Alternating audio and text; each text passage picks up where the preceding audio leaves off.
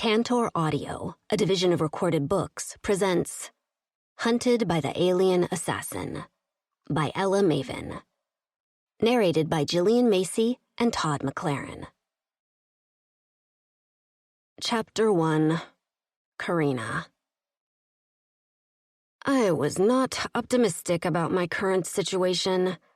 My rough estimation for the likelihood I'd see tomorrow was 40%. Maybe 45 if I were lucky.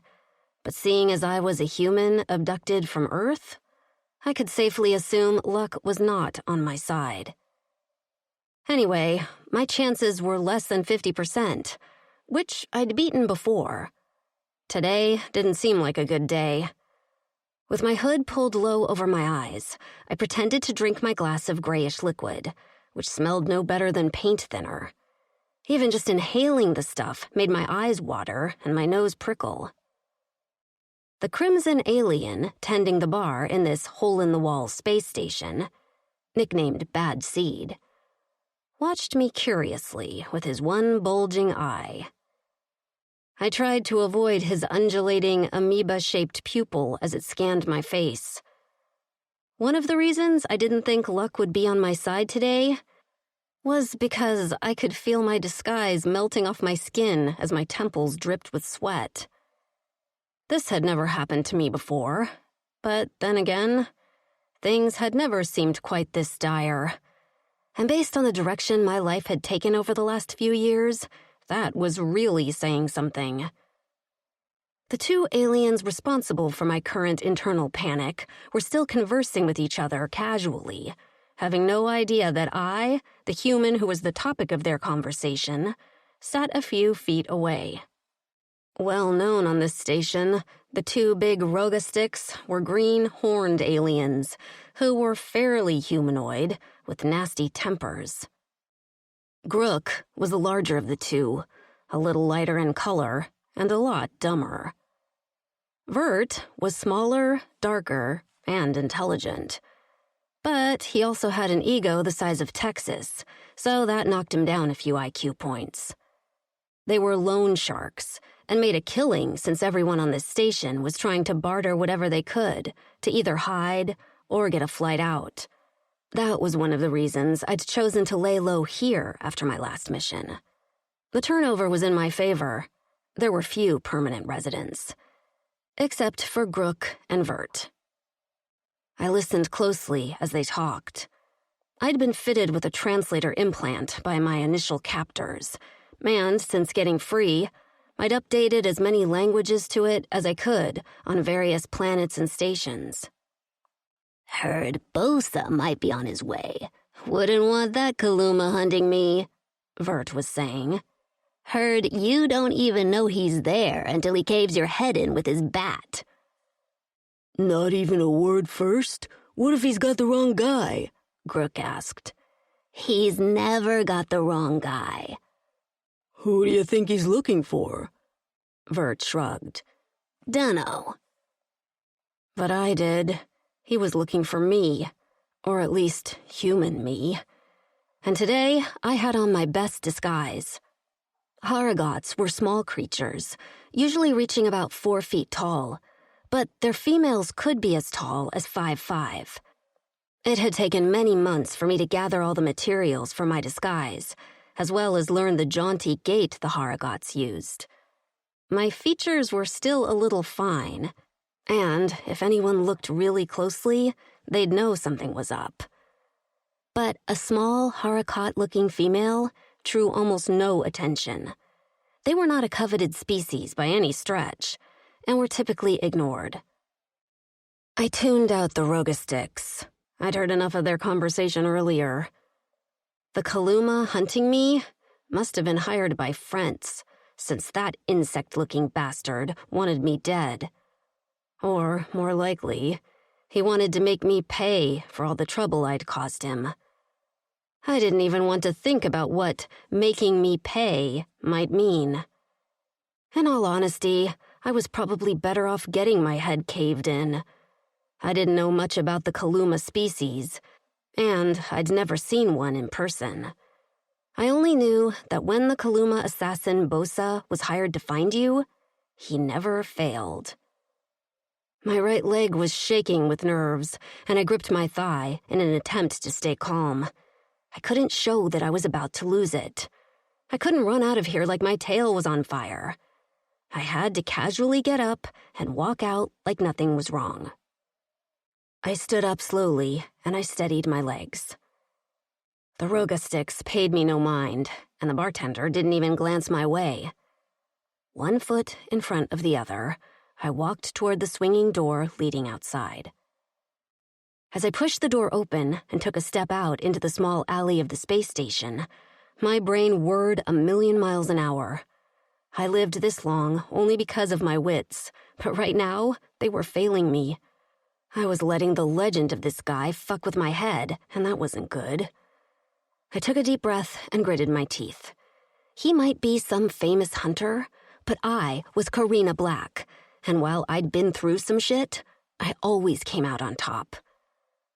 I steeled my spine and began to walk in the familiar Harrogate gait, keeping my head down and my upper back rounded. I should get off this station. If he was headed here, then I wanted to be anywhere but here. Eavesdropping on gossip was the reason I visited various watering holes on the space station. And finally, I heard some rumors that would hopefully save my life. If I succeeded. Bad Seed wasn't a large station. There were several docks that looked like they'd seen better days, jutting out from a rectangular hub, which contained meager lodging, a small market, a few brothels, and more than enough bars. I estimated I'd been here about a week, and I'd made a few credits by cleaning the lodging trailers for the owner. Female Harrogates were known to be hard workers and laborers, so my offer wasn't out of place. With my head down, no one paid attention to me, too focused on the scantily clad brothel workers and the vendors selling all kinds of wares. I made it to the row of metal lodging housing in record time. They consisted of 2 rows of 5 rooms, stacked on top of each other, in what would have resembled shipping containers back on Earth. When I'd last been on my home planet, tiny home living had been all the rage. Those YouTube videos made it look glamorous, but nothing about the lodging on Bad Seed was glamorous. My room was on the top row, and I scampered up a ladder at the end before traipsing across the narrow walkway until I found my room. Before opening the door, I knelt down to check my homemade alarm. A thin piece of string connected the latch to the frame of the door. It remained intact, which let me know no one had entered since I'd been gone. While I had a supposedly brand-new key, the owner was a Europon who was known for hustling and lying. I yanked the door open, which snapped the string. After stepping inside, I immediately rushed to the sack on the floor, holding my meager belongings. I didn't actually care about most of it, but I refused to leave behind my one possession left from Earth, a necklace that had been given to me by my grandmother. I rarely wore it, worried it would be detected as foreign and stolen. No one would think twice of yanking it off my neck and selling it for some food. But if I was leaving this planet, I wanted it on my body in case my sack was stolen. After ripping open the stone pocket, I reached inside until my fingers closed around the familiar smooth hardness of the pendant.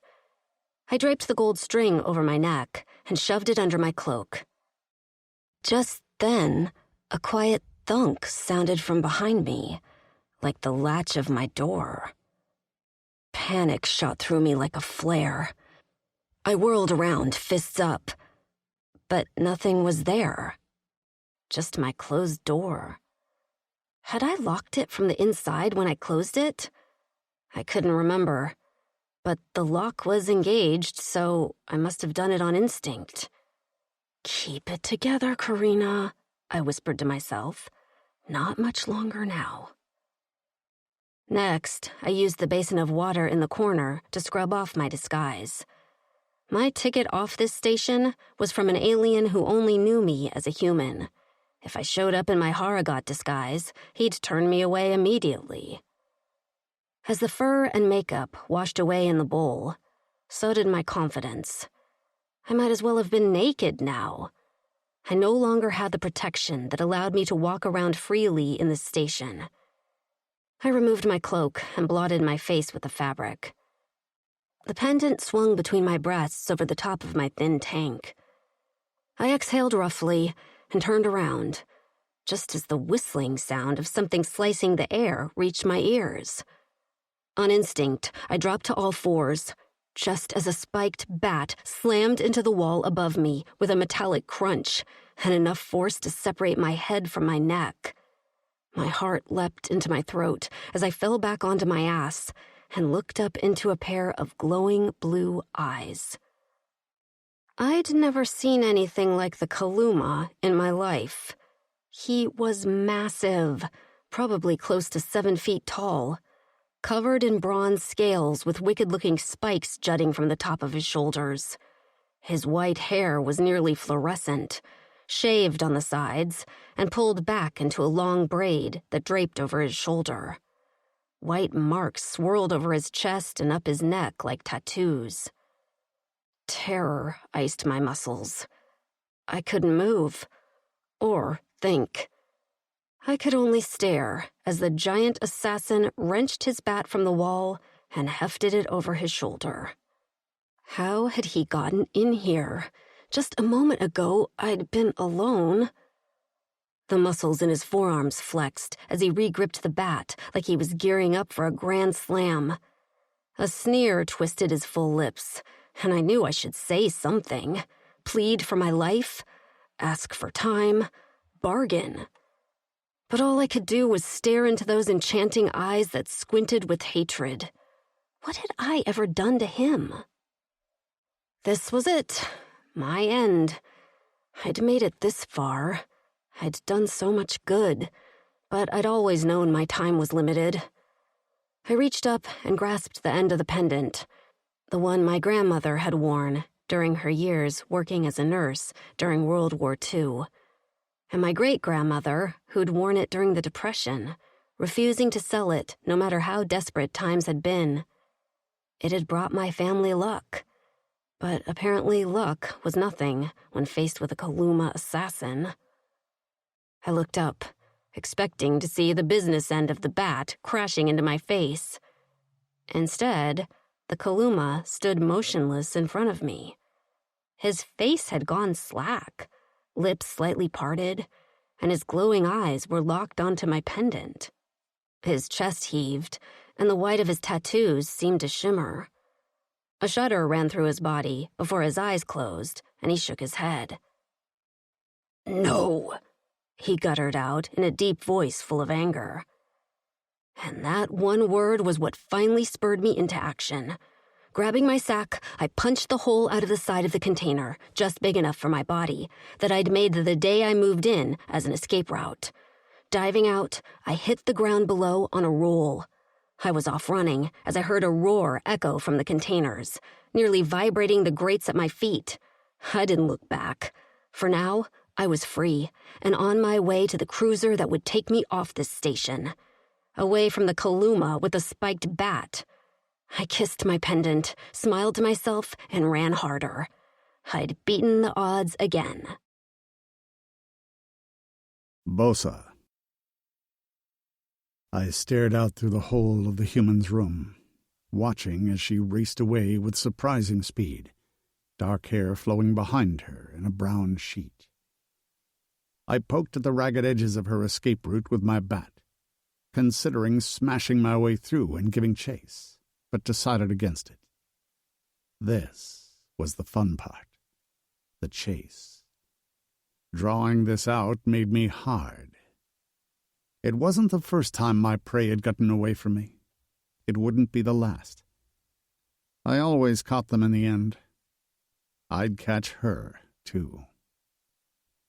I sank down on the bed pallet in the corner and checked my bat for damage. The Galaxy Council wanted her alive, which was a little unusual. I was known as an assassin, after all. They had specified they weren't worried about shipping and handling damages. but she had to be breathing when I delivered her. Still, I hadn't intended to hit her. I only wanted to scare her and make her freeze up before I went in for the grab. Unease slithered through me, and I let out a low growl. Instead, I'd been the one to freeze. When she'd whirled around with her pale face on display, her hair flowing freely, and those light eyes, I'd been caught off guard. Only for a second, though. I'd been all ready for the capture until I caught sight of the stone around her neck. The pattern of the wire wrapped around the blue stone had been familiar. My hand subconsciously rubbed at the white mats on my chest and neck. The echo of the slight burning I'd felt tracing the swirls lingered. Yerk, no. It meant nothing. She was a human who trafficked her own, who betrayed the most helpless of her species by pretending to aid in their escape, only to turn around and sell them for profit. This human was selfish, greedy. I'd expected her eyes to be cold, dead, lifeless. I'd looked into the eyes of someone who betrayed his own, and they'd been like that. But hers, well, they'd been a lot like the human females I'd met before, the mates of the Drixonians who seemed to care too much about everyone. Was this human who I tracked capable of selling her own? I shook my head and slammed my bat down on the floor, letting out a wry laugh as I did so. Since when did I analyze my jobs? Yerking Sharif. It was all his fault. His softness was rubbing off on me. Yerk all that. No more emotions.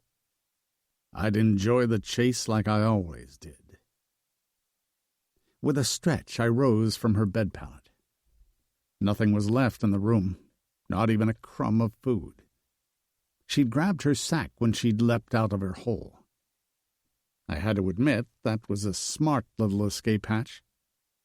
She was a devious little thing, wasn't she? With my bat over my shoulder, I whistled as I left her room and descended to the floor of the space station.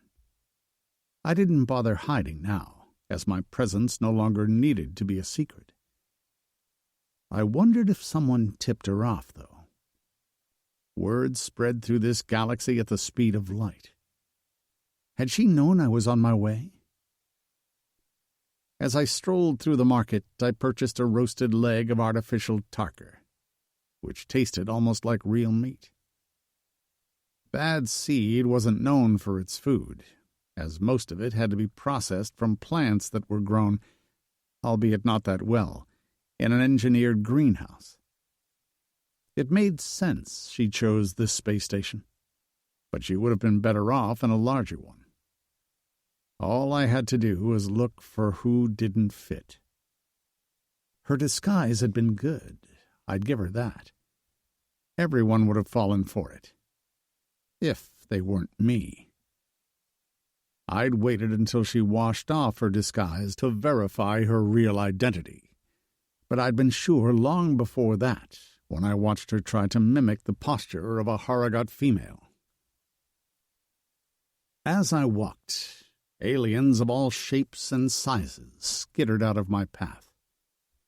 I'd been here about a cycle ago on another job, and the whole capture had been messy and public. I hadn't really intended that, but the little yerker thought running into a crowd was going to deter me. So I'd had to make an example of him, and it hadn't been pretty. In fact, I swore I could still see some stains on the metal grating from his blood loss. He deserved it, though, having been responsible for stealing Rogastic's infants and selling them off to the Gotricks to feed their young. So it was his fault he'd lost his limbs, slowly, in front of a crowd, while naked. A silent shock zapped through my brain, and I winced, then growled as I tapped the receiver hidden in my earlobe. I told you I'd let you know when the job is finished, I rasped. Right. That's what you said. But I never agreed to that schedule of sparse updating. Gerla's prim voice echoed through my earpiece. I snapped my jaws at a passing Europon, who nearly crashed into me. His eyes went wide as he tripped over his feet before racing away. Did you just scare someone? Gerla scolded. I rubbed the bridge of my nose as I sighed. Maybe I liked you better when you were scared of all of us. She let out a soft cackle, and I heard her speaking to someone nearby. Probably one of her mates, Wensla.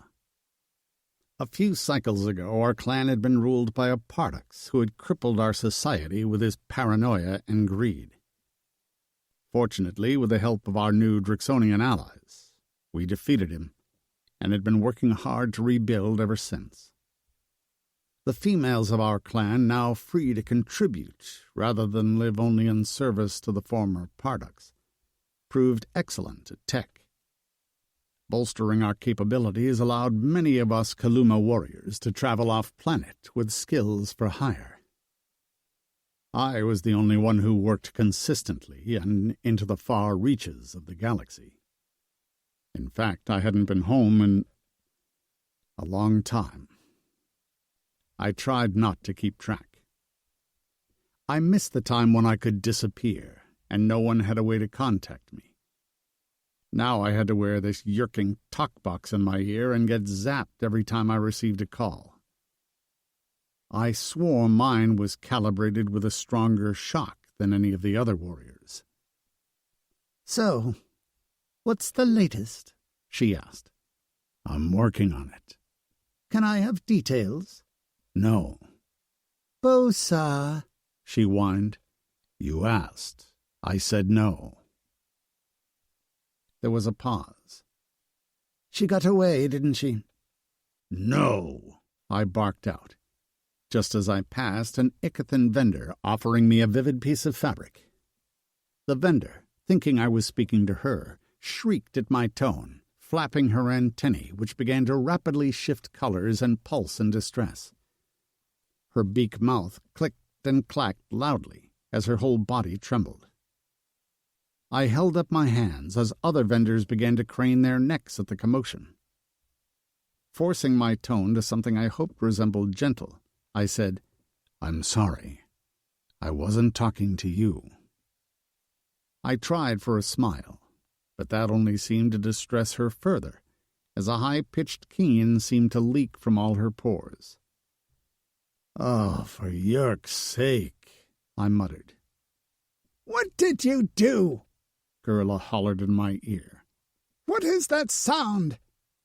I shoved a handful of zens at the Icothan vendor. Way more than that yerking piece of fabric was worth.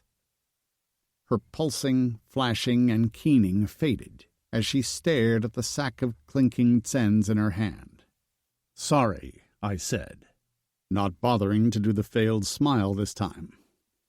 Thanks for the, I held up the fabric in my hands. The colors were atrocious, and the pattern was foreign to me. Scarf, the Icothan whispered, her antennae fluttering.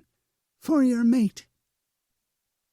The human's face flashed through my mind, and I slammed the heel of my palm into my temple. Enough!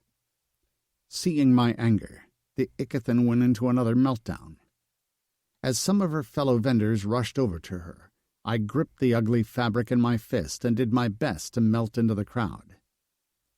I didn't really do melting, but soon the Icothan's shrieks faded, and everyone had moved on from the market commotion. Bosa? Gerla spoke in my ear. I jerked, forgetting she was there, and cleared my throat. Yeah. You okay?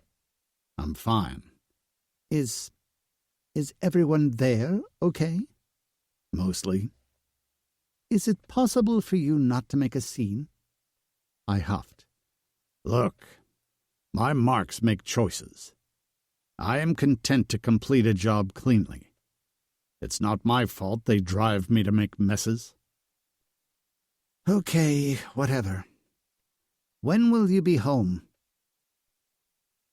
Just the word home made my throat close, and that familiar weight settle in my chest, nearly crushing my lungs.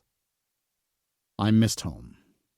My tree hut, the food, my fellow warriors. I worked off-planet because I was paid well, and every single tsen I made went to supplies for our clan as we rebuilt. All that was the truth, and it was also an excuse. As much as I missed my home, I was also avoiding it. The tug in my heart for home warred with the guilt over standing by while our females had been oppressed for way too long. I was a coward for not facing them. But at least I could send tsens home to help support our settlement. My time was up now, though. Sharif, our new Partax, had called me home. This would be my last mission for a while. The Kaluma were everything to me. I had to remember that and quit yerking around with this mission. It wasn't my fault the human was here, and it wasn't my fault she chose to do what she did in this galaxy. My job was simple, and I'd get it done. No more playing. I had to go home. 5 cycles at most, I answered Gerla. Sounds good. Be safe. A click echoed in my ear, signifying Gerla had disconnected the line. I glanced down at the fabric in my hand, then shoved it into my pocket. Time to visit the docks. I had some bribing to do to find out where the human went. And if bribing didn't work, pain was a convincing runner-up. Chapter 2. Karina. This was risky, but I had nothing more to lose. I was already hunted by the most skilled assassin in the damn galaxy. If I was going to go out, then I was going to go out making the most trouble for Frentz as possible. If I had my way, every one of his cargo ships would be nothing but space debris. I walked onto a rural farm on the planet Gorsuch, home of the Rinayan Galaxy High Court, Council, and Frentz, my nemesis. He was a massive source of the human trafficking taking place in this galaxy. The Aldani had been culprits many cycles ago, but I'd heard rumors of a war, and they were no longer employing the Ragul to transport stolen humans. Gorsuch was one of the richest and most resourceful planets in the galaxy. The farm where I stashed my supplies was home to an elderly Pusin couple who no longer worked the land. Most of their outbuildings had fallen into disrepair, which worked for me. Running in a crouch in the pre-dawn darkness, I skidded to a halt next to a lean-to that was more lean than to. Lifting a rotted piece of manufactured building material, I smiled when my black fabric bundle came into view. If you would have told me when I lived on Earth I'd travel to another galaxy and become an expert on explosives, I would have called you crazy. I had JROTC training and briefly considered joining the Army, mostly for college tuition. I wasn't some Hurt Locker character. But then, the Rinayan Galaxy had turned me into everything I didn't think I was. If I was honest, I hadn't realized what I was capable of as a person. Human, woman, until I arrived here, scared out of my mind. Once I escaped from the clutches of my captors, I knew my purpose almost instantly. Save other women. I'd been a social worker back home in Michigan, so my empathetic gene for the lost and less fortunate was bigger than most. Every day on Earth, women went missing, never to be heard from again. And now I knew why. They ended up here. I couldn't do much to save the women already smuggled into this galaxy, but I could do my best to cripple the supply chain. If I made it too expensive for Frentz to steal humans, then he'd choose some other shitty way to make money. Had I thought about killing Frentz? Sure.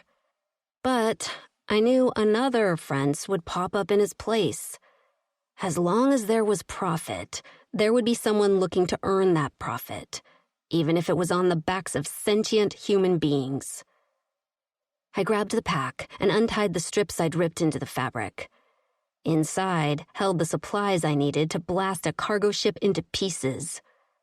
I'd found the blue and pink putty on another station, sold in a black market alley full of shady creatures.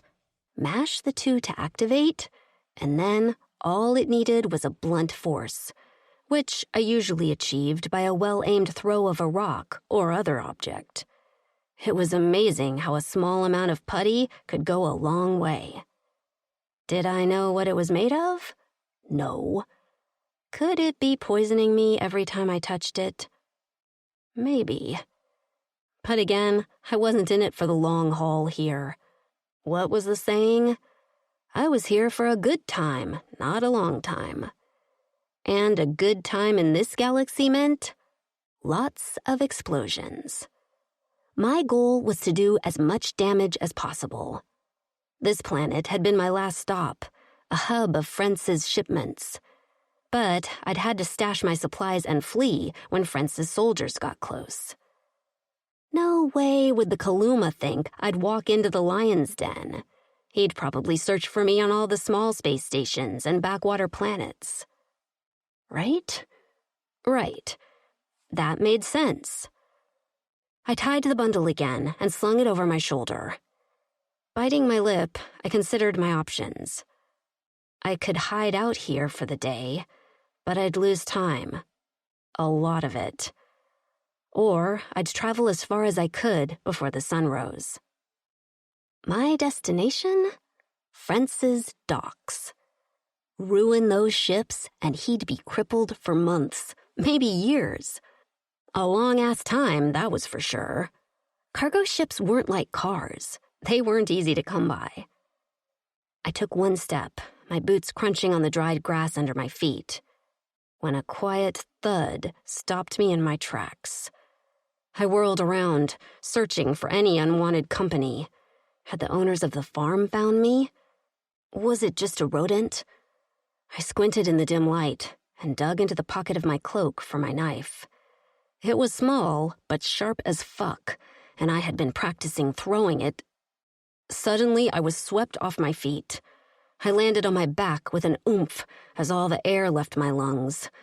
I hacked and coughed amid the swirling dirt and dried vegetation. My fingers grasped my knife, but before I could pull it out of my pocket, strong fingers seized my wrist and squeezed so hard that my bones grated together. Still coughing, I cried out and tried to roll onto my stomach. "Get off your back, Karina!" My mind shouted at me, but my oxygen-starved lungs weren't delivering the proper fuel to my brain. A boot flipped me onto my stomach, but before I could scramble to my feet, my hands were wrenched behind my back and tied. I screamed out a hoarse plea, but that was the only sound I was able to get out before a rope of fabric was slotted into my mouth and knotted at the back of my head. Flaring my nostrils to inhale as much air as I could, I flopped onto my butt to look up into the eyes of my captor. Bright, fluorescent blue. "Kaluma," I muttered through my gag, so it came out more like "Aua." I shuffled until my back hit a wall, and I remained there, regret and despair flooding my bloodstream. My eyes pricked with tears. I'd been so close, so fucking close. The giant Kaluma crouched on the balls of his feet in front of me, forearms resting on his thighs. He wore an open, sleeveless vest, a pair of pants that seemed to shimmer silver in the low light, and large boots. His bat lay on the ground at his side. His head cocked, and he studied me. I tried not to lose my shit. He was huge. We were alone. I had no idea what kind of anatomy he had in his pants, and I was terrified he'd use it before handing me off to Frentz. I'd managed to keep my pants on all these years in this galaxy, and I'd fight like hell to keep it that way. While his face was fairly humanoid, his eyes were absolutely otherworldly, as well as the silvery sheen of his hair. The spikes on his shoulders seemed straight out of a Lady Gaga music video during her Bad Romance era. For a while, he didn't say anything, and then he huffed out a snort through his nostrils. "What a waste," he muttered. He reached for me, and I tried to squirm away. When his hands tugged at my cloak, I began to scream in earnest and flail with my legs. With one hand, he held down my ankles and gave me a patronizing look. "Relax, human," he said as if speaking to a child. "I'm checking you for weapons so you don't stab me in my sleep." He found my knife, which he kept. I glared at him for that. I'd cleaned an entire drinking establishment to earn the cents for that knife. It fit perfectly in my hand.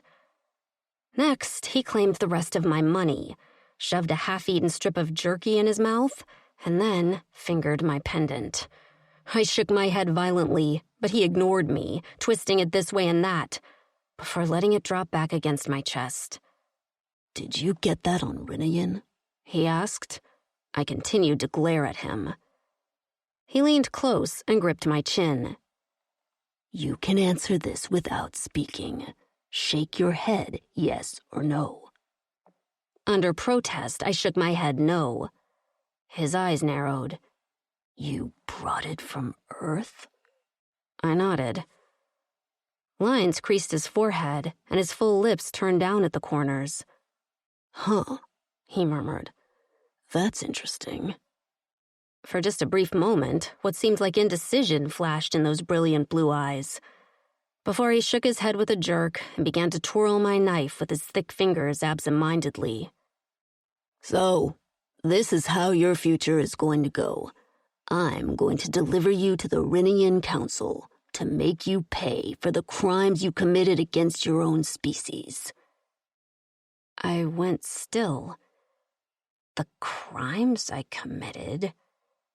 The council? What the hell was he talking about?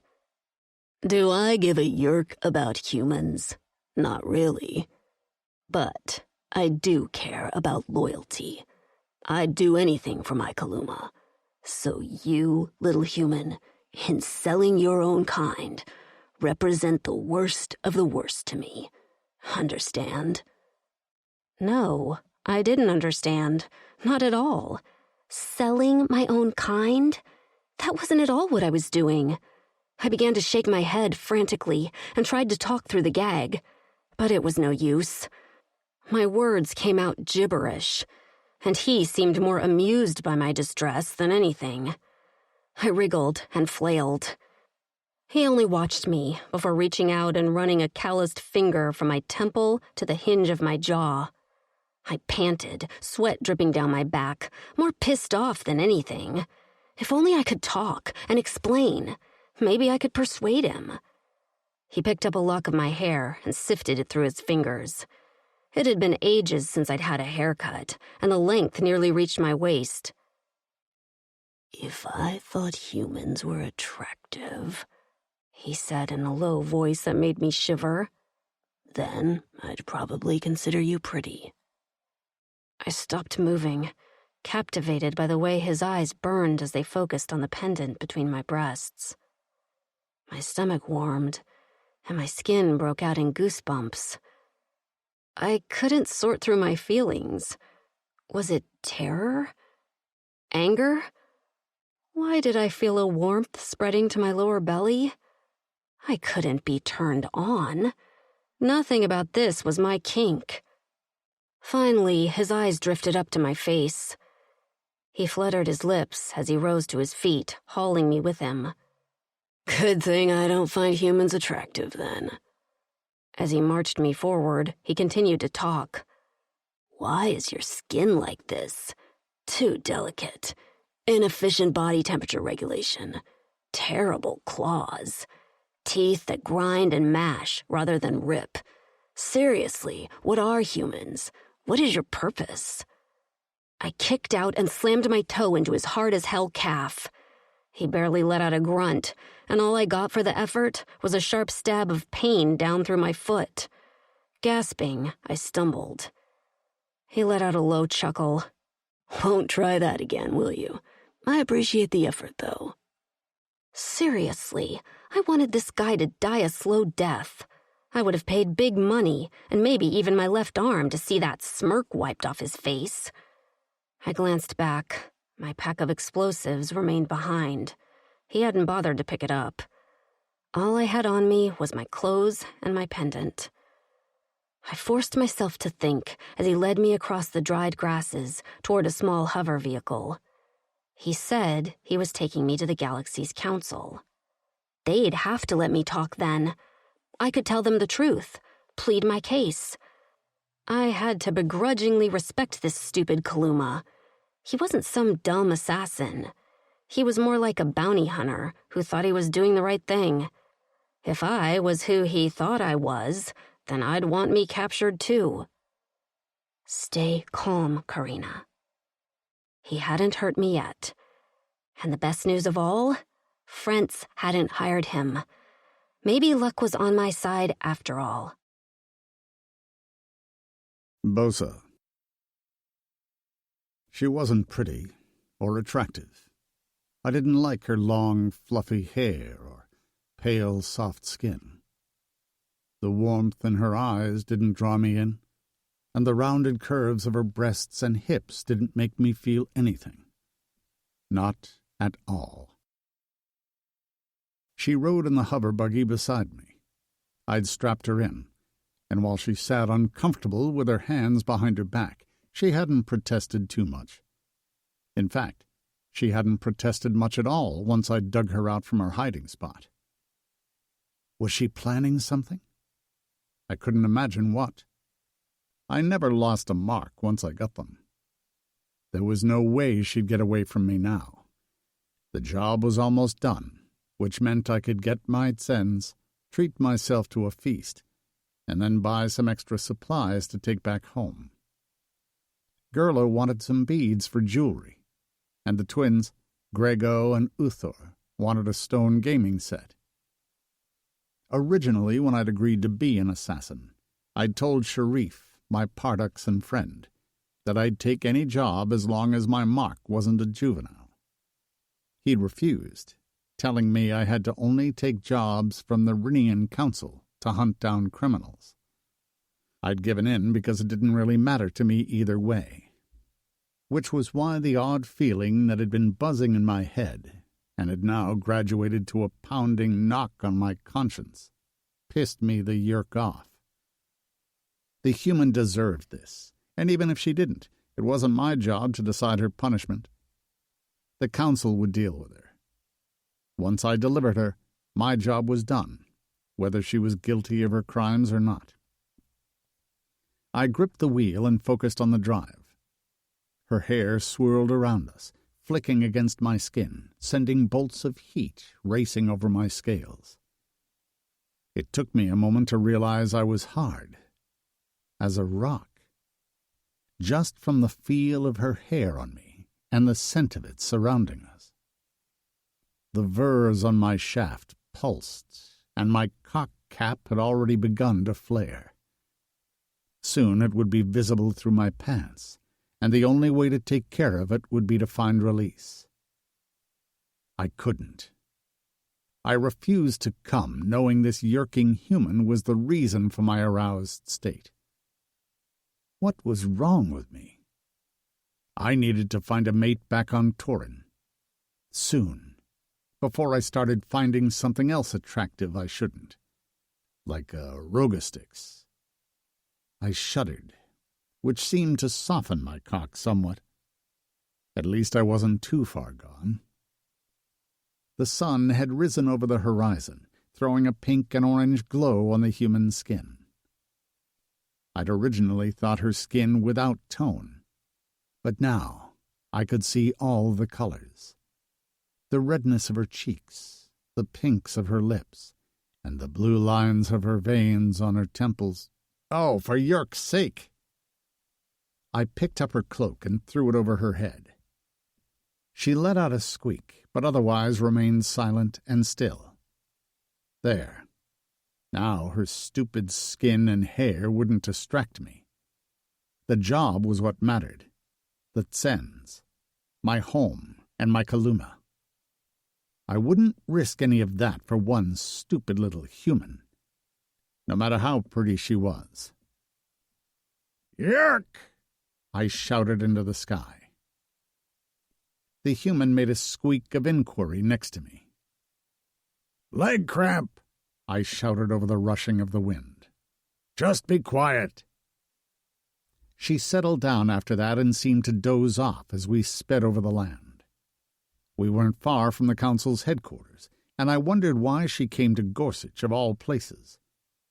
Maybe she figured this was the last place I'd look, which was a fact, but then it had been easy to track down when she left and where she was going. I hadn't had to hurt anyone, really. Usually just the sight of my stained bat was enough to loosen lips, and the one who aided her escape wasn't any different. Everyone was a gangster until I showed up. The sun was setting by the time I arrived at the gates of Halia, the capital of Gorsuch, and home to the Rhenian Council. No vehicles were allowed inside, so I parked the hover buggy in the mass lot outside, next to a few hoverbikes and a carriage pulled by a peeved-looking Trubus, a large, beaked, feathered animal with 2 strong, spurred legs. I hauled the human out of the vehicle with her cloak still over her head.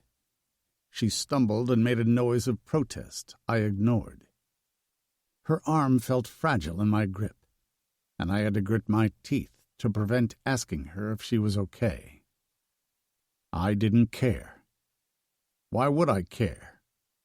She didn't give a yerk if her fellow humans were well cared for in this galaxy. "You know what happens to the humans you bring here?" I growled at her. I flashed my council-issued badge at the detector at the gates. After a low-toned beep, they swung open. She struggled in my grip and mumbled something through her gag. "Nothing good happens," I snapped at her.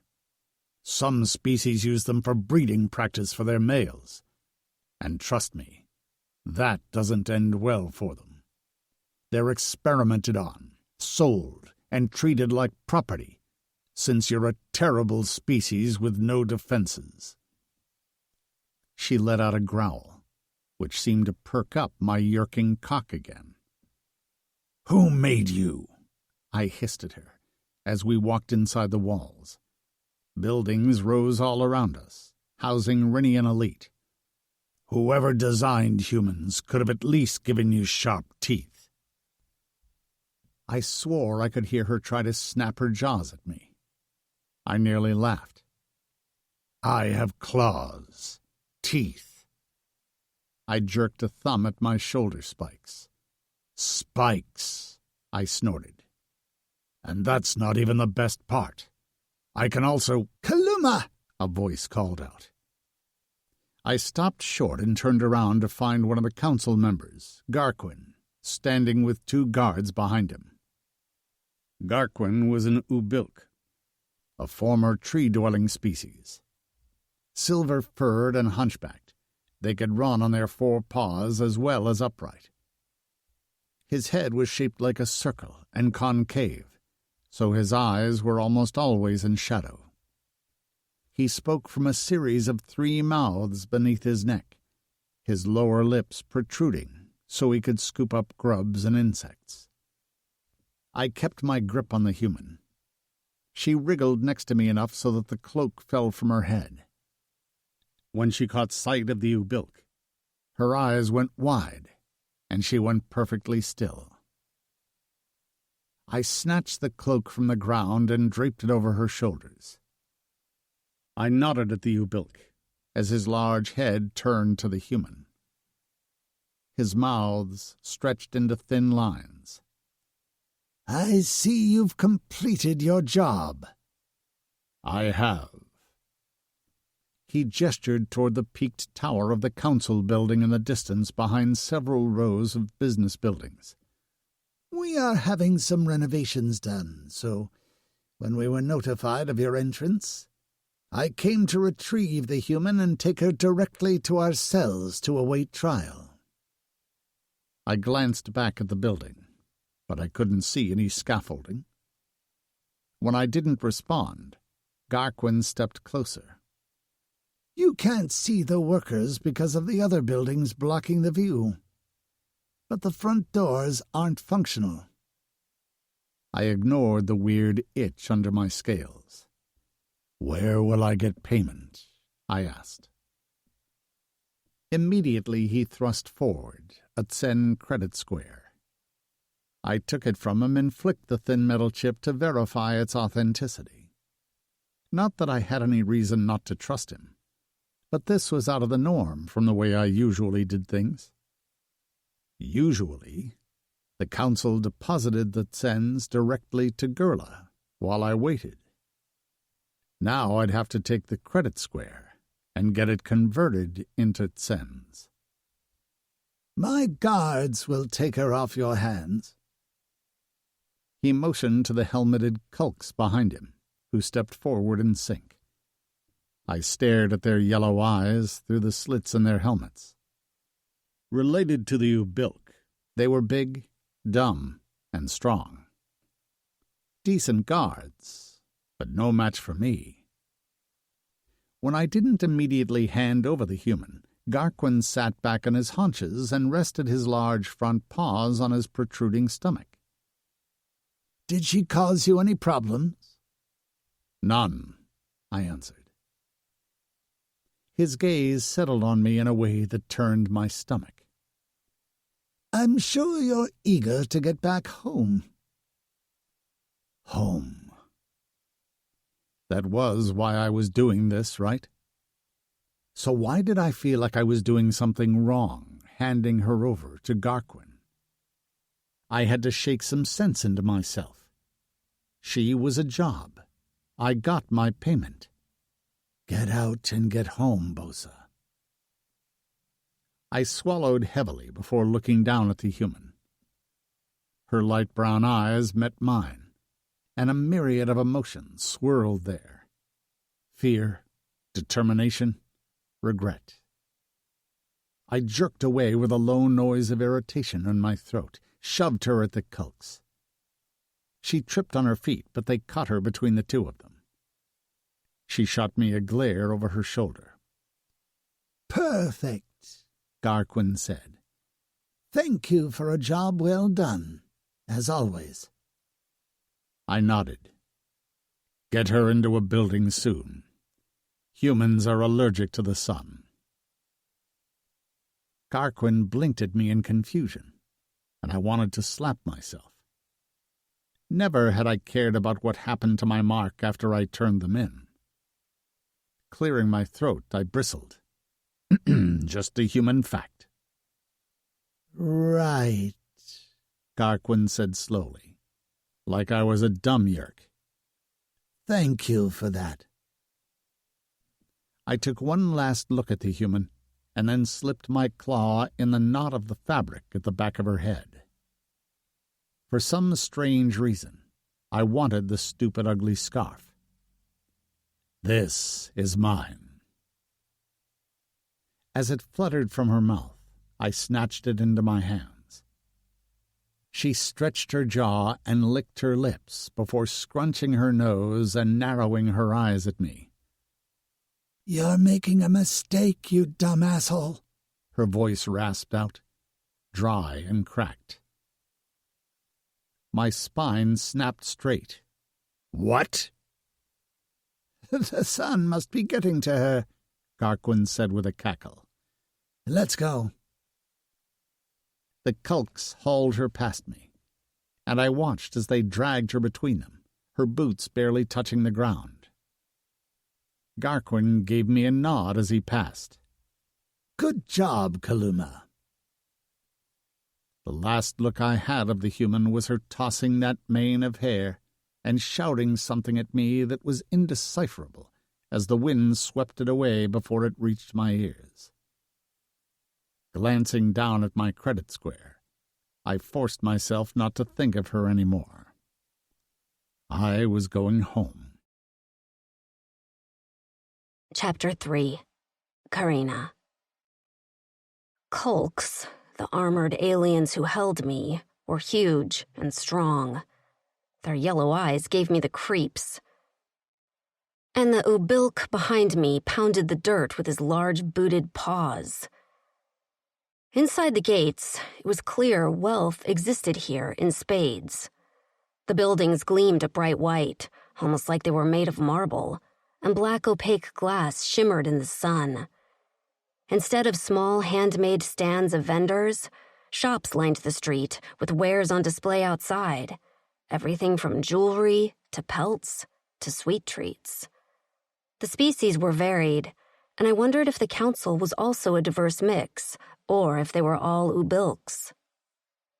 I focused on staying upright, and it wasn't until we walked a little ways that I got my head together and tried to speak to the Ubilk over my shoulder. "How long before I speak to the council? There's been a misunderstanding about what I do." The Ubilk didn't answer. I frowned and lifted my head to gauge how close we were to the council building. The sun was beating down on my dark hair, nearly boiling my scalp. Except I didn't see the council building's peak. We were walking away from it. "Wait!" I began to squirm in the Kulk's grip. "Where are we going?" Again, no one answered my question, and I tugged harder. "Hello?" I ground out as I twisted at the waist to peer behind me. "What's going on?" Finally, the Ubilk lifted his head, but I couldn't see his eyes very well beneath the dish-like rim of his skull. "Don't worry about where we're going." "What do you mean, don't worry? I need to talk to the council and explain myself. I'm not trafficking my own kind, and I would have told that to the asshole back there, but he gagged me." "Me wouldn't have cared," he said casually. "That's why we hired him. No morals, that one." I didn't really believe that. He'd been so angry I'd betrayed my own species. But it didn't matter. He wasn't the one I needed to appeal to. "Okay, but the council will care." Finally, we came to a stop at a nondescript building in a narrow alley. After knocking on the door, the Ubilk turned to me. "They might care, but you won't get a chance to talk to them." Fear slithered down my spine. "I'm sorry." The door swung open. Standing in the darkened doorway with a smarmy grin on his face was Frentz. "Hello, Karina," he said with a chitter of his mandibles.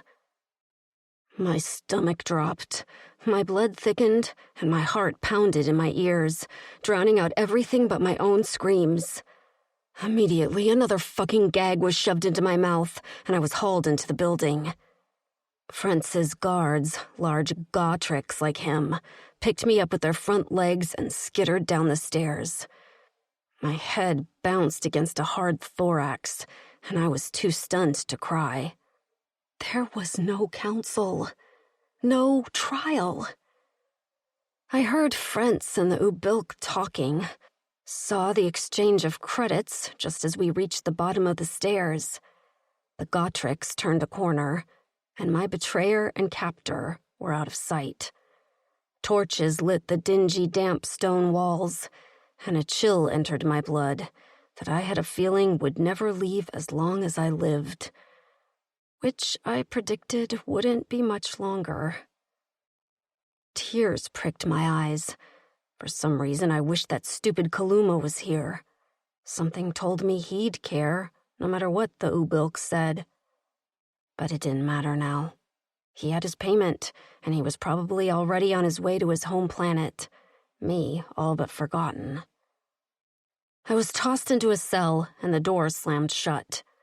The only visible light was through a small barred window at the top of the door. A bolt slammed into place, followed by the sound of the Gautrix guards scurrying back up the stairs. Voices drifted into my cell, too muffled for me to make out any words. I lay on my side, where I'd been tossed. My hands were still tied behind my back, as they'd been all day, and my shoulders screamed. Shimmying until I found the sharp edge of a stone in the floor, I sawed at the rope for what felt like forever, until I could snap the strands. As soon as my hands were free, I tugged off the gag and let out a long groan of pain as I stretched my muscles. Rising onto my hip, I glanced around. In one corner of the cell was a small pitcher of water, next to a grate, which I assumed was my only option for a toilet. Cool. Great. Although, to be fair, I'd had worse since arriving in this galaxy. Other than that, there was no food. The Kaluma had fed me once, but I'd been so hungry I'd stuffed my face instead of talking to him. And as soon as I'd swallowed my last bite, he'd gagged me again. So I wasn't too hungry, but it wouldn't be long before I'd need to eat. Would that teen bar he'd given me be my last meal? That was fucking depressing. I sat with my back against the far wall, the dampness of the floor soaking through my pants. I still had my cloak, and I wrapped it around me like a blanket as I tucked my legs to my chest. It was only then, as I dropped my forehead to my knees, that I let myself cry. Alone, in this dark cell, I sobbed out my fear. The only regret I had was not destroying every single one of Fritz's cargo ships. If only... Despair sank into my skin like a soaking rain. There was nothing I could do now. Hopefully Fritz would make my death quick. Or maybe this was it. I'd die here of thirst and starvation.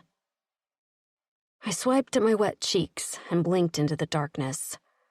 With the toe of my boot, I scraped the ground, which was lit by the single square of light left by the door opening, feeling sorry for myself. I hadn't made friends in this galaxy in all the years I'd been here. I had acquaintances, partners, allies, but never friends. It hadn't bothered me before, but as I sat in this cell, loneliness wrapped its cold fingers around my throat and squeezed. What if I'd accepted my fate and tried to make good with my captors? What if I'd made friends? I shook my head. No regrets. I'd made my choices knowing the consequences all along. Now, I was facing them. Alone. I crawled over to the pitcher in the corner and drank some water. Then I used the grate, as it had been a while since I'd relieved my bladder. After that, I retreated to my corner and huddled there in a ball. Was I defeated? Absolutely. I had no weapons, no saviors. The creature who wanted me the deadest in this galaxy held the keys to my cell and my life in his insect pinchers. I shuddered. I hated all Gautrix. They were a cross between a giant ant and a lobster. 6 legs, plus a pair of strong claws that could slice off my head. I'd had visions of boiling Fritz, and then ripping off his big claw and dunking it in melted butter. Maybe that was sick. I giggled a little to myself, which quickly changed into more sobbing. I fisted my hands in my hair and let out a cry of frustration. I was losing it. I wasn't sure how much time passed. I thought I dozed off, but I couldn't be sure. All I knew was my stomach was gnawing on itself, and my ass hurt from sitting on this floor, which was probably the least of my problems. especially as I heard the telltale chittering of the Gautrix guards outside my door. I pulled on my cloak and stood, remaining in the darkest corner of the cell. The door creaked open, and 2 guards stepped inside. Their beady eyes latched onto me immediately, because they could see in near darkness, the freaks. The ends of their legs were sticky and had tiny hooks, almost like burrs.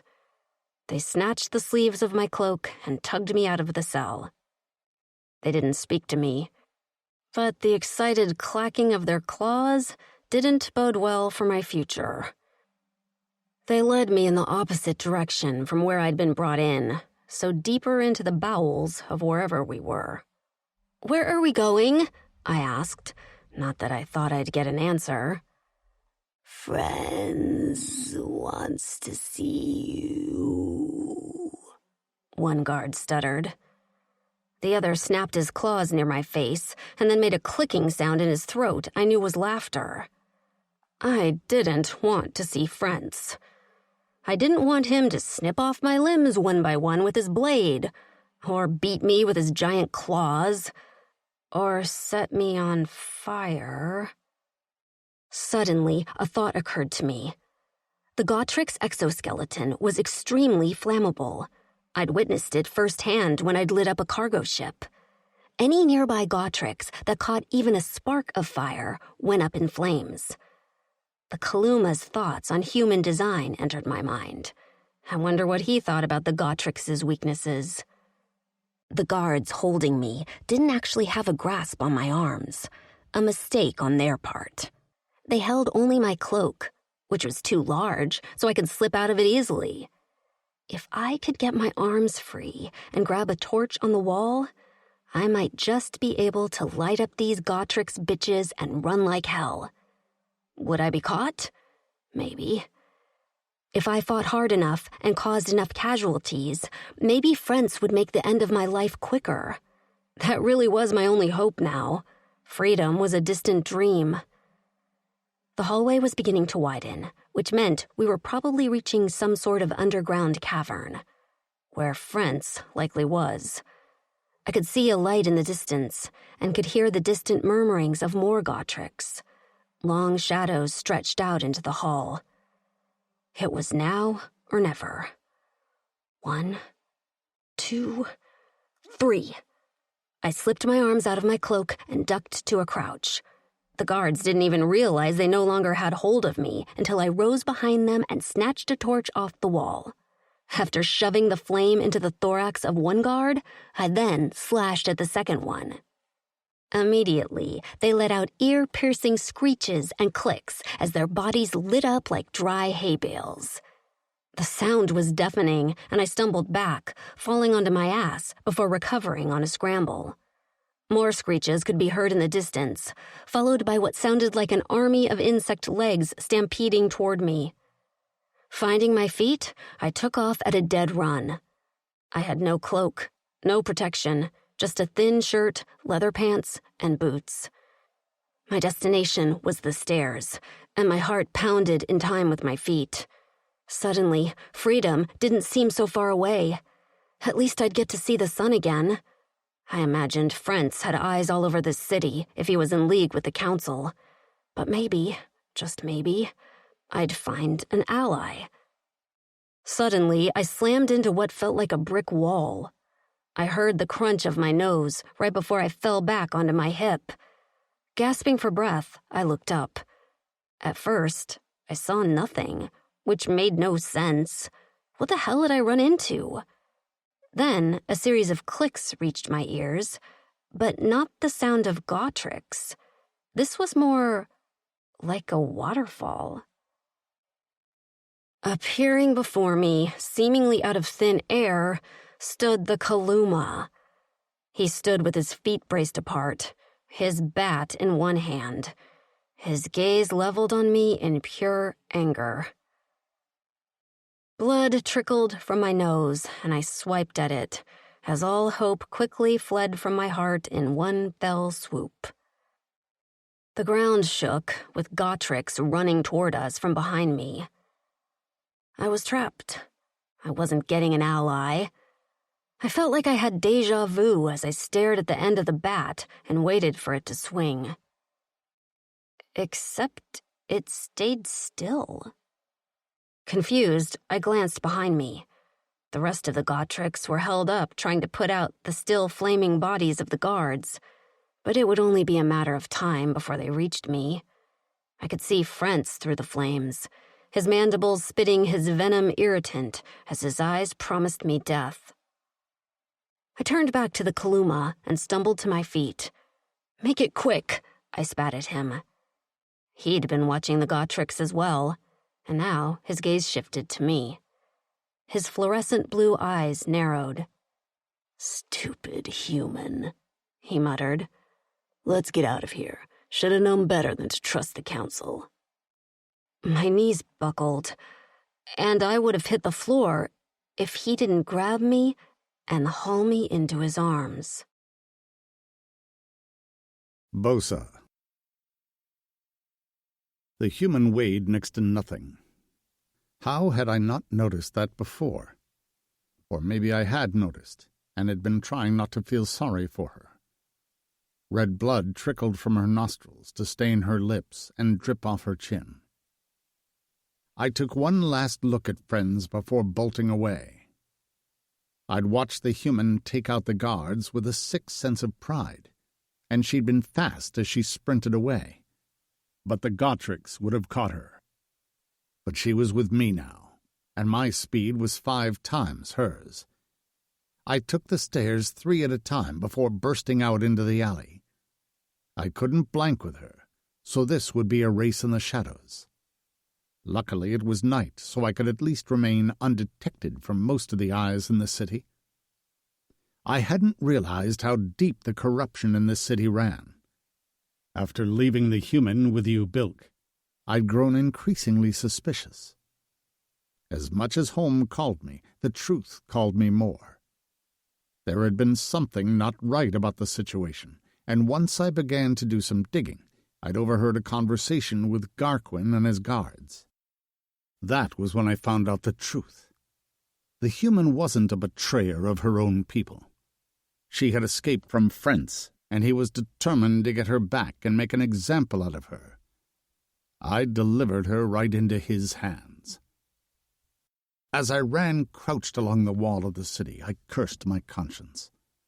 I hadn't thought I had one, but my current situation would prove otherwise. The human ran next to me, perfectly quiet and compliant. I doubted she trusted me, but she was smart enough to know I was her only option now. Still, I predicted she'd take every opportunity to stab me in the neck. Not that I blamed her. Yerk! I cursed to myself, suddenly remembering how I'd gagged her and tied her up, and then dropped her off in Frentz's hands. I shuddered. Nearly unforgivable. More guilt settled on my shoulders like a too-tight war fur.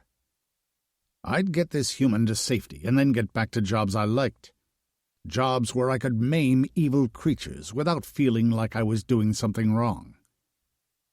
Having a conscience was the worst. I knew the Gotreks would be after me, but I also knew they wouldn't find us. Frentz wasn't that powerful. He might have paid off Garquin to get the human, but he didn't have control of the whole city and its security. Plus, I knew it all. Being able to blank and go undetected did wonders for finding out secrets. It was how I learned about the human's truth. I'd hit a hover buggy outside the city in an abandoned storage facility. The human balked when I led her into the darkness, but I pulled her along, easily strong enough to drag her if I had to. I hauled her into my lap and turned on the buggy, not wasting my breath to explain anything, because there wasn't time. We had to get somewhere safe, and good thing the human had me, because I knew just where to go. Nomera was a forested area of Gorsuch that was protected from development, mostly because the Orhanus ruled that forest. They were an intelligent species with wicked archery skills and their own language that couldn't be translated by any device. One thing they liked: anything shiny. As long as I brought them gifts and left their females and young alone, they let me stay unmolested. Living in the trees was where I felt comfortable. While Gorsuch didn't have the large fungus pads we built our huts on in Torin, the Nomera forest was full of massive, thick pukua trunks. After parking the hover buggy in a small ditch and covering it with leaves, I led the human deep into the forest to my hideout. She was exhausted now, stumbling over her feet and panting for breath. A sheen of sweat shone on her pale skin, and her cheeks looked less colorful than they'd been when I'd first seen her. Did she need feeding and watering? I didn't dare stop, though. If she needed something, then she had to speak up. I wasn't a mind reader. I tugged her along harshly, irritated at myself for caring, and she slammed into my back before righting herself. When we reached the base of my pukua tree, I hauled her onto my shoulders. She let out a small moan and weakly batted at me, but I was already halfway up the trunk. The branch where my hideout sat was as thick as my torso and flat. It spanned out into a series of smaller branches, and that was where I'd fashioned a makeshift hut of leaves and vines. From the ground it faded into the foliage of the tree, making it nearly undetectable to everyone but the Orhanos. I listened for their familiar whoops and whirls, as they would have seen me enter. They would come sniffing around eventually, looking for payment, and wondering about the creature in my arms. I dropped her on the bed pallet, and she immediately sprang back up onto her feet. Except her strength was nearly gone, and she tripped over her own feet before righting herself and plastering her back against the wall. The whites of her eyes were visible around her brown irises as she darted them around the space. I stood with my hands on my hips, watching her. Her throat worked as she swallowed, and when she spoke, her voice was hoarse. Where are we? My home away from home. I tried to envision the space from her eyes. Dust covered the floor in a thin layer, and a few insects buzzed around our heads. Also, I sniffed. Something was decaying somewhere, but it wasn't my problem, so I ignored it. The human, however, looked terrified out of her mind, which irked me. I'd rescued her, and now she was viewing my place with disgust? I kicked at the bed pallet with a sneer.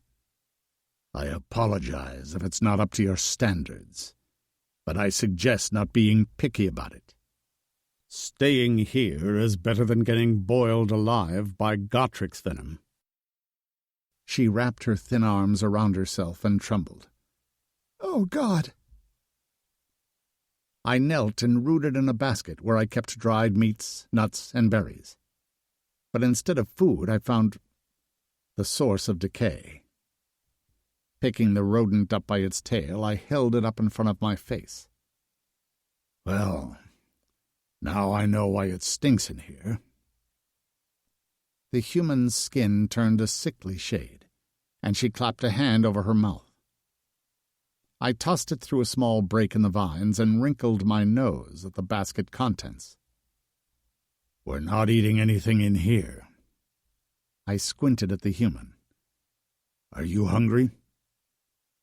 She shook her head quickly. I scratched my stomach. I could eat. Maybe I should have kept that rodent and fried it up. Looked kind of scrawny, though. A gagging sound came from the female. I swiped my hands together and stood up. I unclipped my water canteen from my belt and tossed it at her. She fumbled it before grasping the neck and unscrewing the cap. She kept her gaze on me the entire time she drank, which I found unnecessary. When she finally lowered the canteen, water dripped from her chin. which she swiped with the back of her hand. "What are you going to do with me?" I snatched the canteen back from her, which only made her cower further against the wall. "Not boil you with Gotrik's venom." I took a long swig of water as her gaze drifted to my bat leaning against the vine wall near the doorway. I jerked my chin toward it. "I'm not going to swing babe at you either." "For fuck's sake," she muttered. "Of course you named it." I pointed to the scarf I had knotted on my belt. "I could gag you again." She narrowed her eyes at me, and I saw the fire that had been there when we'd first met. I liked it. "I'll pass." The threat was empty. Now that she was speaking, I found I liked conversing with her.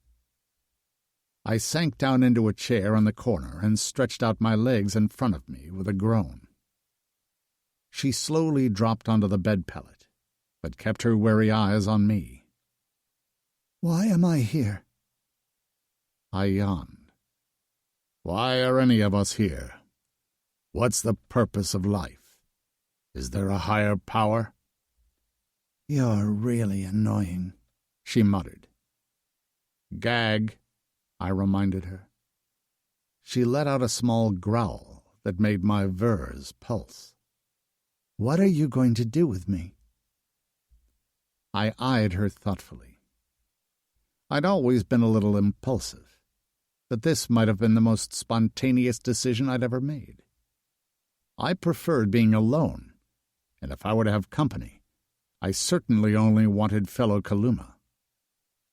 But the human's presence in my space, I found I didn't hate it.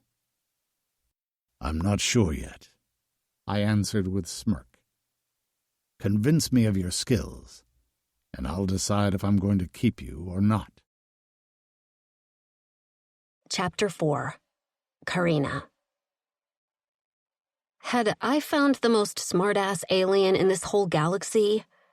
Sure, he was huge and a little scary, but he smirked a lot, avoided questions, and now he was eyeing me like I was the main dish. It wasn't the first time I'd been ogled, and usually eyes on me made my skin crawl. But for some reason, his fluorescent blue eyes made my skin heat and my nipples pebble beneath my shirt. This was stupid. I hated this asshole. I crossed my arms over my chest and gave him my best withering look. "Maybe I don't want you to keep me." His eyes flashed with surprise, and I had a moment of satisfaction for getting a reaction out of him. I also wondered how much I could poke the bear.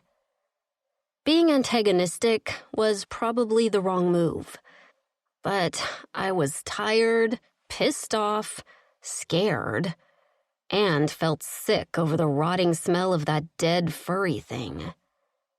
I thought his face would settle into a glare, but if anything, he looked excited as he gestured toward the hut's opening next to him. "You're free to leave." I stared at him. What? "I rescued you because I didn't like that I was lied to. I was told you were one thing, but found out you were not." When did you find that out? After I'd already handed you over. So, you rescued me because of a pride thing? So much for the belief he had a conscience. He tapped his chin. "Sure, you could say that." I wasn't sure what I was expecting. That he gave a shit about me? A random human? So, I can leave. His eyes fell to half-mast, and he relaxed into the chair as if he had no cares in the world. He was the picture of no fucks. But his fluorescent blue eyes were aware as ever. "Go ahead." This feels like a trap. He grinned, displaying wickedly sharp fangs. "Give it a try, Karina." It was the first time he'd said my name. I hadn't even realized he'd known it. I knew his name was Bosa, but referring to him as the Kaluma let me keep some emotional distance. Now that my name fell from his lips with a rolled R, I couldn't stop replaying the sound in my head. I stood up, fisting my hands at my sides. Was this probably a trap? Sure. But if it wasn't, and I was free, then I could return to finish my mission. All I cared about was incapacitating France's ships, especially now I knew what he'd planned for me. I took a step toward the opening, watching Bosa the whole time. He didn't seem to be looking at me. In fact, his eyes appeared closed. Was he sleeping? Seriously? With a huff, I stalked toward the door and slowly peered outside. The forest was fairly noisy. Leaves rustled. Paws or hooves pounded the dirt in the distance. Something chattered and squawked. But there was still an eerie stillness that gave me pause. I took another step forward, then another, studying the darkness lit only by the bright stars in the sky. I would have enjoyed the beauty of it all if I wasn't scared out of my mind. I took one more step before a soft whistling reached my ears. Suddenly, arms wrapped around me and the world flipped upside down before I landed on a hard body. A solid thunk shook the branch inches from where I'd been standing. I stared as a massive arrow, the spear tip the size of my hand, quivered in place. I struggled against the body holding me until my hand slid off leathery-feeling scales. "Relax," Bosa said from beneath me. I went still as his blue eyes glittered at me in the dark. "That was just a warning shot." "A warning shot?" I squeaked. "From who?" He jerked his head. "Them." Out of the darkness, figures appeared. Some on the branches above, some below, and a few venturing toward us. I lurched in Bosa's arms, seeking the protection of his hut, even though it was clear their arrows would turn it into Swiss cheese. "What do we do?" I hissed at him frantically. "Where's Babe? Do you have another one for me? Babette?" He chuckled, which seemed wildly inappropriate for the situation. He picked me up easily and stood, shoving me behind his back as he faced off with the largest figure. I peered around Bosa's bulk to get a good look at our attackers. What looked like the leader walked on short legs and long front arms, similar to a gorilla. He was covered in a thick hide, like a rhino, with a large horn jutting out from his chin, giving him a nasty underbite. Draped over his hunched shoulders was a furred headdress that still dripped with blood from a recent kill. "Oh, fuck," I muttered. He looked pissed. Or maybe that was just his face. His eyes were nearly covered with about a dozen forehead wrinkles. Behind him, a few of his friends made odd chirping sounds, followed by a series of chest thumps and lip smacks. Bosa didn't seem concerned. He stood with his hands loose at his sides. No bat in sight. Then I spotted a fabric-wrapped package on the branch at his feet. He opened his mouth and let out a chirp before pushing the package forward with the tip of his boot. The leader eyed him, then me, before picking up the package. He unwrapped it to reveal a round, shiny platter that caught the light of the stars. He let out a grunting sound, followed by a mouth pop straight out of RuPaul's Drag Race. Bosa dragged me out from behind him and placed me directly in front of him. I squirmed, unsure what was going on, but went still as he wrapped a hand around the front of my throat. He squeezed. Not hard, but enough to get my attention. The leader's eyes watched this whole exchange carefully. For a moment, there was silence. Stillness. Then, the leader let out an ear-piercing chirp that made me cringe before the entire group of whatever they were faded into the night as quickly as they'd come. Only then did Bosa let go of my neck and duck his head to enter the hut. Come on, Karina. Let's get some sleep. I whirled around. Some sleep? What the fuck was that? From inside the hut, his voice came in a gruff answer. I wasn't lying. You're free to leave if it was up to me. But the Orhanus won't let you out of here alive without me. The what, anus? I stomped back into the hut to find Bosa shaking out the furs. The Orhanus. Forgetting he could snap me like a twig, I planted myself in front of him with my hands on my hips. So, you were just going to let me walk out there and get my head taken off? He continued to snap the fur as dust swirled in the air. They weren't aiming for your head. I coughed and waved my hand in front of my face. Okay, my leg, foot, whatever. Either way, I almost lost a vital body part. It wouldn't have hit you. Excuse me? He let out a sigh and flopped onto the bed pallet. I told you, that was a warning shot. The arrow landed right where they wanted it to. I stared at him in disbelief. A warning shot? Yes. And if I would have taken another step? Then yes, you would have lost a vital body part. I narrowed my eyes. So, you trapped me here. I don't have you trapped here. The Orhanus, though, they have you trapped here. You can't leave without an escort, which is me. But you brought me here knowing I couldn't leave. His eyes turned on me, two burning blue flames as he sat up on an elbow. Look, human, I brought you here because this is the only safe place. Friends won't come here. It's a protected area, and the Orhanus are fiercely territorial if anyone dares to enter. I'm allowed because I respect them and bring them gifts. So yeah, I chose to bring you here because this is the only place you won't get dead. He let out a huff and dropped onto his back. A thank you would be nice. I gritted my teeth. Thank you. He let out a sound that sounded like a deep chuckle. Very heartfelt. I flopped down on the floor and stared at his side profile. His eyes were closed, and his one arm lay bent over his head, the other on his stacked abdominal muscles, like he was posing for a magazine editorial. Draw me like one of your Rinnean guys. I poked at my bootlace.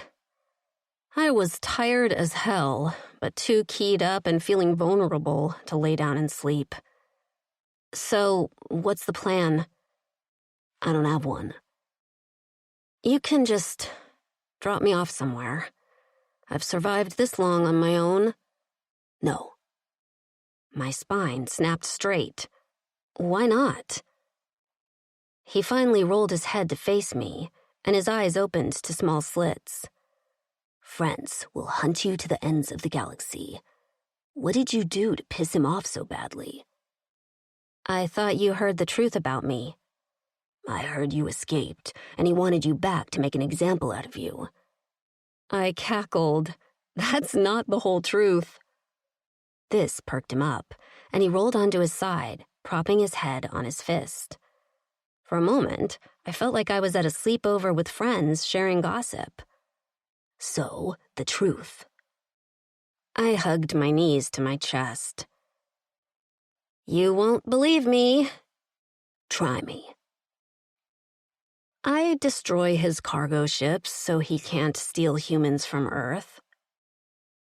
For a moment, Bosa didn't react, and then he threw back his head and roared with laughter. I picked up a nearby stick and threw it at him. It bounced off his chest, but he didn't even notice. "See?" I growled. "I knew you wouldn't believe me." He finally lowered his head, and his eyes shone with mirth as he reached for me.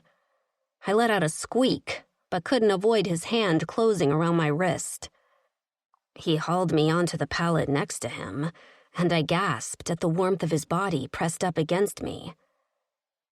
"I believe you, human," he said, his face inches from mine. "I knew there had to be a reason Frentz was willing to pay so much for your capture." His eyes were so very bright, otherworldly, and his silver hair seemed to glow in the moonlight. I licked my lips as I tried to focus on our conversation and not the hardness of his muscles. "When you caught me, I was about to complete my mission to destroy the last of his cargo ships." "It will take him many cycles to rebuild," his deep voice rumbled. "Yes." Bosa's big clawed hand skimmed up my stomach and then plucked my pendant from between my breasts. He studied it before lifting his gaze to mine. "I think I have a plan now." I ignored the swirl of heat in my lower belly. "A plan?" Why was my voice so high? "I'll help you destroy the last of Frentz's cargo ships, and then I'll take you somewhere safe." Safe? I hadn't let myself imagine what safety would be like in an exceptionally long time. "What's in it for you?" He shrugged. "Consider it my apology for nearly getting you killed by Frentz." I looked away. "You were just doing your job. I didn't really blame you." I jerked my gaze to his. "Wait a minute. You don't seem like someone who makes reparations." "I'm not." He grinned then, a big one that deepened the grooves in his cheeks and made him almost handsome. "Mostly, I just really like destroying things." Chapter 5. Karina. The fiery burn of liquor slid down my throat, and I sought more of that delicious cinnamon whiskey. I moaned, drinking deep, drunk off the taste, and heat swirling in my stomach. I rubbed my legs together as moisture gathered there. Since when had alcohol made me this hot for sex? I opened my eyes, blinking at the familiar surroundings of my college bar, which I hadn't seen in 10, 15 years. But the roost was the same. The banged-up road signs on the wall, a scratched pool table in the corner, and college students grinding against each other on the beer-slick dance floor to 2000s hip-hop. I moved my hips as the rhythm took over. Wait, where was Carter? I looked around for my college boyfriend, but suddenly, the faces of the dancers changed. They were all women, all staring blankly at me, wearing torn and dirty clothes. "What the hell?" I muttered to myself, backing away. The crowd parted, and standing in the middle of the dance floor, staring right at me, was a bronzed god with fluorescent blue eyes. "Karina," he said in an accented voice. "Come to me." I shook my head as I took another step back, but my feet wouldn't move. I stared at the floor as the wood warped beneath my feet, morphing into hands that grasped at my ankles. I screamed as the fingers dug into my skin and kicked at the hands to dislodge their grip. A spiked bat sliced the air, slamming into the hands with a sickening crunch. They fell away immediately. The bronzed god stood in front of me, holding the bat dripping with blood. Hauling me into his arms, he pressed a kiss to my lips, and the cinnamon whiskey flavor was back. "Stay with me, Karina," he whispered there. "Stay with me." Karina! I jerked awake, only to find those same fluorescent blue eyes staring straight at me. I screamed and flailed, but I didn't get far as bronze-scaled arms held me tight. "You're okay," he said tightly. "Everything is okay." I gasped for air, my chest heaving. Everything was okay? How was everything okay? I wasn't on Earth. I was in a strange galaxy, trapped with an alien assassin with allegiance only to himself. I tried to cast my memory back to the dream. What had happened?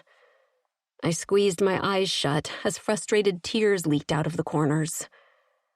Fragments returned. My college bar, grasping hands, and Bosa. I'd never had dreams like that. Not ever. I'd never been a big dreamer. I didn't remember them at all when I woke, and this one had been like a weird mix of memories and premonitions? He gripped my chin and forced me to face him. "What was in your visuals?" I blinked at him. What? A muscle in his jaw jumped. "What did you see in your visuals?" What are visuals? His breathing was quick and sharp. What was making him so anxious? "The scenes you saw in your sleep." My dreams? How did you know I was dreaming? He hesitated a moment. "Dreams?" Yes, that's what we call scenes you see in your sleep.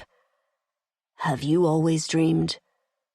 I didn't understand this line of questioning. I never dreamed a lot, no, but humans dream, or have nightmares. "What's the difference?"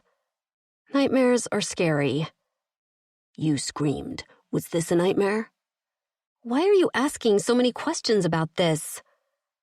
His arms shook me slightly, and his eyes bored into mine. "What did you see, Karina?" I tried to jerk out of his grip, but he only squeezed tighter, and then threw a massive thigh over my legs to keep me in place.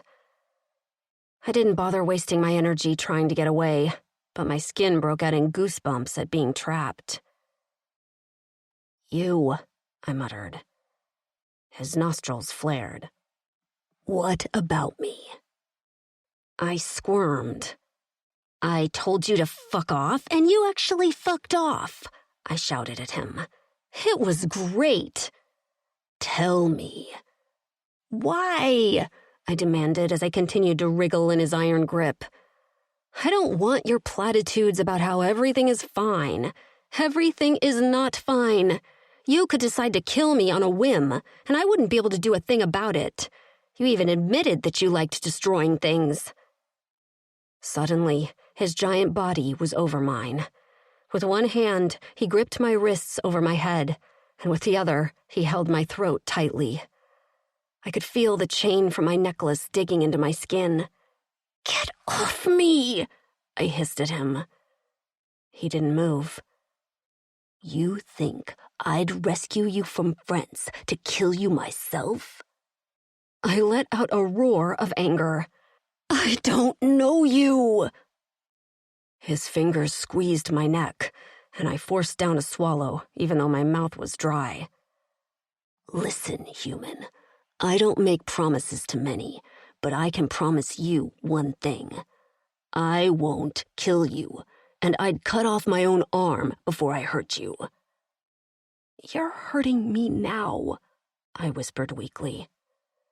His eyes flashed, and a second later, he rolled off me and loosened his grip on my throat and wrist. I took the opportunity to escape from the bed pallet, but I didn't get far, as I found myself hauled back down with my back pressed against his chest. His chin rested on the top of my head as his strong arms held me tightly. "Am I hurting you now?" He asked the question with a tinge of worry that gave me pause. I should have told him he was hurting me again so he'd let me go. But instead, I opened my mouth and said, "No." His chin moved across the top of my head, almost in a caress, and my heart pounded. What was happening right now? "Tell me about your dream, Coach," he said in a soft voice that seemed utterly foreign coming from him. What's coach mean? His hands flexed. "Tell me about your dream." I let out a huff and tried my best to verbally recall my dream. When I got to the part about the hands trying to pull me underground, his whole body went tense. "Were you hurt?" No, I was fighting them off and yelling, but then you smashed them with Babe and... "Stay with me, Karina." The words came back to me like a bucket of ice water, and I was momentarily speechless. Just the memory made my skin hot and my heart pound. His demand had been like beckoning fingers, and in the dream, I'd been eager to comply. I'd clung to him, in fact. I could remember the feel of the cool edges of his scales beneath my fingers. There'd been more to the dream than him saving me. There'd been an undercurrent of lust. The realization dawned on me with a mixture of horror and despair. "And what?" he prodded. "What happened after that?" Nothing, I answered, unable to admit I'd had some weird damsel in distress rescue scene with him. "This isn't a game, Coach." His voice carried a heavy weight. "I need to know what else happened." "Fine," I muttered. "You told me to stay with you. Stay with me, Karina," you said. "Stay with me." He exhaled so loudly my hair blew into my eyes. I shoved it back, just as I heard him curse to himself. "Yerk me." "What?" I tried to turn around, but he continued to hold me fast. "Is everything okay?" "I told you everything was fine, and I meant it," he snapped at me. I frowned. "You don't have to get nasty." Finally, he released me and turned me easily in his arms before drawing me up his body until our faces were even. He grasped my cheeks in his massive hands and looked me square in the eye. "I need you to listen to dream me." "What?" "What I say in your dreams. Listen to me. If I say anything outside of your dreams that contradicts what I say in your dreams, always listen to dream me." I winced. "Look, I'm pretty smart, but you're being really confusing right now." "I know," he said, with a patience I hadn't thought he possessed. "Just always listen to dream me." "Okay, well, Dream You said I'm supposed to stay with you." His lips parted, and his thumb moved on my cheek, brushing the corner of my eye. His gaze strayed there. "Then listen to dream me. Stay with me." I swallowed. "For how long?" His solemn gaze met mine. "Until dream me tells you otherwise." Bosa. The human had dreams, nightmares. I'd never paid much attention to the humans I'd met before. They held little interest to me, so I had no idea whether those humans dreamed or not. Maybe it didn't mean anything. Maybe these weren't visuals caused by our meeting. But if they were, I'd be a fool to ignore them. They could mean the difference between life and death for us both. I held Karina in my arms tightly. I should let her go, but her body had relaxed now. She didn't seem so eager to get away. This little human had caused so much damage to Frentz, and I had to admit I respected that. She'd worked to dismantle his human trafficking enterprise at the risk of her own life. "How long have you been in this galaxy?" I asked into the darkness, unsure if she was awake. She took a long time to answer. "I'm not sure. I've been to several different planets, so I've lost track of the cycles around the sun, but maybe 5 cycles?" "Who brought you here?" "Frentz," she said, her fingers absent-mindedly running over the scales on the back of my hand. "I was on a cargo ship with probably 24 women. Some died during the trip. A few couldn't handle the atmosphere of Gorsuch when we arrived and got sick. They were taken away, and I never knew if they recovered or not. We were all tested and sorted based on what kind of service they thought we could best provide." "Where were you sorted?" "I'm not sure. I escaped the next time they transported us. We were in a crowded marketplace, and a fire had broken out at a vendor's stand. I took the diversion as an opportunity and got away. But the other women, I thought about them every day, every hour. I knew if I tried to save them all in that moment, none of us would get away. I tried to find them, but had no luck, so I told myself I'd hurt Frentz where it hurt the most, his cargo ships. If I can cripple his ability to get to Earth, then I'd save more women from having their lives completely disrupted." She sighed. "I don't know. Maybe I'm not making a difference.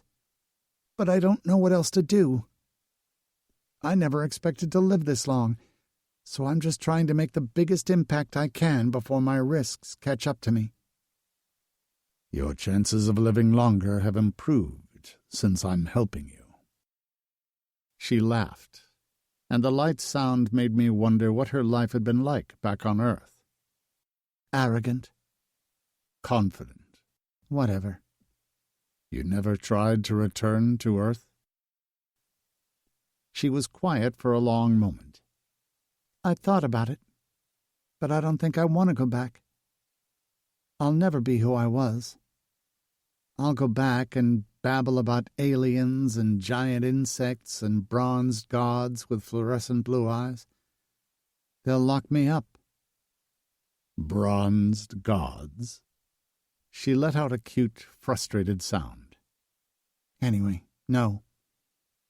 I think my purpose is here, and that's where I'll stay until my time is up." She paused. "Do you believe in fate?" "What do you mean by fate?" "A purpose or destiny that you're meant for." "I believe in me," I said gruffly. I never put any faith in the idea that I had a destiny.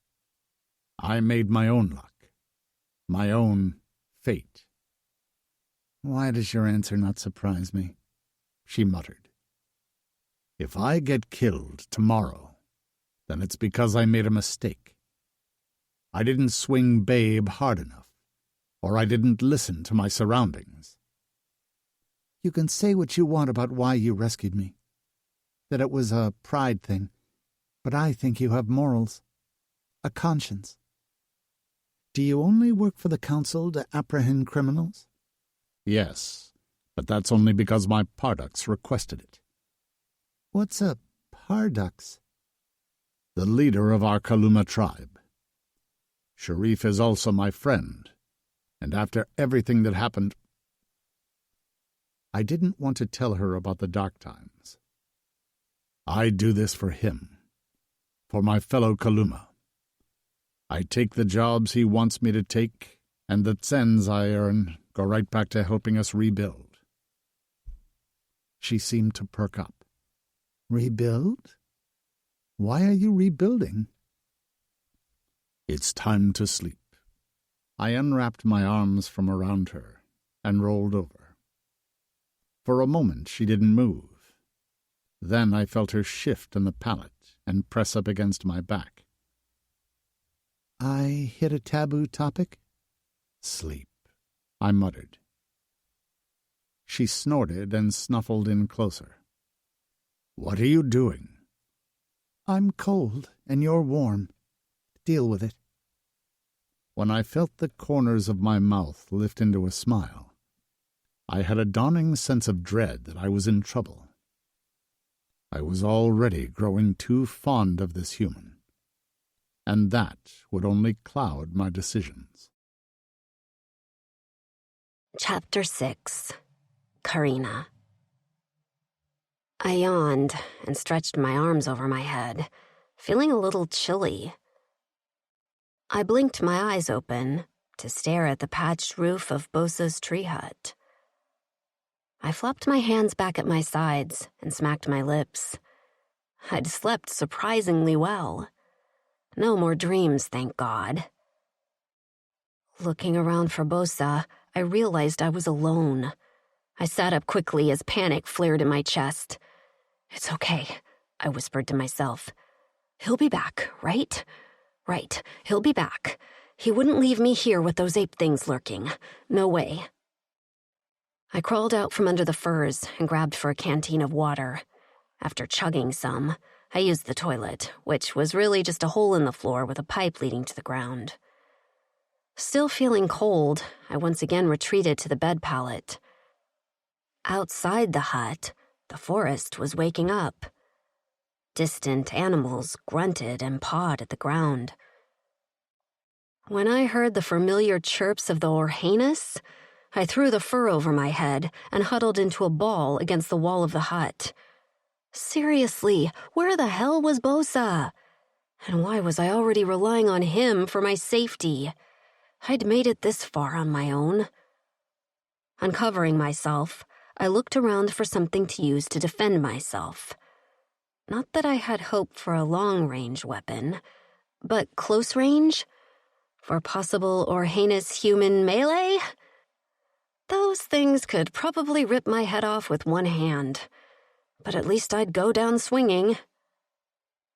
The hut was made of vines and sticks patched together, and a few sticks were loose. I extracted one from the wall with a tug and a grunt. Waving it around, I practiced some moves and jabs. Confident I could do nominal damage, I paced the hut. The sounds of the Orhanus grew closer, and nervous sweat dripped down the back of my neck. I would have given anything for a shower. A thump sounded outside, and the hut shimmied as the branch holding it bore the weight of something. "Oh, shit," I whispered as I readied my stick. "Fucking Bosa, leaving me here. What a dick." The floor trembled as the footsteps grew closer. When a dark form filled the doorway, I lunged forward, jabbing at the intruder. When I felt the end hit a solid body, I nearly cheered, until the voice bellowed, "What the yerk, human?" Dropping the stick immediately, I let out a gasp, just as Bosa's blue eyes glared at me. He held his side with one hand, and in the other dangled a bloodied, feathered animal. "I thought you were an Orhanus." I kicked at the stick on the floor. "You left without telling me, and—" "I don't give a yerk who you thought I was. That was a weak effort." I stared at him. "Excuse me?" He picked up the stick and handed it to me. "Try again." I held my weapon loosely. "Try to stab you again?" "There's no again. You didn't stab me the first time." Had he ever heard of white lies? Then why are you holding your side? He shook the dead animal in his hand. This yerpa bit me. Great. So the 20-pound bird thing got a better jump on him than me. I widened my stance and lunged again. The end of the stick glanced off the scales on his arm. He dropped the animal and ordered, "Again." So I did. Again and again. I tried to injure him as he demanded, and every time my stick proved completely ineffectual. When I grew frustrated and began haphazardly slashing, he tore the stick from my hands and wrapped my thigh. "Ow!" I cried out, shooting him the most ferocious glare I could. "You're only tiring yourself out. In this galaxy, you are one of the weakest." "Thanks for reminding me," I muttered. "So," he continued, ignoring my comment, "you won't win with your strength on offense. You need to wait. Watch. Look for an opponent's weakness. They will instinctively seek to protect their most vulnerable parts. You go for those." He tossed me the stick, and I caught it in midair. "Try again." This time, I held the stick defensively across my chest and widened my stance, watching Bosa. He advanced quickly, so quickly I nearly dropped my weapon. But at the last moment, I avoided his flying fist by inches. As he swung, I flicked the stick at his nose. Surprise lit his eyes, and he lifted his hands to protect his face. I kicked out between his legs. When my foot connected, I whooped just as he let out a pained howl. Stumbling back, I expected him to come at me again with real anger, but he only straightened and smiled as a drop of blood fell from his nose. "Well done." I panted, still waiting for another attack, because this Kaluma was unpredictable. Thanks?" I took a tentative step forward, still holding the stick in front of me. "But, you're still standing." He sat down on the floor next to the feathered animal and began plucking it. I slowly relaxed, in an assumption we were done with the fighting lesson for the day. He glanced at me and gestured for me to sit down next to him. "Of course I'm still standing. I'm a Kaluma. Most others would be incapacitated for at least a little while. Enough time for you to run away or call for me." I began to help him pluck feathers. The animal reminded me of a feathered capybara. It was very round, with a big head, snout, and small hooves. "Call for you?" "In a fight. I'll be around, even if you don't see me." "For how long?" He frowned at me. "For the whole fight. No one's taking me down." "No, I mean, how long do you expect to always be at my side?" His fingers paused before he continued plucking. "I guess until you tell me to get lost." My heart soared at the idea of having someone at my side, watching my back. And that worried me. I wasn't sure it was a good thing to rely on him this much already. But also, how could I be so sure that I could trust him? "So, it's up to me?" He lifted his gaze to mine. "Yeah, human. It's up to you." I fussed with my small pile of feathers. "Well, I haven't actually thought much of my future since I was taken from Earth. I focused on fucking with friends as much as possible until I got caught." I glanced at Bosa. "And now, because of you, I feel a little like I cheated death." Bosa knelt around a stone fireplace filled with dried twigs and began to strike two rocks together as sparks flew. "Well, now you have more time to make France's life miserable." He sat back on his haunches and watched me as small flames flickered. The smoke floated up through a vent in the top of the hut. And then what? I shrugged. I'm surprised I've lived this long. I don't have a home in this galaxy. I've never settled anywhere. My home was, on Earth. And you won't go back, even if you could? No. He lifted the plucked animal and placed it on a spit over the fire. So, this must be breakfast. I'd had worse. What about you? What's your home like? He stared at the flames for a while and poked them with a stick. I am from Torin. We Kaluma have several settlements there, but my people were isolated for a long time. I sat cross-legged and sniffed as the smell of cooking meat filled the small hut. Why was that? He seemed to be weighing his words. We had a leader who led us astray, abused our females, kept us from growing and building. He tossed his head so his braid whipped his shoulders. He's gone now, killed by a Drixonian in a battle over a female. Sharif is in charge and will return to glory again. Are the females healthy now? He swallowed heavily. They are recovering. I wish we had done something sooner.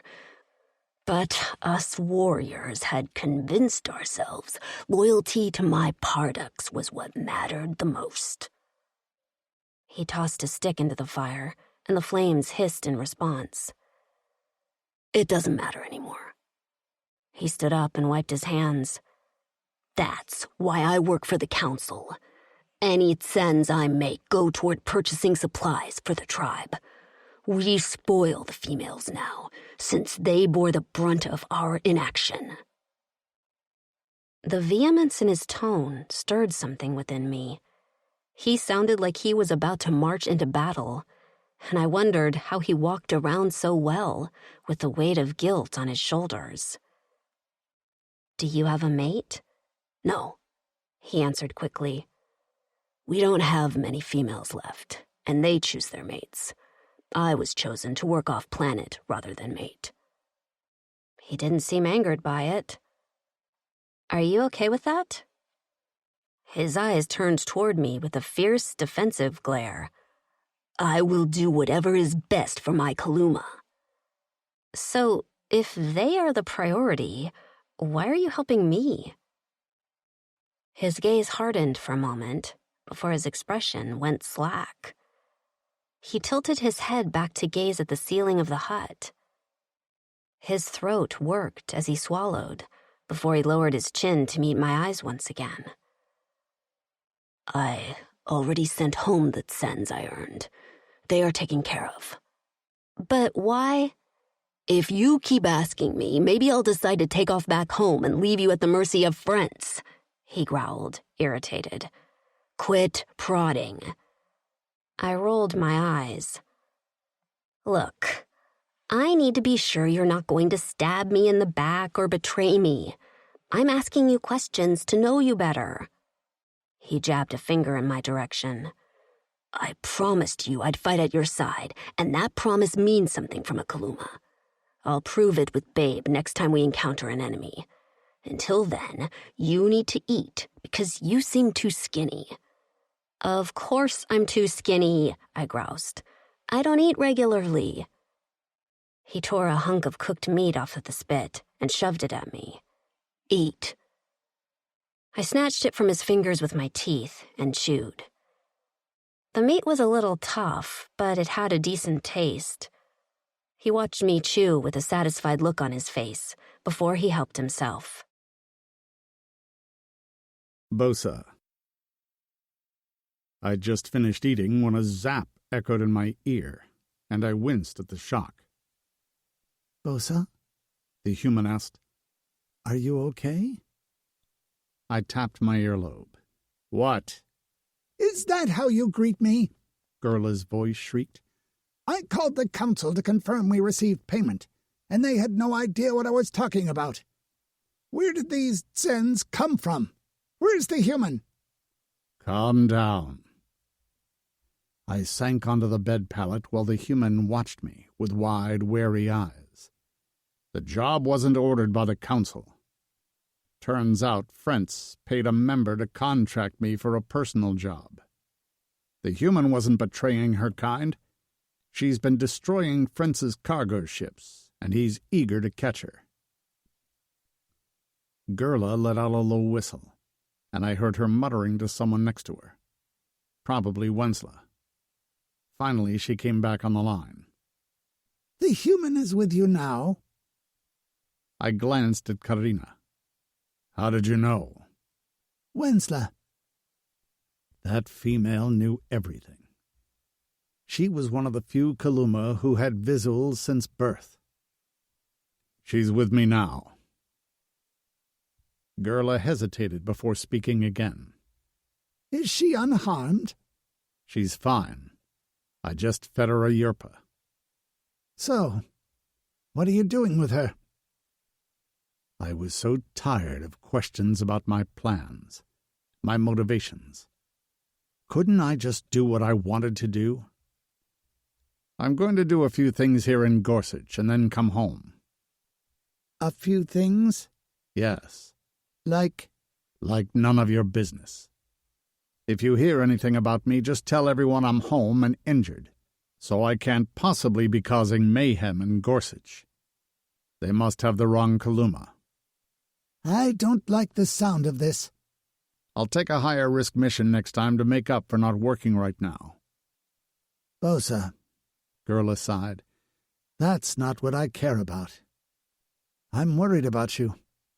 And the human, honestly. Can I talk to her? Talk to her? Karina had crept closer and was studying my face, probably trying to figure out where my comm was.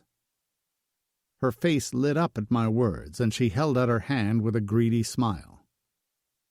I glared at her, and she pulled my braid. Ow! I smacked her hand away. Sit down. Who are you talking to? No one. No one? Gerla laughed. And did she just hit you? No, I half lied. I stubbed my toe. Bosa. I have to go. Remember to lie for me. Bosa! I hung up and considered tearing the comm out of my earlobe. But that would have made a bloody mess, and Wensla would yell at me when she had to stitch it back in. Hello? I turned to find another annoyed female speaking to me.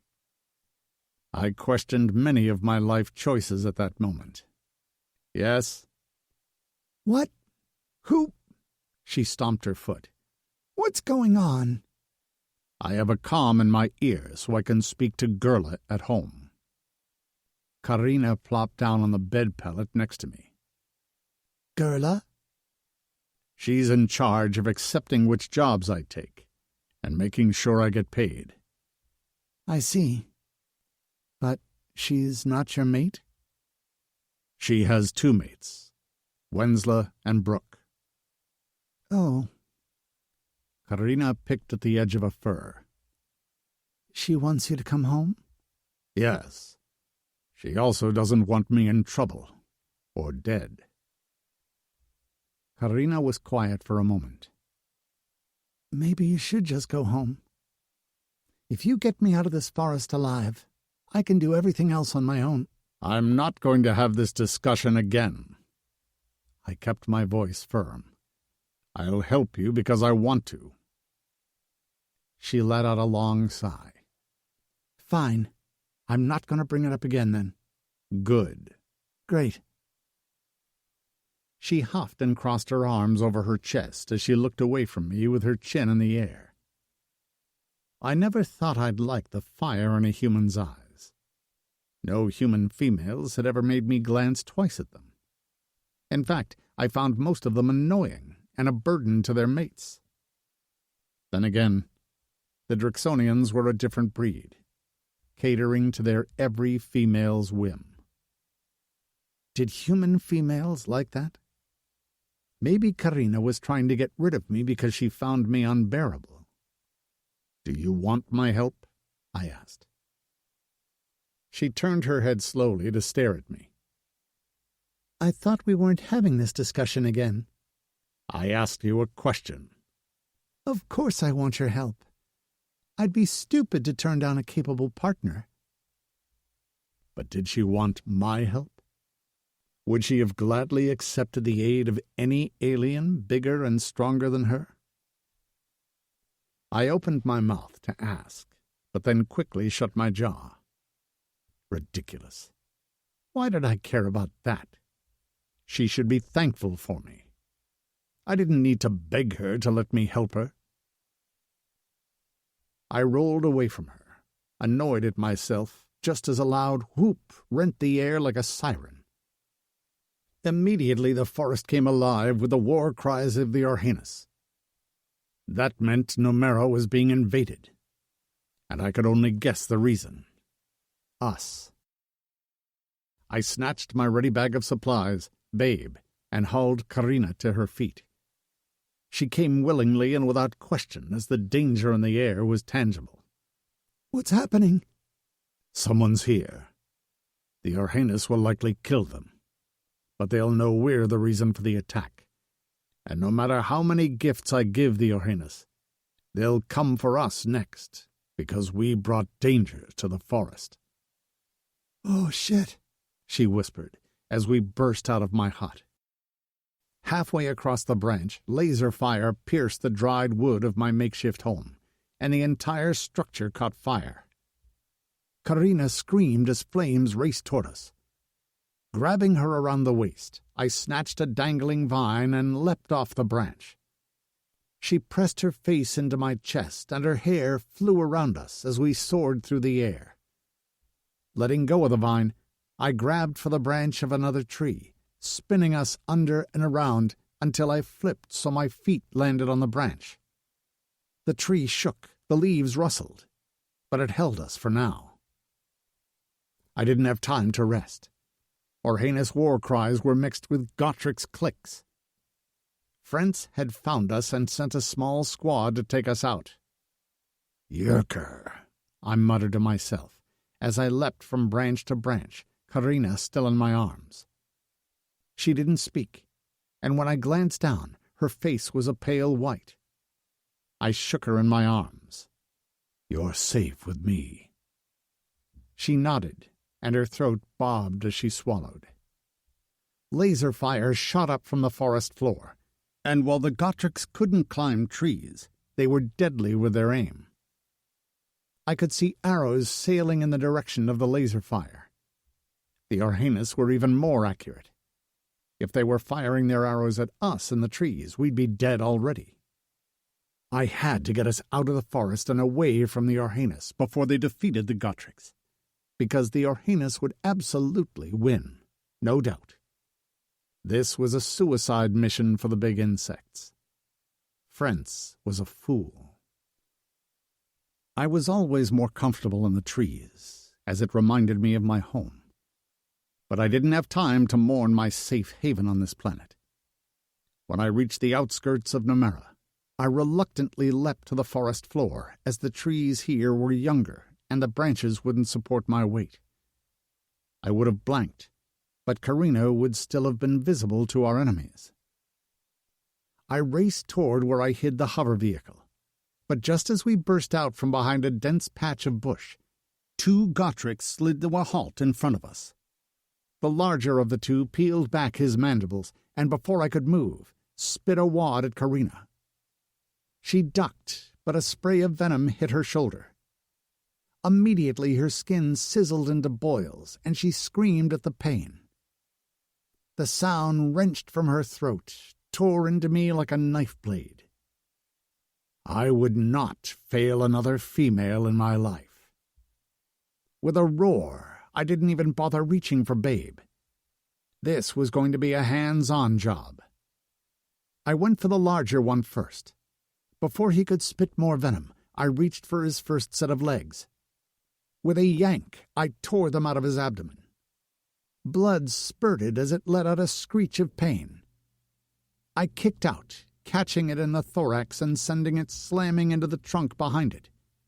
Swinging Babe, I took out the smaller Gotrix with one slam to the head.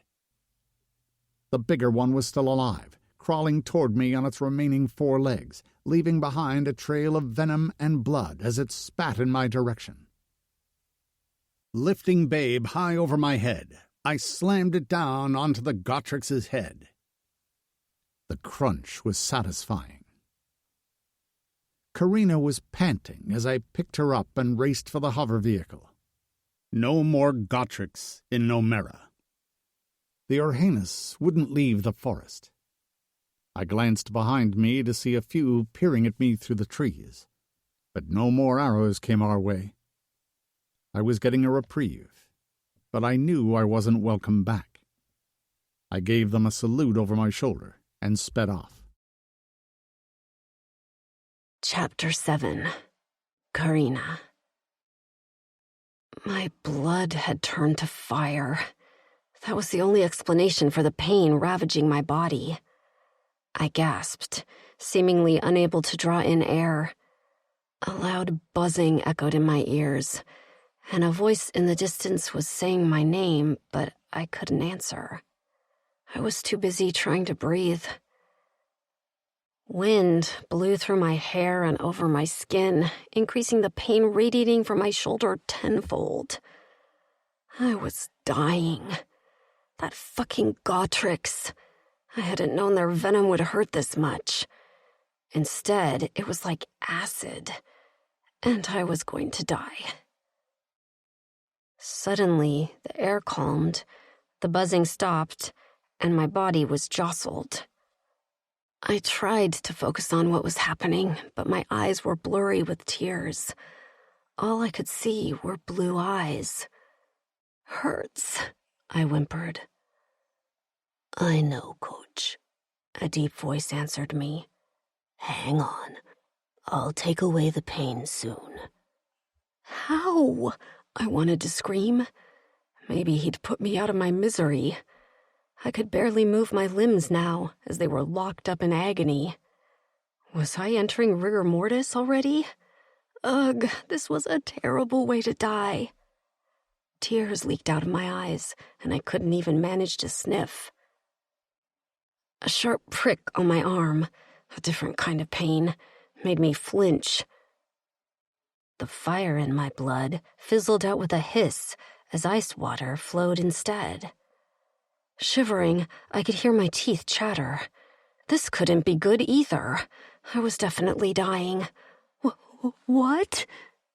The big bronze alien wrapped a fur around me and pressed me to his chest.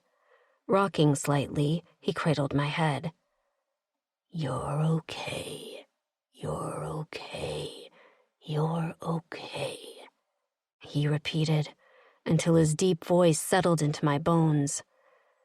My eyelids lowered as fatigue took over. Don't. Let me. Won't wake up. "I'll be right here. Rest, Karina. Rest." The cinnamon whiskey was back, and I was warm from the inside out. Covered in furs, I blinked at the flames of blazing campfire. The stars above me twinkled, and massive trees with full leaves rustled. Among the branches, I could see small pockets of light, and looking closely, I realized they were coming from small structures erected on fungus-like pads about the size of a 2-car garage. Lines hung strategically among the pads, and as I watched, a large figure slid down one like it was a fireman's pole. "Coach," a voice whispered in my ear. I turned to look into Bosa's fluorescent blue eyes.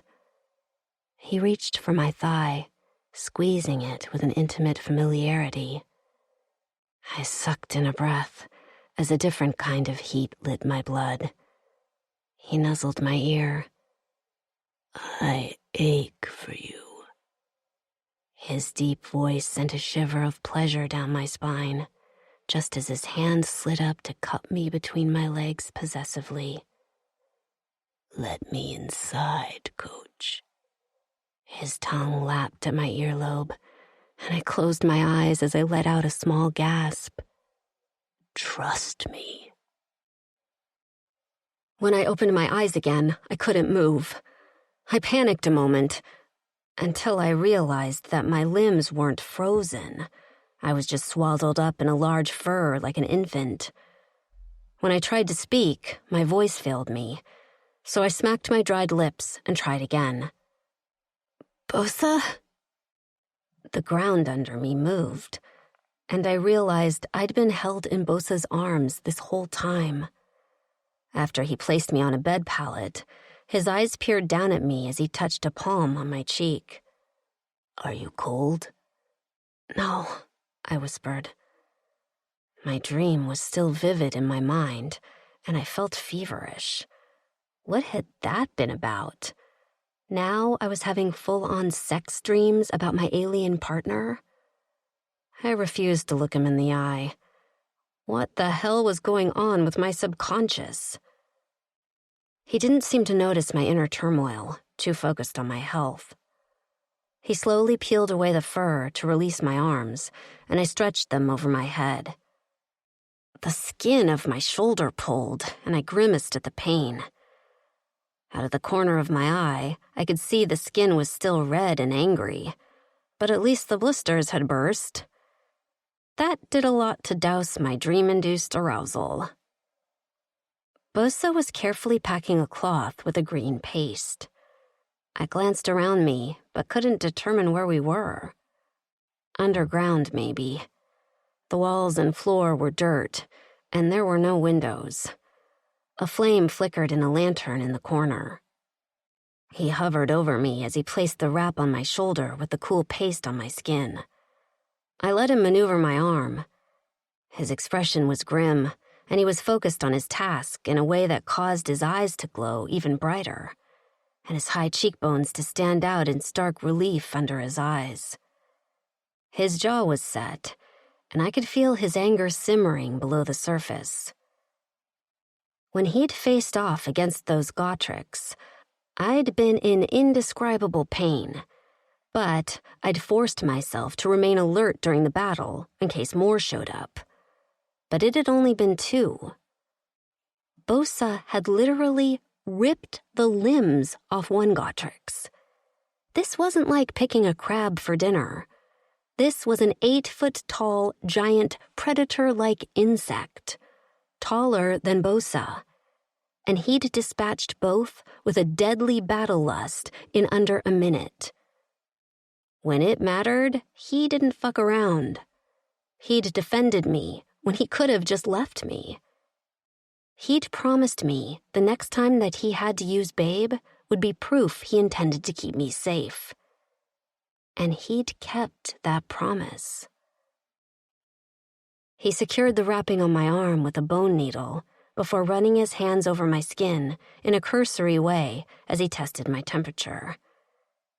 Maybe that was what was wrong with my subconscious. It was just about gratitude.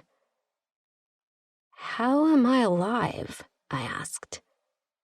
He sat back and rubbed at the Gotrek's bloodstains on his face. "I injected you with a venom antidote." "You had some?" He shot me a look. "I'm always prepared." "How did you know what dose to give me?" His tongue toyed with the corner of his mouth. "I didn't." I stared at him for a moment. He'd been worried. I could see the emotion lurking in his eyes like a shadow. "Thank you for saving me." "Second time now." "Are you keeping score?" His head cocked. "Keeping score?"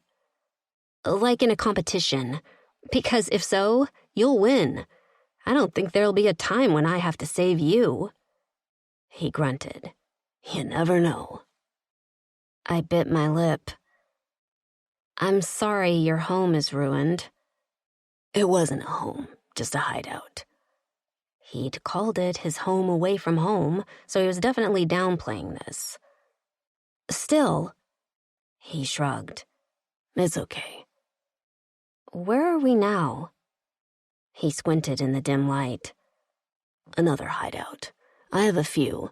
I prefer the trees, but this works too. I wanted to ask him again why he was risking his life for me.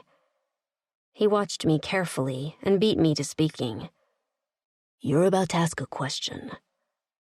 I was, but you said we can't have that discussion anymore. He let out a husky laugh that seemed to surprise him. If you told me when I was younger if, as an adult, I'd be helping a human female prevent the stealing of her kind from Earth, I'd have told you to yerk off. But life didn't go as planned. I stood by for too long while our females were hurt. His voice trailed off as his head dropped between his shoulders. I rolled to face him. You mentioned your Parducks abused your females before. What actually happened? I thought he'd blow me off like he did before, or change the subject. Instead, he tossed a small stone in the air repeatedly, seemingly lost in thought. He sighed heavily. The Kaluma believe in respecting our elders. And the Parducks is even more important than that. He is our leader. Our everything. But our last Parducks should never have been allowed to lead. His father had been an excellent Parducks. And I was young when Varnex took over. But I'd heard rumors that some had doubts about him. Most believe he'd mature and rise to the role. He didn't take the changes to the planet well as new settlers arrived. When his oldest son disappeared, he lost himself a bit. He isolated us and insisted on growing our settlement himself. He lifted his eyes to me, and his gaze was burdened. Wait, I said, putting a few pieces together. Grow your settlement, as in the population? He nodded with a heavy swallow. So I felt my stomach churn. What did he do with your women? Our females used to have varied roles in the settlement. But he narrowed the duties of all unmated females to one. Servicing him. Sexually? My voice squeaked. Like a harem? They all wore collars to match his mats. He brushed his fingers over the white marks on his chest. When we mate, the females wear collars to match their mates. He claimed them all. He insisted that his seed was the most powerful and should be used for the future of the settlement. Except none of the females grew with child. So our population remained stagnant, except for a few already mated females. How? I didn't want to place blame, but that was horrible.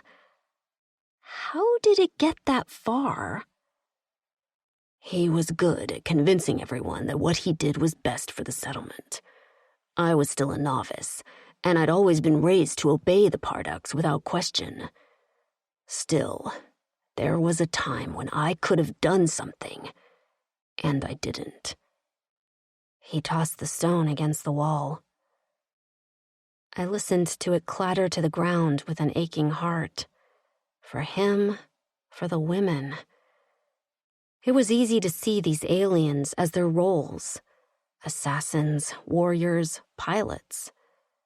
But many had stories full of humanity. They carried guilt and had loved ones, and goals and dreams, just like I did once upon a time. I'm sorry, Bosa. I really am. He shrugged, and his tone grew almost shy. Helping you could be my way of taking care of my guilt. I couldn't help those females, but I can help you." He lifted his chin in the air and avoided my gaze. "And maybe I don't mind your company as much as I thought I would." I went up on an elbow to try to look into his eyes. "Did you just admit to liking me?" "I admitted to not disliking you," he sniffed. I laughed, and I could see the corners of his mouth lift into a small smile. "I'll get you to admit you like me one of these days." "Don't push it, human," he huffed. I laid back down with a grin on my face. "This might be one competition against you that I win." I swore I heard him mutter, "Maybe." Bosa. I watched her sleep, waiting to see if she'd cry out from a visual. Her eyes flickered below her eyelids, but her face remained slack in sleep. With her lips slightly parted, her breath whistled between her teeth, and the sound made me smile.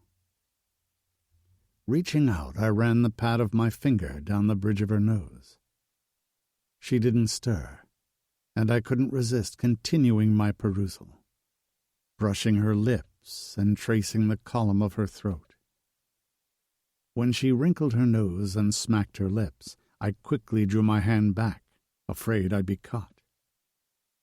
The pendant that had originally drew my eye rested on her chest between her breasts.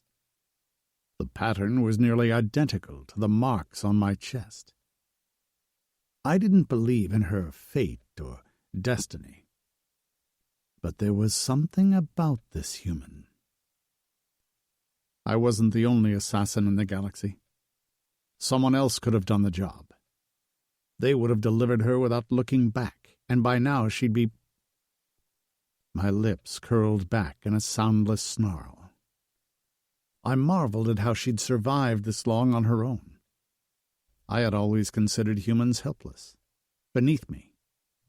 But this one? She was far from helpless. She rolled onto her side and cried out in her sleep when her bad shoulder squished into the bed pallet. I immediately scooped her up and cradled her from behind to prevent her from rolling into her injury. She grumbled before settling back down in my arms like she was made to be there. My scales itched. My eye twitched. This felt so right that it was wrong. I'd never thought far ahead. I took each rotation, each mission at a time. But I began to look ahead. Originally, I'd planned to deliver her to the Drixonians on our twin planet, Corin. They had a settlement with many human females. They'd care for her and find her a respectable mate. I squeezed her without thought, and she whimpered in her sleep. I eased up my grip and breathed through my nose until the panic in my chest faded. Give up Karina to another? But the alternative would be to take her home with me, and that was impossible. A human wouldn't be accepted, and I couldn't imagine her there, living with me in my tree hut, swinging down the vines, making food, bathing on our stream. Visions of her laughing with Gerla and Wensla filled my head. So, I could imagine her there. And she'd fit in. I shook my head. No, ridiculous. We needed to focus on our Kaluma settlement, not dilute it with a human. And that was even if she agreed to come home with me. She stirred my cock and made my vers pulse. But I was muscle for her, a partner in crime, nothing else. I'd keep my hands to myself and my head on straight. I couldn't give in to these delusions of a future with her. And if she knew how badly I ached to place my mouth on her slit, She'd run away. I need to get clean. Karina sniffed under her arms and wrinkled her nose. She'd woken up recently and was munching on some jerky. I'm not being a diva. If I don't wash my body soon, I could get a rash, infection, sickness. Alarmed, I stared at her. Are humans this fragile? She narrowed her eyes. You don't bathe. A little time in the sun bakes the impurities from my scales. Your hair? Every 30 rotations or so. I tugged at my braid. I am about due. She stared at me. Well, good for your genetics, or whatever. Human skin needs cleaning. I thought she smelled fine. Great, even. A musky floral scent that surrounded us in my underground hideout. We will stop on the way. Her eyes lit up. We're leaving to get my supplies? I nodded. We'll head to the farm today, and along the way find a spring or a cleanser. Either will do. She nodded.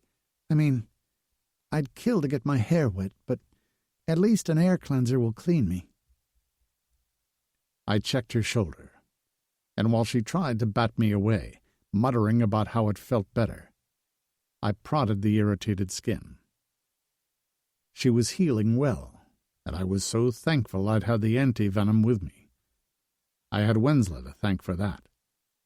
She packed everything she thought I'd need, and while sometimes it was a burden to lug the supplies around, I sent a silent thanks to Wensla for saving the human's life. How does it feel? Like I burnt myself with a frying pan. I'll live. Her voice lowered as she ducked her chin. Thanks to you. After applying a fresh smear of paste on the bandage, I wrapped her shoulder again. Don't sound too happy about it. I don't like being in debt to anyone. I cocked my head. Did I say you were in debt to me? She shuffled her feet. No. This isn't a competition to me. I gestured to a packet of jerky on the bed. Finish your meal. We leave as soon as I get packed up. She shoved the jerky in her mouth and chewed rapidly. With a smile, I turned to gather our supplies. Chapter 8. Karina. When we arrived at the Pewson farm, the stillness gave me pause. No lights shone from the windows of the mud brick house, despite the dim early morning light. Bosa was on high alert too, his blue eyes studying the house. "I want to check inside," he said. "Something doesn't feel right." I waited in the hideout where I kept my explosives as Bosa went to investigate the house. I lost sight of him as he turned the corner to the back of the house. Watching carefully, I waited for any movements or noises inside. Then the front door opened, and Bosa strode outside, walking casually as if he wasn't worried about being seen. "Bosa?" I hissed as he reached my side. "It's okay." He crouched down next to me. "The house is empty." "Yeah, but they could be coming back any time." He shook his head. "They're not coming back, because they're dead." My jaw dropped. "What?" "It doesn't look like an attack. They were huddled together under a fir, so maybe it was old age." Huddled together under a fir? Oh, damn. Why was I getting teary-eyed over an old alien couple dying in each other's arms? Did it look like they died in pain? He shook his head. "I don't think so. I wrapped up the bodies and buried them together. We can sleep in the house tonight. There's food and other supplies." I wrinkled my nose. I feel bad staying in their house. They don't need it anymore, Coach. I pressed my lips together. Yes, I know that, but... He pulled me to my feet. Come on. I followed him toward the house and tentatively stepped inside. Glancing around, I felt like I was invading someone else's space. They decorated like alien grandparents. There were knickknacks all around and some homemade art on the walls made of colored yarn. Pusin were stocky, hairy creatures with flat faces and large hands. Farming was their specialty, and these two had plenty of fertile land. Bosa stood along a table, poking at a black box and twisting a wire. "What's that?" I asked as I stepped up next to him. This is a signal collector. We might be able to hear dock activity, since all arrivals and departures are announced through public signals. "Well, that's handy," I said. "Wish I had one of those all these years." He smiled at me. Seems like you did an outstanding job pissing off friends without one. I smirked at that. Good point. After tidying up a bit and grabbing a bite to eat, Bosa led me from the house.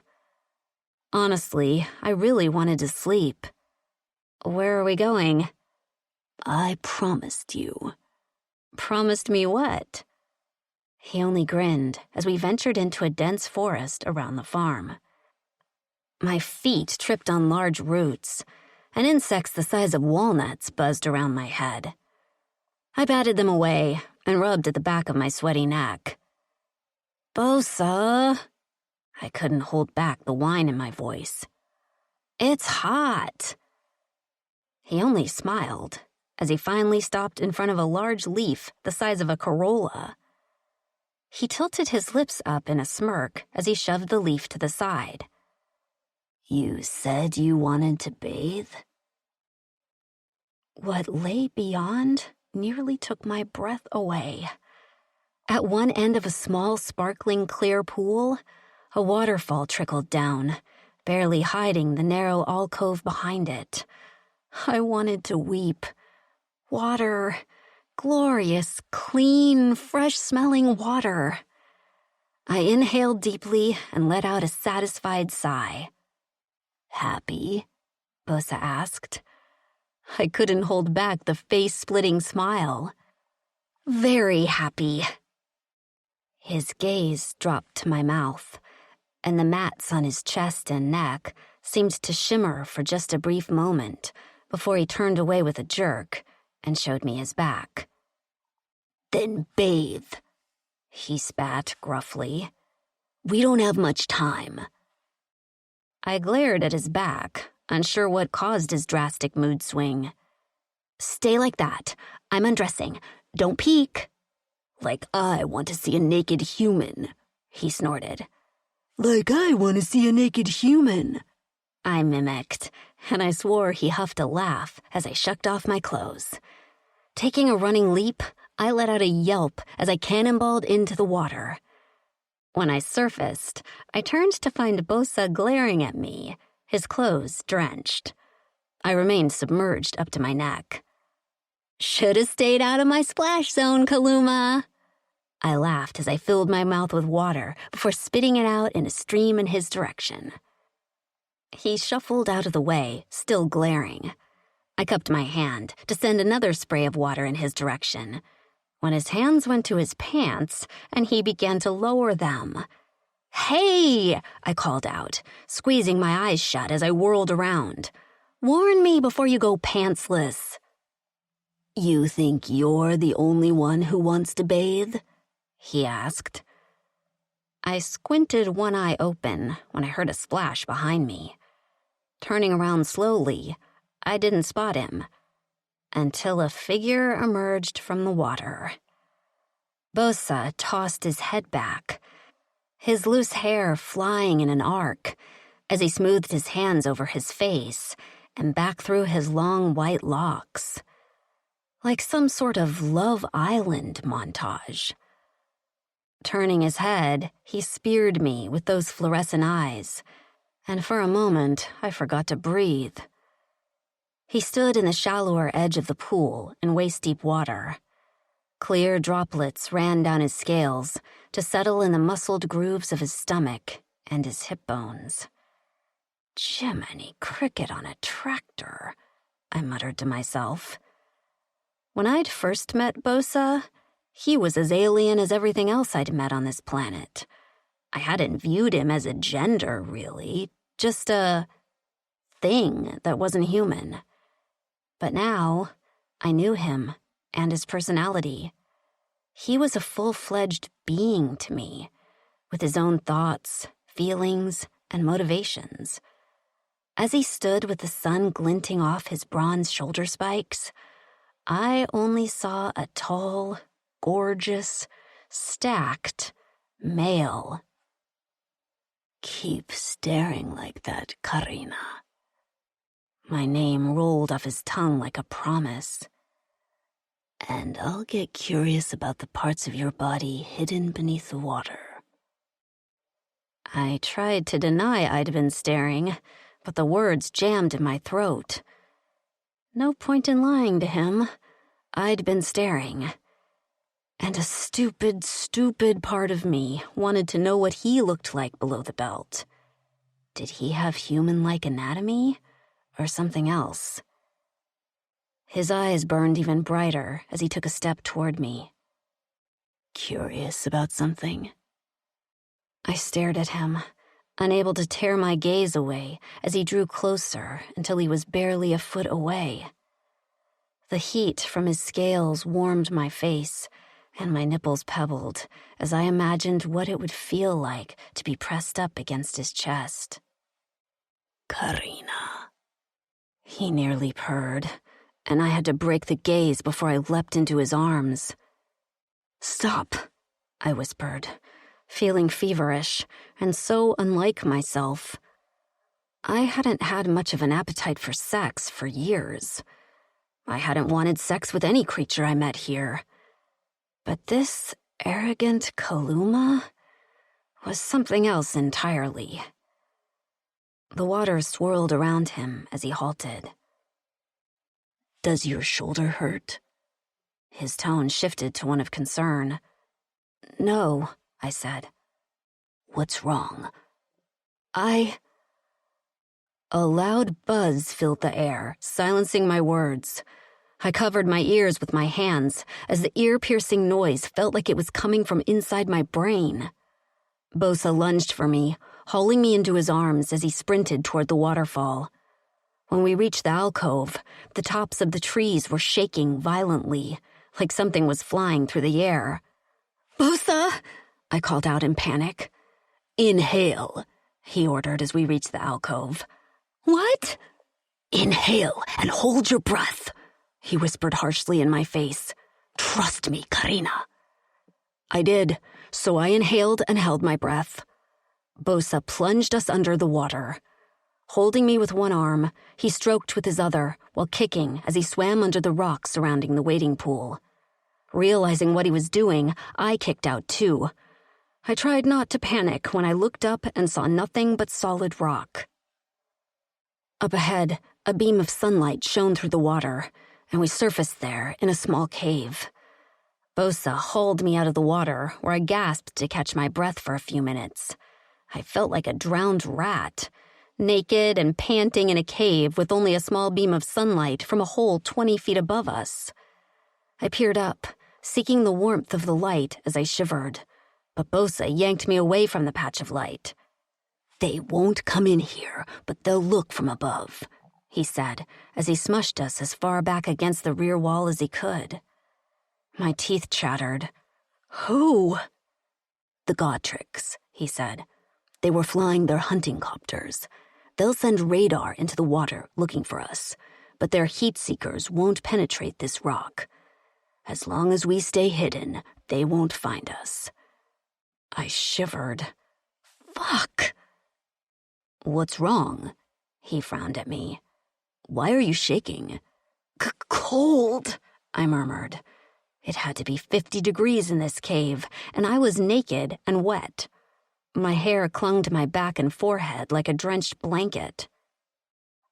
Bosa wrapped his arms around me, hugging me tight to his chest with one arm on the back of my head. I'll keep you warm. His words held no innuendo, only a promise, and I let myself relax in his hold as I pressed my cold cheek up against his warm scales. Thank you. It didn't take long for the heat of his body to warm my skin, and as my body temperature regulated, a different sort of heat spread throughout my limbs. His chest rose and fell with steady breaths, while his heart beat a strong, dependable rhythm. We were pressed together, with me straddling his massive thigh. I shifted my weight as the pressure in my lower belly increased. Don't, he rasped out as his muscles went tight. What? My voice sounded breathless. That was when I felt a hardness pressing against my leg. A pulsing hardness. I glanced down. Why? Because I couldn't help myself. Curiosity got the best of me. There was no other way to put it. Bosa was equipped. He had a bronze cock-like appendage with a wide base and a shaft that was adorned with undulating, pulsing markings in the same pattern as his mats. I had thought they were tattoos, but in the dim light, they seemed to shimmer and glow. They were a part of him. But that wasn't even the most interesting part of his cock, which ended with a flared head. And by flared head, I meant his cock was topped with a mushroom-like cap with frilled edges. It was almost pretty, but also terrifying. The entire Gautrix population could have rushed into our cave, and I would have shoved them out of the way to get a better look at his cock. I leaned back, and he let out a low growl. His cock jerked, and the markings pulsed faster. Karina. I finally tore my gaze from his organ and looked at him from under my lashes. Yeah? His jaw was tight, but his eyes glowed with a smug satisfaction. It's only fair I get to look at you now, right? I sucked in a breath as his gaze skimmed down my neck to my breasts. They'd previously been pressed against him, but now I'd leaned back and was on full display. I lifted my arms on instinct to cover myself, but stopped at the last minute. Trust me. He'd said it in real life and in my dreams. His words echoed in my ear. So I let him look his fill, which he did, eyes burning as my nipples hardened. Do your females look like me? I asked. Somewhat, he murmured. He gently leaned me back against the far wall and held 2 fingers in front of my face before separating them, a lewd smirk to his lips. Spread for me, Coach. Let me get a good look. I'd been in this galaxy a long time. I hadn't groomed. I was au naturel, while he was hairless at the base of his cock. With a swallow, I spread my legs slowly, with my knees cocked, my heels dragging against the rough stone. His chest heaved as he inspected me, and I could have come right there just from his gaze on my pussy. I trembled, no longer cold, but burning up from the inside out as he perused me like he was deciding which part to devour first. His head turned this way and that, and his cock continued to pulse. I swore the cap moved, but then he crouched closer and my view was blocked. Will you let me touch, Coach? He asked as his hands hovered inches above my shins. The eager look on his face was like a kid presented with a lollipop. And maybe I was crazy, but I wanted so very badly to see what he'd do with the sucker. I nodded, and his hands immediately settled on my legs before sliding up over my knees to my thighs. He gripped me there and tugged me forward. I slid with a quiet yelp as he settled me in his lap, his knees bent and thighs spread. His cock hovered between us, and it was distracting as hell. His thumb caressed the crease of my thighs, and when a claw grazed my folds, I let out a low moan. I was wet. I could feel it. And his flared nostrils made me think he could smell it, too. His gaze dropped to watch his fingers play in the skin of my pussy, sliding through the wetness. When he reached my clit, I jerked, and he immediately stopped. "What is that?" "It's..." I swallowed as his face hovered inches from mine. "My clit." "What does it do?" "It doesn't do anything, really." I laughed huskily. "It's where a lot of human females feel the most pleasure." He tilted his head. "Your ovum?" "My what?" "In Kaluma females, the pleasure spot is on the roof of their mouths." He opened his lips and pointed behind his top front teeth. "There." I blinked at him. "Really?" "Yes, really." At first, I wrinkled my nose. But then a thought dawned on me. "So wait, you pleasure them with your..." "My tongue." He unfurled a dark blue tongue that looked similar to mine, if not ridiculously long. But then it transformed before my eyes. A small hole, nearly undetectable when he's talking, widened on the tip of his tongue. The edges peeled back and away like a flower bloom. The hole began to undulate, and I stared in absolute fascination while my clit throbbed.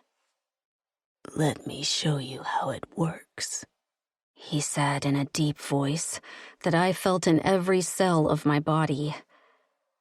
I could only nod dumbly as he lowered himself between my legs and latched the whole of his tongue onto my clit. When I felt a tug of suction, I cried out so loudly he slapped his hand over my mouth. A chuckle rumbled up from his throat, which only caused me to let out a muffled shriek from behind his hand. His tongue worked its magic, pulling and working my clit, until I was cross-eyed and my legs had turned to jelly. I was uttering incoherent noises from behind his hand. When his other fingers toyed with my entrance and a thick finger slipped inside, I came like a geyser, gushing into his mouth and onto his hand with an orgasm like I'd never had before. In my life. Ever. I whimpered as he tugged on my clit one last time before giving my pussy one lick with the flat of his tongue. He reared above me, his tongue returning to its normal state as he panted, eyes burning with excitement. "I can't wait to get you where I can hear your noises. I want your screams in my ear while your nails dig in my back." And that was when I realized I'd clawed the shit out of him. I gasped and yanked my hands back, but he only laughed. Sitting back on his haunches, he helped me sit up, since I felt like I'd just taken a handful of muscle relaxers. "How do human males pleasure your clit?" I could only laugh. "Not like that." His eyes narrowed. "Better or worse?" I thought for a moment of lying because he was getting kind of smug, but instead I patted him on the shoulder. "Worse, big guy, way worse." Between us, his cock bobbed, and as much as it scared me, I had to know if this appendage had any tricks like his tongue. I raised an eyebrow. So, since you touched, can I touch too? A muscle worked in his jaw before he nodded. Touch me, coach. I wrapped my fingers around his cock, amazed at the white markings which throbbed beneath his skin. He was so thick, my fingers couldn't wrap all the way around, and when I tugged, he let out a grunt. You can touch, but beware. There will be consequences. Consequences? I will spend my seed. And I'm supposed to be scared of that? He watched me carefully and grimaced when I gave his cock another tug and pull. I don't want to scare you. His mats shimmered brilliantly, and he closed his eyes as his body shuddered violently. I felt a strange sensation in my hands. I looked down to see the flared head of his cock had unfurled. The frilled edges now fanned out, and the end cap was rotating. His shaft pulsed, the head spun, and I swore I was going to orgasm again right then and there. Chapter 9. Bosa. I hadn't been touched in so long.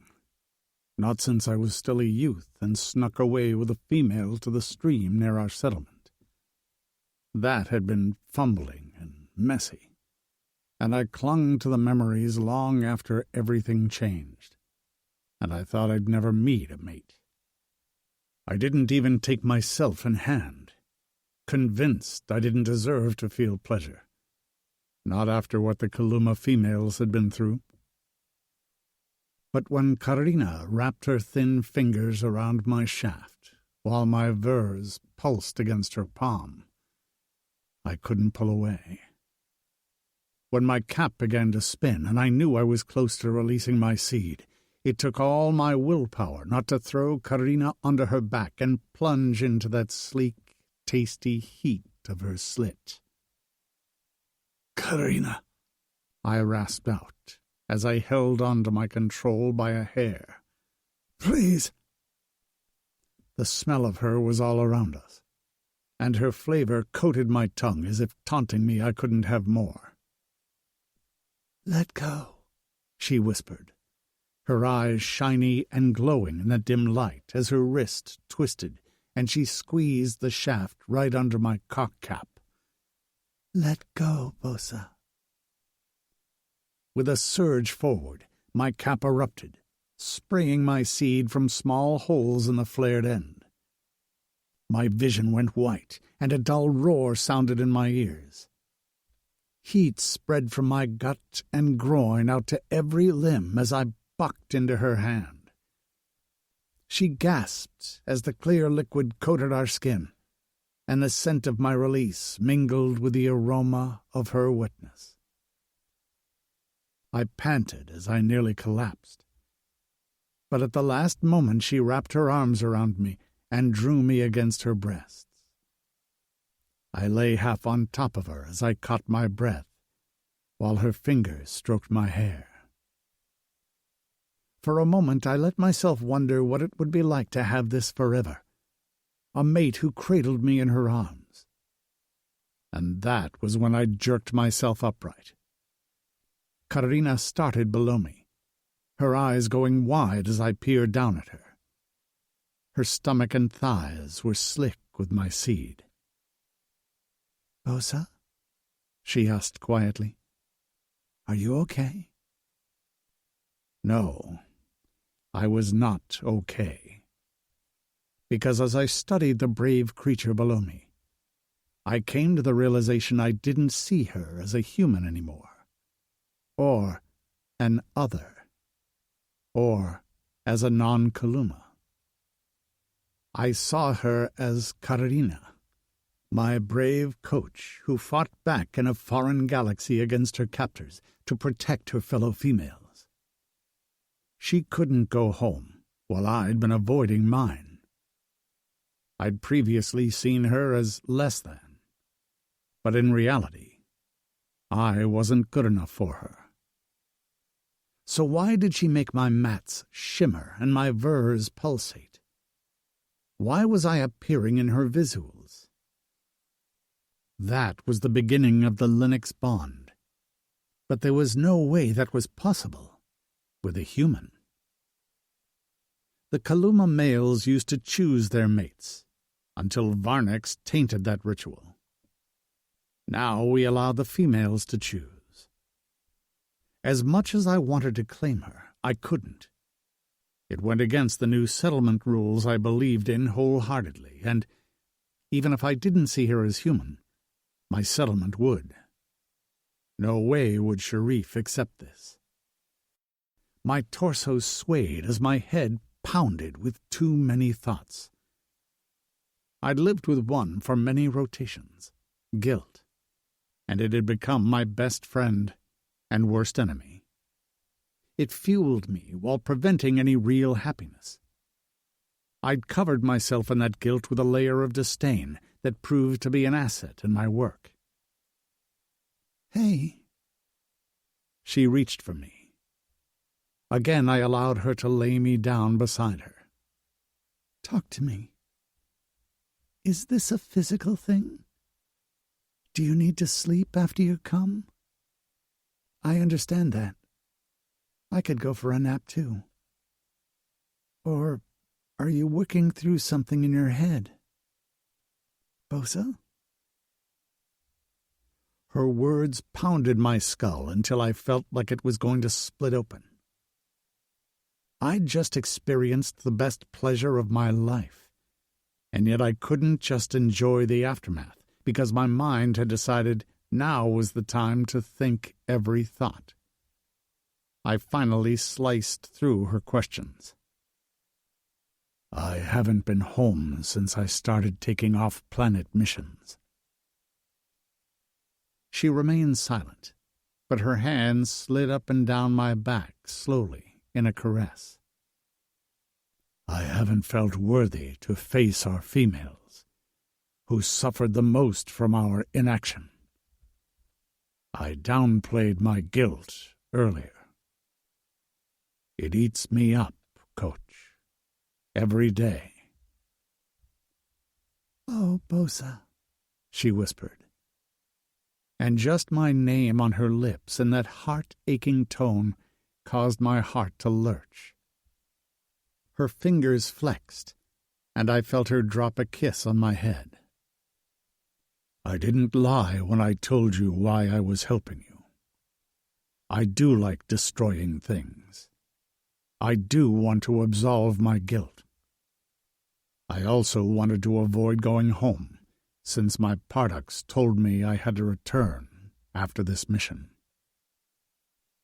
Okay.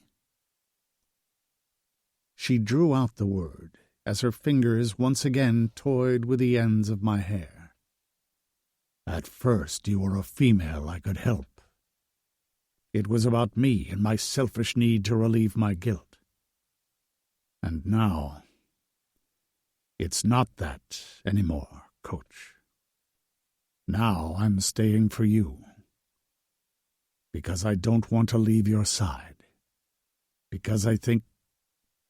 I finally forced myself to close my jaws before I admitted that her visuals made me believe we were Linux.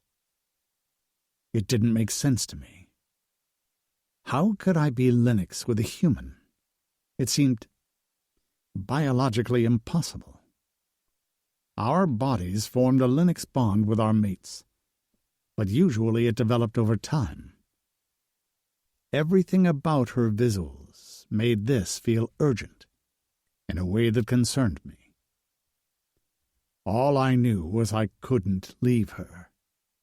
Not now that I'd tasted her. Because you think what? She prodded softly. I shook my head, unable to speak what was in my head. I don't know what this all means, she whispered. You keep appearing in my dreams. You're either saving me or touching me. Touching you? Yes. I heard the click of her throat as she swallowed, possessively. My heart thumped in my chest as I lifted my head to look in her eyes. She watched me with a wary vulnerability I was sure no one in this galaxy had seen from her. Brushing her hair from her forehead, I pressed a kiss there. Don't worry. Let's focus on staying alive long enough to destroy Frentz. Then we'll worry about us. Her lips twitched into a smile. Okay, I can do that. I slowly rose to my feet, casting a hungry gaze down her body. All I wanted to do was stay in the cave and bury myself in that hot slit of hers. But this wasn't the time, and I doubted she'd ever let me spend my seed inside of her. It was probably better that way. I'm going to check to make sure the Gotrek soldiers are gone. She sat up quickly. Alone? No, I'll go with you. I motioned for her to stay where she was. Yes, alone. But stay, Karina. Please, trust me. For some reason, those two words made an impact. With a heavy sigh, she settled back down and pressed her knees to her chest as she hugged her arms to herself. Okay. I know you're cold. I'll be back soon. Just be careful, she warned, this time with a murderous glint in her eye, like she'd kill me again if I failed her. With a nod, I dove into the water.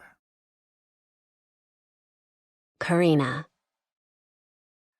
I shuffled over to the water hole and peered down, but he was already gone. Shuffling back into the safety of my corner, I shivered as a chill swept over my skin. And not just from the temperature. I was scared, an emotion I hadn't admitted to myself since the day I woke up in another galaxy. I felt Bosa's absence like a physical thing, and I marveled at how fast I'd come to depend on him. When I'd first met him, I'd seen nothing but a monster and killer. In only a few short cycles, he'd become my friend, my partner, my lover. Just the memory of his tongue between my legs warmed my blood and eased the chill in the air. That tongue was something else. I swore I could smell the scent of cinnamon whiskey in the air. I dipped a hand in the water and washed some of his seed from my skin. That had really just happened. I'd given a hand job to an alien with a rotating cockhead. The way his seed had spurted from the edges reminded me a bit of those swing amusement park rides, where the top spun and the swings flung out, except the swings had been his cum. Blushing, I dropped my head into my arms and let out a giggle. I wished I had friends, someone I could talk to about this. Back home, I would have called my college roommates, Kelly and Trisha, to join me for a beer at our favorite bar. We would have noshed on cheese fries and a lager, then called Beth, who'd moved away to Colorado, while we were toasted and slurring our words. I would have told them all about Bosa's tongue and his heartfelt words, while they grilled me on his facial expressions and body language to determine if he was being truthful or a player. The night would have ended with us singing karaoke classics like Man, I Feel Like a Woman and I Will Survive. Fuck, I missed my friends. I wasn't close with my parents because they'd both gone off the rails since divorcing when I was 18, so my friends were my lifeline. They were the ones I called when my day job as an overloaded social worker stressed me the hell out, and when my night job as a manga fan podcast host gave me an endorphin high. I'd thought about them non-stop when I'd first arrived here. until their memory grew too painful. Now, I smiled, thinking of how they'd react to Bosa. They'd be completely suspect of him, as they should. And I imagined how Bosa would react to them. I guessed he wouldn't really care about their opinion of him, but he'd work to stay on their good side for my sake. Maybe I was putting too much stock in how he felt about me, but I'd looked into his gorgeous eyes when he'd confided in me about his home. When he'd said he wanted to stay by my side, I believed him, which was maybe crazy. But other than our initial meeting when he thought I was capable of something terrible, he hadn't done anything to betray my trust. He'd been dependable and deadly, all in my favor. A few bubbles burst at the surface of the water, and I gasped, just before a white head and bronze face burst to the surface. I exhaled roughly with relief before sliding over to the side on my knees. "So?" "It's clear," he said, water dripping from his hair. He reached for me, and after taking a gulp of air, I dove into the water at his side. I didn't have to swim very hard, which was good as I wasn't the strongest swimmer. Because Bosa didn't let go of my arm. He struck through the water like Michael Phelps until we burst to the surface in front of the waterfall. I glanced around warily, but there was no loud buzzing or disturbance in the brush surrounding our small oasis. I had a moment to ogle Bosa's high and tight butt as he hauled himself out of the water before he began to dress. He gestured to me urgently to follow suit, so I pulled on my clothes and finger-combed my wet hair. He grabbed my hand again, this time linking our fingers as he headed toward the hidden buggy. "We're heading to get your supplies now. We can't waste much more time. France is getting too close for my comfort." My stomach swooped with a nervous thrill at completing my mission.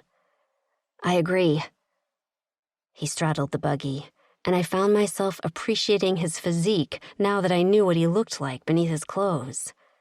His thighs alone were a work of art. I got caught ogling because he reached out and flicked a claw at my hip. When I jerked to attention, his smile was wicked. "I'm flattered." I snorted as I settled in front of him and tossed my wet hair, so it definitely smacked him in the face. Flattered about what? I was just checking the mechanics. A fist wrapped around the length, and I let out a squeak as he jerked my head back. I swallowed thickly as his eyes narrowed. A hardness throbbed against my lower back, and the mats on his neck shimmered. "Don't lie to me, Karina," he said in a low, raspy tone that spread heat down my spine like dripping honey.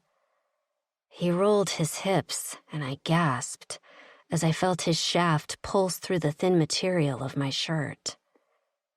He released my hair and slid his hand down my neck to squeeze one of my breasts, before continuing lower until he possessively cupped my pussy, just like in my dream.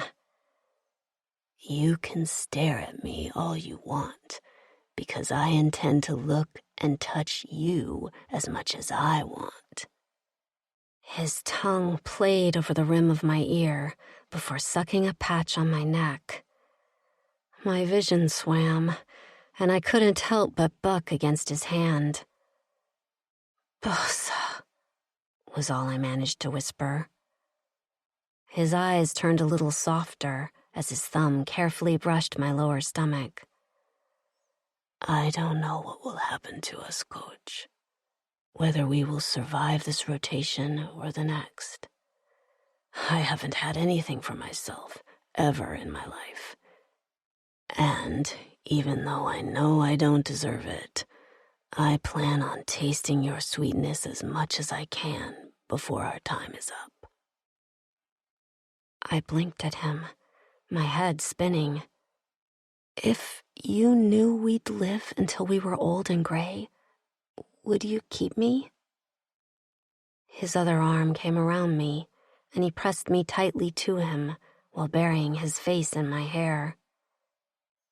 I stared straight ahead, unseeing, terrified he'd answer, and at the same time, aching to know what he'd say.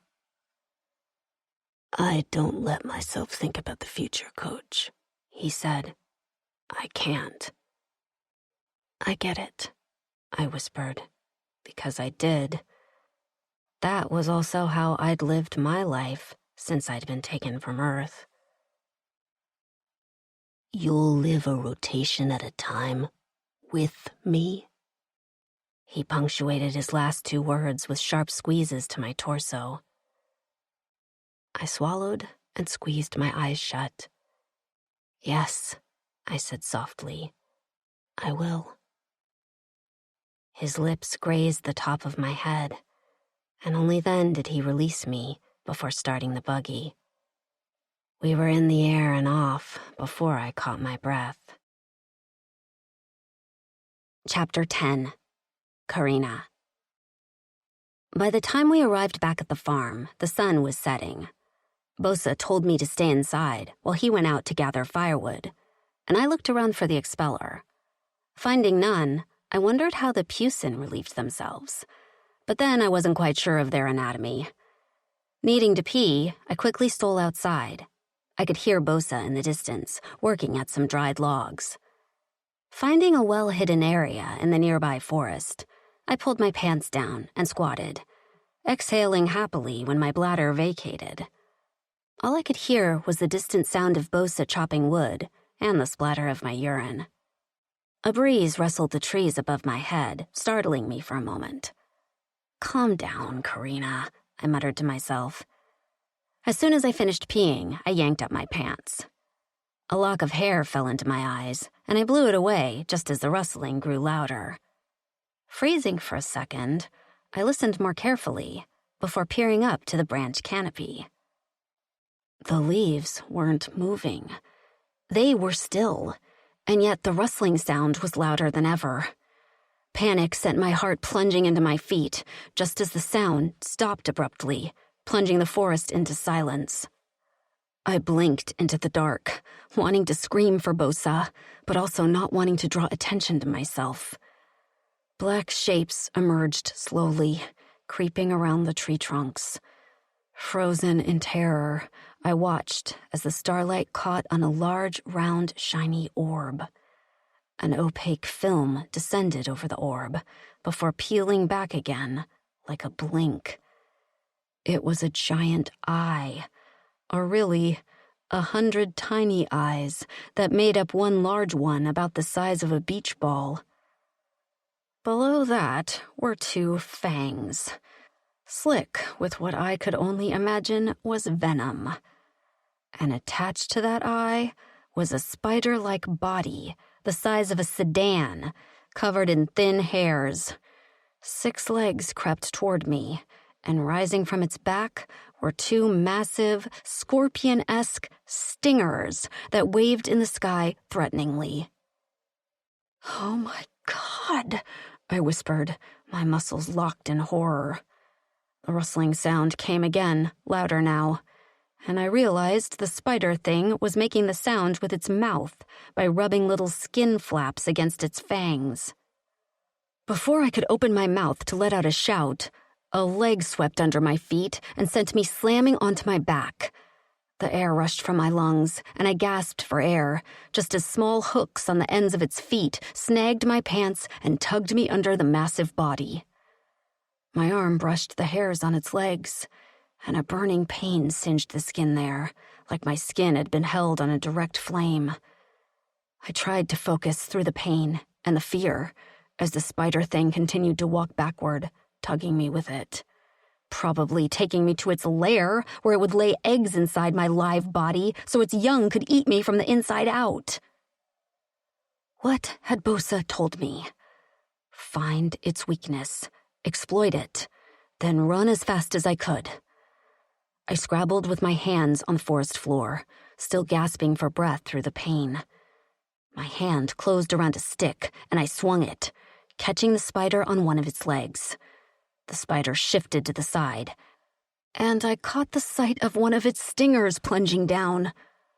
Rolling to the side at the last second, the stinger sank into the dirt at my side with a force that would have completely caved in my chest cavity. The rustling started again, and I noticed when the stinger retreated, the spider had to angle its body, revealing a hairless section of lighter, thinner skin under one leg, like an armpit. If I could jab the stick there... I hit another leg, knowing that stinger was coming for me, but needing the advantage its attack gave me. Sure enough, the spider shifted to the other side, smashing its stinger right at my head. With a yell and a lunge, I jammed the stick into its armpit. The thing shrieked, a sound that nearly blew out my eardrums, and fell to the side. I narrowly avoided getting crushed by its body as I scrambled onto my hands and knees and then my feet. Pumping my arms, I took off without looking back, racing blindly in the forest. "Bosa!" I screamed with all the energy I had left. "Help! Bosa!" I glanced over my shoulder to find the spider had recovered. And that wasn't all. Another two had joined it, and they weren't creeping anymore. They were full-on skittering toward me, covering way more ground than my short legs could. "Bosa!" I sobbed. Where was he? He said he'd be by my side. But as I ran, no bronzed god appeared in front of me. Nothing but darkness and trees that I dodged through my tears. I tripped over a root and stumbled onto my hands. The rustling sounded right over my head and dropped onto my back just as the large spider reared above me, both stingers held high, and that giant orb eye alight with glee at its next meal. "Bosa," I whispered. Suddenly, the eye exploded, just like that. Before my eyes, the spider eye seemed to spontaneously combust, sending liquid and goo all over me. I screamed and scrabbled back on my palms and feet as the spider rent the air with another ear-piercing shriek. I couldn't see well in the dark, but something was happening to the spider. It was rolling onto its side, and blood and guts seemed to be pouring from a hole in its side. What the hell? Was it sick? As the first spider lay motionless, legs akimbo, and body a mess of smeared guts, another one of the spiders began to shake and shriek. I watched as the same thing happened to that one.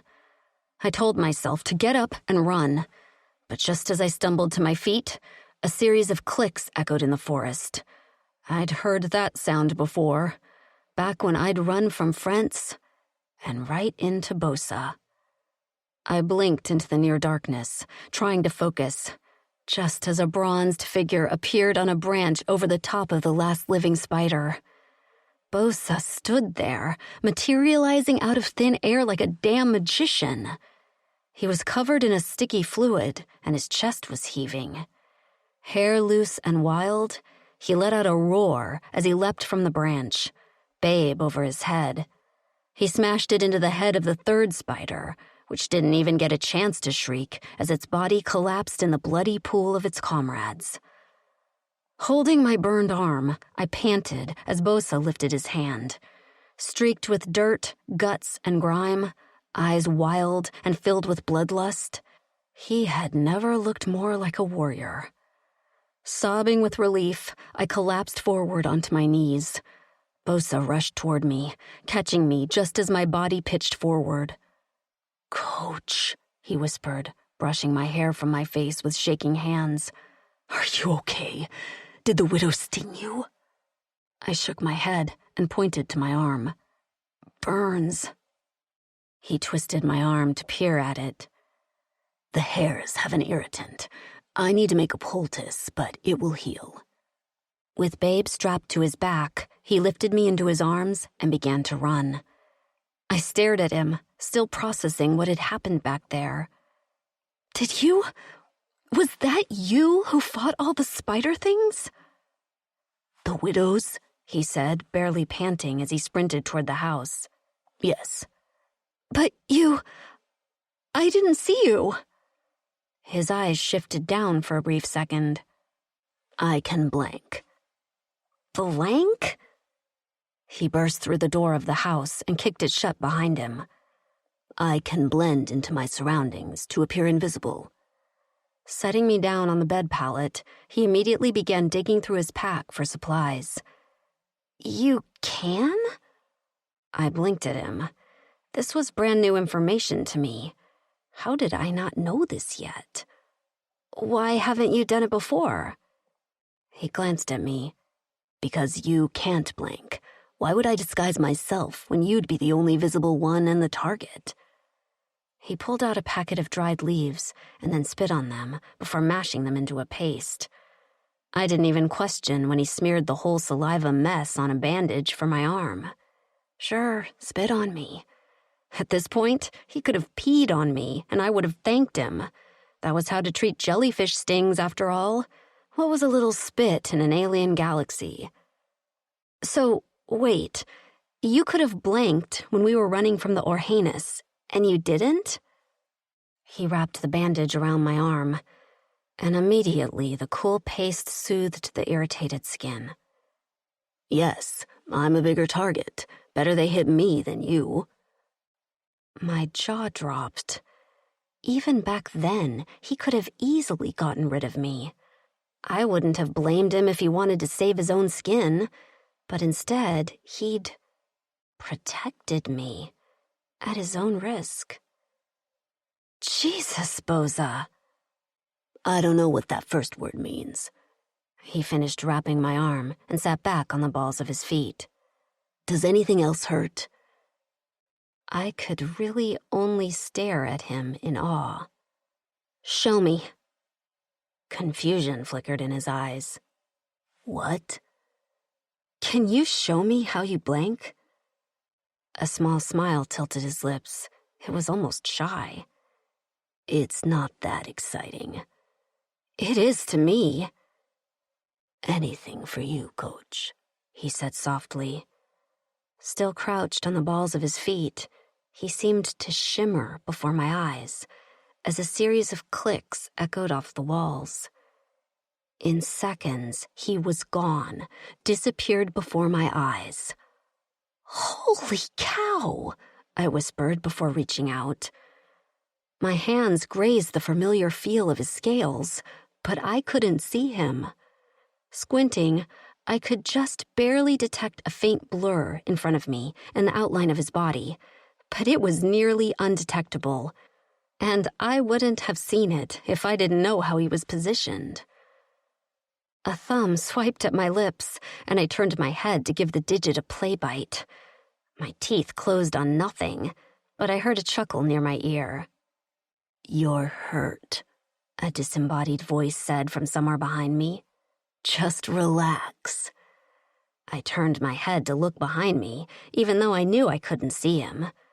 What are you? Hands settled on my shoulders and tugged me back. Relax. I felt a warmth on my outer thighs, and when I lowered my hands, I felt the smooth surface of his pants. He was behind me, straddling me, and when I let myself fall back, I rested on a solid form, his chest. I'm not that hurt, I protested weakly. My arm barely hurt anymore thanks to his spit concoction. No. He sounded amused. Not really. I squeezed my fingers, marveling at the oddness of feeling him but not seeing him. What would this look like to an outsider? Me leaning back against nothing? Something brushed my upper chest, and I sucked in a breath as the ties of my shirt loosened slowly, one by one, until all that was revealed was the band I wore around my chest for support. Fingers plucked at the pin I kept there, and I squirmed as the band fell open to reveal my breasts. They felt full, and my nipples pebbled in the cool air. "Bosa," I whispered. Coach. His voice sounded strained, and I could feel the pulsing heat of his cock at my lower back. Invisible fingers plucked at my nipples, distending them until I ached. I pressed my head back into his chest and moaned softly as he cupped them and flicked a claw at the sensitive flesh. Next were my pants, which he shoved down to my knees, and I kicked off the rest of the way on my own. Naked, I looked behind me, but again saw nothing but the faint shimmery outline of Bosa's body. Feeling vulnerable, I asked, "It's still you, right?" His hands, which had been caressing my stomach, paused. It's me, Coach. His rasp was firm. Only me. His hand dipped quickly to palm my pussy in that possessive way that made me slick. This is mine. A thumb tapped my clit, and I jerked. Fingers spread me wide, and I moaned loudly as a thick finger slipped inside. Only mine. His fingers pumped in and out of me, and I moved my hips in time to his movements, seeking pressure on my clit. He finally fulfilled my wish when what felt like the heel of his palm pressed there. His other hand cupped one of my breasts. Listen carefully, Coach, he growled, adding another finger inside of me. I'm a selfish yerk, but I'm claiming you, just as you claimed me from the moment I saw you light those Gotreks on fire. In this galaxy and the next, we belong together. Those thick fingers were driving me out of my mind, rubbing against my inner walls with a delicious drag that made me dizzy. What does coach mean? My body shifted forward, and I let him manipulate me onto my hands and knees. Those thick fingers never stopped teasing me. I glanced behind me, eager to see him, but frustrated at the empty room. Coach means my only, he answered, just as he withdrew his fingers from my body. I reared back, seeking the fullness again. I felt his cock against me, the shaft pulsing and throbbing, while the cap on his cock slowly rotated against my clit. "Oh, God," I murmured, nearly delirious with the need to come. "Please." Fingers gripped my hip, and claws dug into my skin. "Don't move," his strained voice echoed in the room. "I can't." I was nearly crying. "Please, Bosa." I heard a few thuds, and his hands left my hips. Frantically, I looked over my shoulder. What? A tongue dragged up the center of my pussy, and I pitched forward, falling onto my elbows, nearly smashing my face into the floor as I cried out. "Yes," I hissed, as he buried his face into my wetness and sucked like a damn vacuum. I wasn't even sure where his tongue was, as I could feel him everywhere. My clit, my entrance, and even my back hole. He laved me with his tongue until I was a babbling mess, and only then did he concentrate on my clit, suctioning that bud until I screamed so hard that my throat ached as I came like a thunderbolt. I panted into my arms as he worked me through it, and when I whimpered and drew away, his hands returned to my hip. His cock cap spun near my sensitive clit, and I let out a small sob of pleasure pain. "Will you let me spend inside of you, Coach?" He sounded like he spoke through a locked jaw. I fell onto my side and rolled onto my back in what was probably the least sexy move I'd ever made. But that was what happens when an alien with a wicked tongue turns your muscles to goo. "Let me see you now," I said to the barely visible outline of his body. Clicks sounded immediately, and Bosa appeared above me on his knees, naked as me, with his cock in his hand. The markings were a blinding white against the dark bronze of his shaft, and his cock cap looking angry and engorged as it spun and undulated. His hair fell around his shoulders in a silver sheet, and his eyes, they glowed so fiercely that I felt like I was looking into the sun. "Do I call you Coach, or is there another word?" I asked. He hadn't expected that question. Shock parted his lips before he answered me. "Same word." "Then yes." I reached for him. His nostrils flared. "Yes?" I nodded. "Take me, Coach." His eyes flashed like a solar flare before he slapped his hands on either side of my head. His tongue dove into my mouth, and cinnamon whiskey flooded my taste buds. I drank him deeply, eagerly, drunkenly claiming this alien just as he claimed me.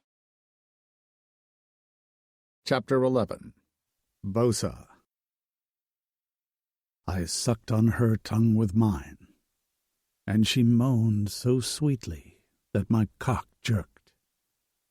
The heat of her soaked slit burned my cock cap, and I knew I had to get control if I was going to fit inside of her. Pulling out of the kiss, I pressed our foreheads together and closed my eyes.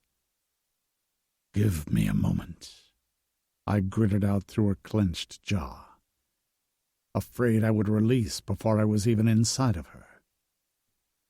But she wasn't listening as she arched that sweet body against mine and pressed her hardened nipples into my chest.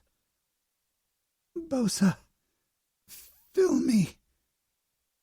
With my vers pulsing along my shaft and my cock cap already beginning to rotate, I pressed at her entrance. I'd felt how small she was with my fingers, and I winced as the tight pressure of her squeezed my cock cap, nearly making me cross-eyed.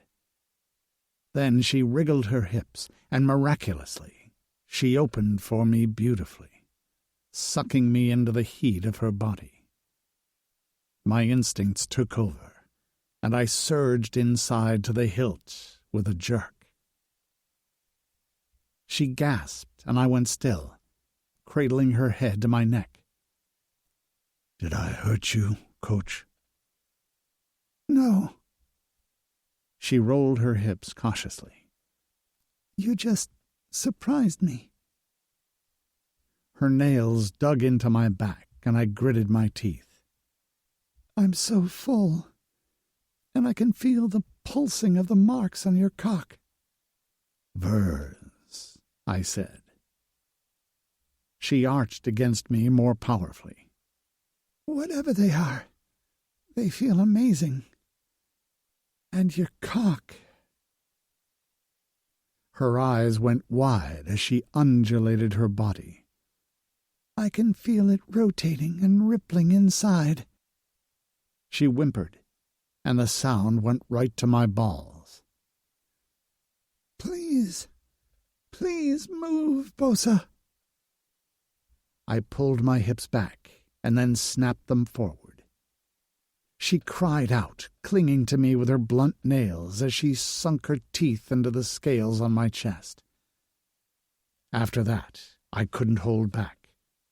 I plunged into her sweet heat repeatedly, driving us across the floor until we reached the opposite wall. Her cries and screams grew louder as my cock cap spun faster, and when her inner walls rippled around mine, I lost my mind. Her teeth and nails marked me, and my mats and vers sent shockwaves out to every scale of my body. My cock cap spun, cradled in the warmth of her slit, and with a roar, I spent my seed deep inside of her. I hadn't even realized I'd made a sound until I tried to swallow, and my raw throat protested. Beneath me, my coach trembled, her hair damp with her sweat and her lips red and bitten. She gazed up at me with glassy eyes, and I tried to pull out of her, but she stopped me with her legs wrapped around my waist.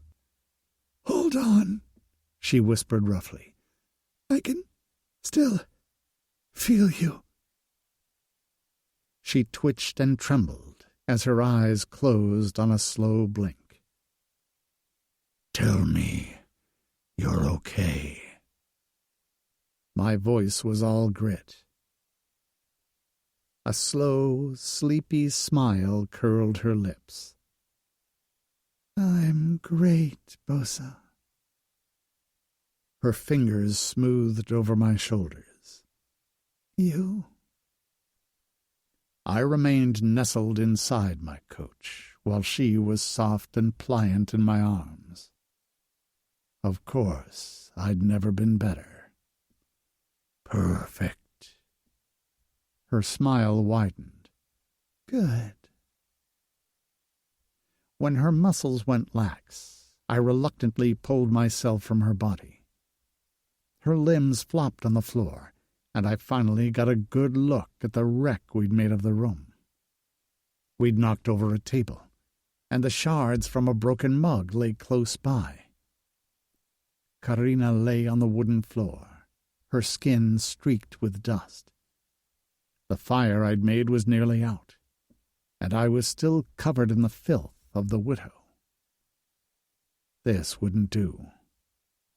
I couldn't believe I'd taken my coach for the first time, and it would definitely be the first of many, like this. As I hauled her into my arms, she made a tiny sound of protest. "Wanna sleep?" she murmured against my shoulder as I carried her to the cleanser. "Soon, coach," I said as I stepped inside. Closing the door, I turned it on and let the air strip us of the dirt and grime. My seed leaked from between her legs, and the cleanser took care of cleaning her up. I regretted that a little bit, wanting to see her soaked with me for longer. I'd have to wait to enjoy that another time. She'd made it clear humans must stay clean, and I couldn't let her get sick. Once the cleanser was finished, I carried her to a fur where she flopped down like an infant. I tidied up the room quickly, worried she'd cut the thin skin of her feet on the mug shards. Once I tended the fire and grabbed some food from the pantry, I returned to her side. She opened her eyes slowly and smiled at me. For a moment I was struck by the warmth of it, and my mats tingled. This was the first time she'd looked at me like this, and I was struck with the idea that this was what I had always meant to do. Make my coach, my Karina, smile like this. I tipped her chin up with my claw and pressed a kiss to the tip of her nose. "Hungry?"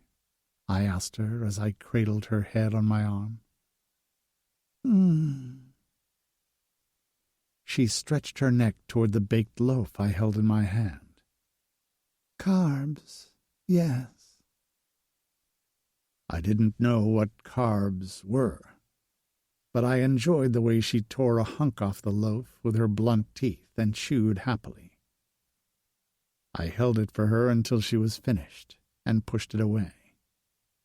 I ate the rest in one bite.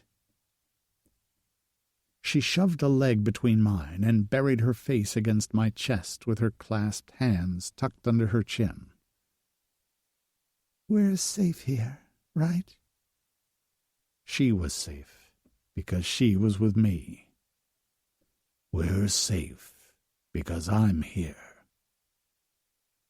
Her laugh tickled my scales. "I did what you told me with a widow," she yawned. "I waited for it to show me its weakness. And then I hid it there, ran, and called for you." I hadn't heard the rustling of the widow as I'd been working on the fire. But her screams, her voice calling for me in terror, I'd heard that. I'd never been more scared in my life. When I'd rushed to her side and saw the widows bearing down on her, I'd lost myself in a rage. "You did good, Coach." I pressed a kiss to the top of her head. "Can you tell me about your home?" For once, the thought of home didn't make me feel like a weight had descended on my chest. Torren is beautiful. We live near the freshets. "What's that?" "A lot of water. So much that there isn't land as far as the eye can see." "Ah, like an ocean." "We live in the trees. It was why I was so comfortable back in Nomera. On Torren we live among the Priya trees, trunks so large that 10 of us can't link arms and make it all the way around. Frangi grow on the side of Priya trees in large platforms, large enough to build tents. We use vines to get from hut to hut, and we've carved stairs into the trunks of the trees. So we are off the ground and safe from predators. Plus, we can then use most of our land for crops and livestock." Karina smiled softly. "That sounds lovely." "It is," I agreed, a pang in my chest feeling much more like homesickness than the guilt usually lodged there. "I miss it." "You'll be back soon." I should go back soon, but I wasn't ready to think that far ahead yet. "Sometime soon, yes." She settled in with her eyes closed and yawned. "I'd love to see your home one day." I ran my fingers down her spine, imagining her walking down the center of the settlement in a long skirt like our females preferred, laughing and happy, belly round with... I closed my eyes, shutting down that fantasy. I wasn't lying when I said I would claim her, but I couldn't think that far ahead. We still had so much ahead of us that could go wrong. One rotation at a time. "Can we sleep now?" she asked in a raspy voice. I wouldn't sleep, but she needed rest more than me. "Yes." She yawned again and nuzzled in. Her breaths had evened out, and I thought she was asleep until she muttered in a vulnerable voice, "For the first time since leaving Earth, you make me wish for a future, Bosa." I wrapped my arms around her and held her tight as small snores fluttered her lips. "Me too," I said softly. "Me too, Coach." Karina. A hand slid over my hips, around my hip, and then cupped me between my legs before giving me a gentle squeeze. The warm spice of cinnamon whiskey lingering on my tongue. I smiled and opened my eyes. Behind me, a warm body stirred, and a kiss dropped on the top of my head. My coach is finally awake. It's been a long few years, I yawned. I had a lot of catching up to do. I rolled onto my back, bumping into a solid chest. A sharp breath inhaled, and I shifted away. Turning, I caught Bosa wincing and tugging at the bandage on his chest, and my blood pressure spiked. "I'm so sorry." My hands hovered over him. "What can I do?" He smiled and the pain faded from his blue eyes. I'm fine. You're hurt. I'm hurt all over, but I'm alive thanks to you. With a grin, he grabbed my ass and tugged me against him. He wore nothing, surprise, surprise. I wore only a large shirt that I'd stolen from his chest. We lay on a pile of furs in a small round room lined with vines. There was a doorway, but when I looked out, all I could see was the sky and a thick tree trunk. Voices drifted from outside, some loud and others soft. I swore I heard a baby crying. The ground beneath us was soft and mossy. What are you thinking about? He nuzzled my ear. I'm thinking that I feel comfortable here. He pulled back and gripped my chin loosely. I want you here, in my home. His gaze turned soft. If it wasn't for you, we wouldn't be here. Bosa, you kept me alive many times. My smart coach, he said. How did you know their locks were motion censored? I don't know, I answered honestly. I just guessed. Keep guessing at my side, then. His thumb caressed my cheek. Be my mate. He pressed a kiss to my lips, and his talented tongue dipped inside. I arched against him, careful of the bandages on his body, one on his thigh, his arm, and another around his neck. I kissed each one as I made my way down to take my time with a part of his anatomy that, while non-human, was no longer alien to me. Lucky fucking me. "Karina!" a voice shouted, and I popped my eyes open. Bosa was above me, but we weren't in a vine-draped hut. We were in the Pewson house, and Bosa was fully dressed, his hair once again plaited, and his packed bag next to him. The fire had been doused as the wood still smoked. "What?" I sat up, wiping the sleep from my eyes. "What's going on?" He gestured toward the comm machine in the corner. "The Gotreks have alerted the dock they will be departing by sundown. We need to move now if we're going to have a chance to destroy the ships before they leave." This spurred me into action. I scrambled to my feet and secured my hair in a tight bun at the crown of my head. After drinking some water and shoving a meal bar in my mouth, we raced outside to where we'd hid the buggy. The supplies were already loaded, which means Bosa had gotten ready by himself to give me more time to sleep.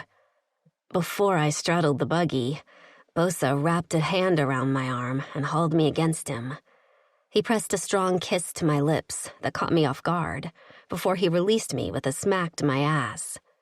"We'll talk about the future after this mission, Coach."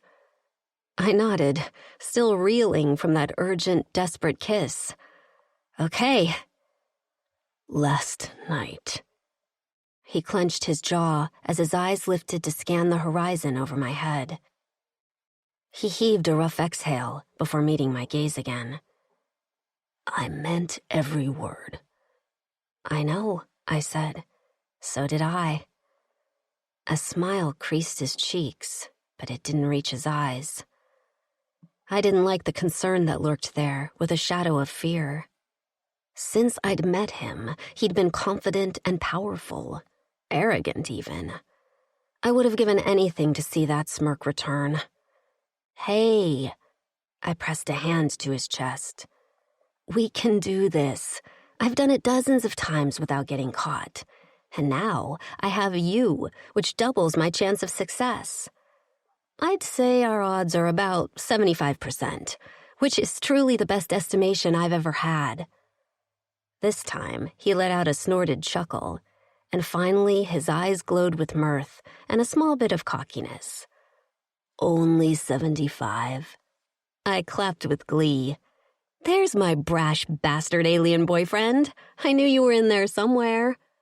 He squinted dangerously. Are you mocking me? I widened my eyes innocently. I would never dare. Before we have that future talk, I'll be paying you back for that. He smacked my ass so hard, I yelped. Get on the buggy, Coach, before I really give you something to ache about. I didn't hesitate and hopped on the buggy, my ass smarting when it connected with the seat. I glared at him when he settled behind me, and all I got in response was another chuckle. But when I faced forward again, I was smiling. I was completing my mission with a partner.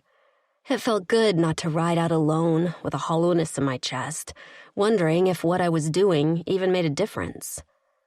Bosa believed in me. I believed in me. And damn it, we were going to fuck up some ships. I couldn't wait. Chapter 12. Karina. We reached the docks around midday. The sky was overcast, and a light rain sprinkled the too long grass that swayed in a soft breeze. Normally, I worked either at dusk or pre-dawn, when there was just enough light for me to see, but also enough dark cover to hide. We'd hit our buggy probably 5 miles away and walked the rest on foot. Bosa definitely took smaller strides so I could keep up, which I appreciated. A small copse of trees provided a place to hide, and we huddled there together while we dug through the pack of supplies. Bosa shoved a meal bar in my mouth, and I mumbled around the dry brick. Not hungry. I don't care, he answered. Eat something for energy. It might be a while before we eat again. But this is fast by nature. You have to place the explosives and then get the hell out before detonating them. His jaw clenched as he pulled out the putty. Things can happen, Coach. Eat. I chewed and swallowed, despite my stomach protesting. Worry always caused me to lose my appetite, and although I'd been all talk to Bosa, I was nervous as hell. In the distance, one large cargo ship was docked at the station. Next to it were a few smaller cruisers. I thought there would be more, which was a little concerning, but I recognized the cargo ship as one of France's largest. The ship was shaped like a football, with landing gear on the bottom, as well as docking capabilities on each end. It sat quiet and sleek, and I would have admired the technology if I hadn't known the horrors that had occurred inside it. I'd been in there, chained and caged like an animal with dozens of other women. I could still hear the sobs, the cries, the whimpers. I remembered one woman, a short 20-something with short hair, crooked teeth, and large round eyes. She'd been nearly feral with terror, but her instinct had always been to fight. Every time one of the guards had tried to handle her, she'd fought like a wildcat. She'd paid the price with a few beatings, and the others had told her to be agreeable, but she'd never listened. I wondered what happened to her. I feared the worst, but I'd never forget those large, wild green eyes. "Are you going to eat?" I asked him. He shoved a meal bar in his mouth whole, chewed a few times, and swallowed as an answer. You wait here, he said, shoving the putty into the pockets of his pants. I will place the putty and detonate it. What? I straightened. But this... It's midday, Karina, he said, leveling me with a no-nonsense gaze. I will blank so I can get in and out undetected. Why would we risk you when I can do it without being seen? I felt a little like the wind had gone out of my sails. I'd done it all alone this far, and I'd felt such a sense of accomplishment every time one of his ships went up in flames. But then, Bosa was being sensible. Why would I risk getting caught when he could get it done? I nodded, feeling stupid at how disappointed I was. Right. Coach. He gripped my chin and forced me to meet his gaze. This is all because of you. I'm only muscle here. This is your mission, your mind, your bravery. I blinked away the tears prickling my eyes. My heart pounded at his words, and goosebumps lifted the hair on my arms. I let out a shuddery breath. You're right. I know I'm right, he grinned. His eyes glowed as he pressed a quick kiss to my lips. Be right back, and then we'll talk. I smiled at him. We'll talk. There was so much I wanted to say, and I already couldn't wait to find out what kind of happy life I could possibly have in this galaxy. As long as Bosa was at my side. Clicks fell like rain, and Bosa disappeared in front of my eyes. He'd told me his pants were specially formulated to camouflage, like his scales, so with the putty hidden inside of them, he was completely invisible. I reached out and grasped his hand, squeezing with my fingers. He returned the squeeze, and I detected the faint, blurry outline of his body before his hand left mine, and he was gone. I waited, watching the cargo ship as several Gotrix guards stood watch, pacing the dock with laser guns strapped to their chests. I hated the fuckers, from their gross mandibles to their hooked feet. I shuddered, remembering the feel of their venom stinging my shoulder. The skin was nearly healed now. Only a slight red rash remained. I crept a little closer to the edge of the copse of trees and studied the cargo ship. I'd told Bosa that placing the putty near the fuel tank was the best option, as the ship would flame up in seconds once ignited. I tried to squint to see any sign of Bosa, and just when the breeze picked up, I saw the putty. His hand and body were undetectable, but the familiar colors of the putty were visible, moving through the air like magic before being placed under the hull. He must have climbed over the landing equipment to reach the spot. I smiled, nearly giddy with excitement, until something caught my eye. There were a few port windows near the front of the ship, and I could have sworn I saw something moving inside. Was that a face? A hand, brown and five-fingered, slapped the window, and I stood up with a jerk, wishing I had binoculars. What was in there? My heart pounded. White noise rushed in my ears, just as more movement flashed in front of the large front windows of the ship. I watched in horror as a few Gotrix shoved a dozen women at the front of the glass. They huddled together, chained and trembling. Footsteps sounded on the dock as a small contingent of Gotrix marched toward the ship, led by Frentz. I could barely see through the rage coursing through my body. This was a setup. It had to be. Frentz drew me out with the departure application and filled the ship with women, knowing I wouldn't be able to blow up the ship. No! I screamed as I raced out of the copse of trees. My head reeled. I didn't want to draw attention to Bosa, but from where he was on the underside of the hull, he couldn't see the women. I ran like my hair was on fire, knowing this was practically suicide, but unwilling to look into those women's faces and let them be burned alive in a ship with their captors. I couldn't do it, and maybe that made me a weak human. They could take me from Earth, but they'd never take my humanity. Bosa's voice rang out, loud and clear. "Karina, stop!" But I couldn't, not as I stared into the faces of my fellow women. I knew what horrors they could face in this galaxy, but I also knew what kind of happiness they could find, if given the chance. Bosa had shown me that. I refused to let them die this way. I waved my arms frantically as the squad of Gotrix leaped from the dock and sped toward me. Frentz remained behind them, thin arms crossed over his chest, his mandibles clicking with glee. "Run!" I shouted to Bosa, hoping he knew I was talking to him. Why had he shouted and drawn attention to himself?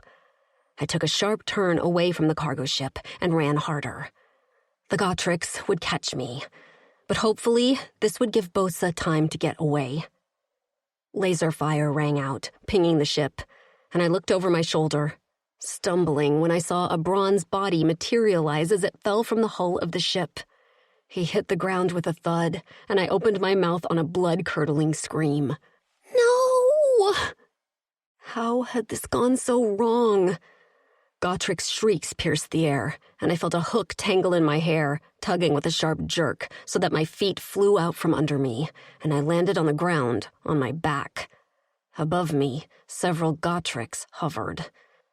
A few drops of venom dripped from their mandibles to burn my skin.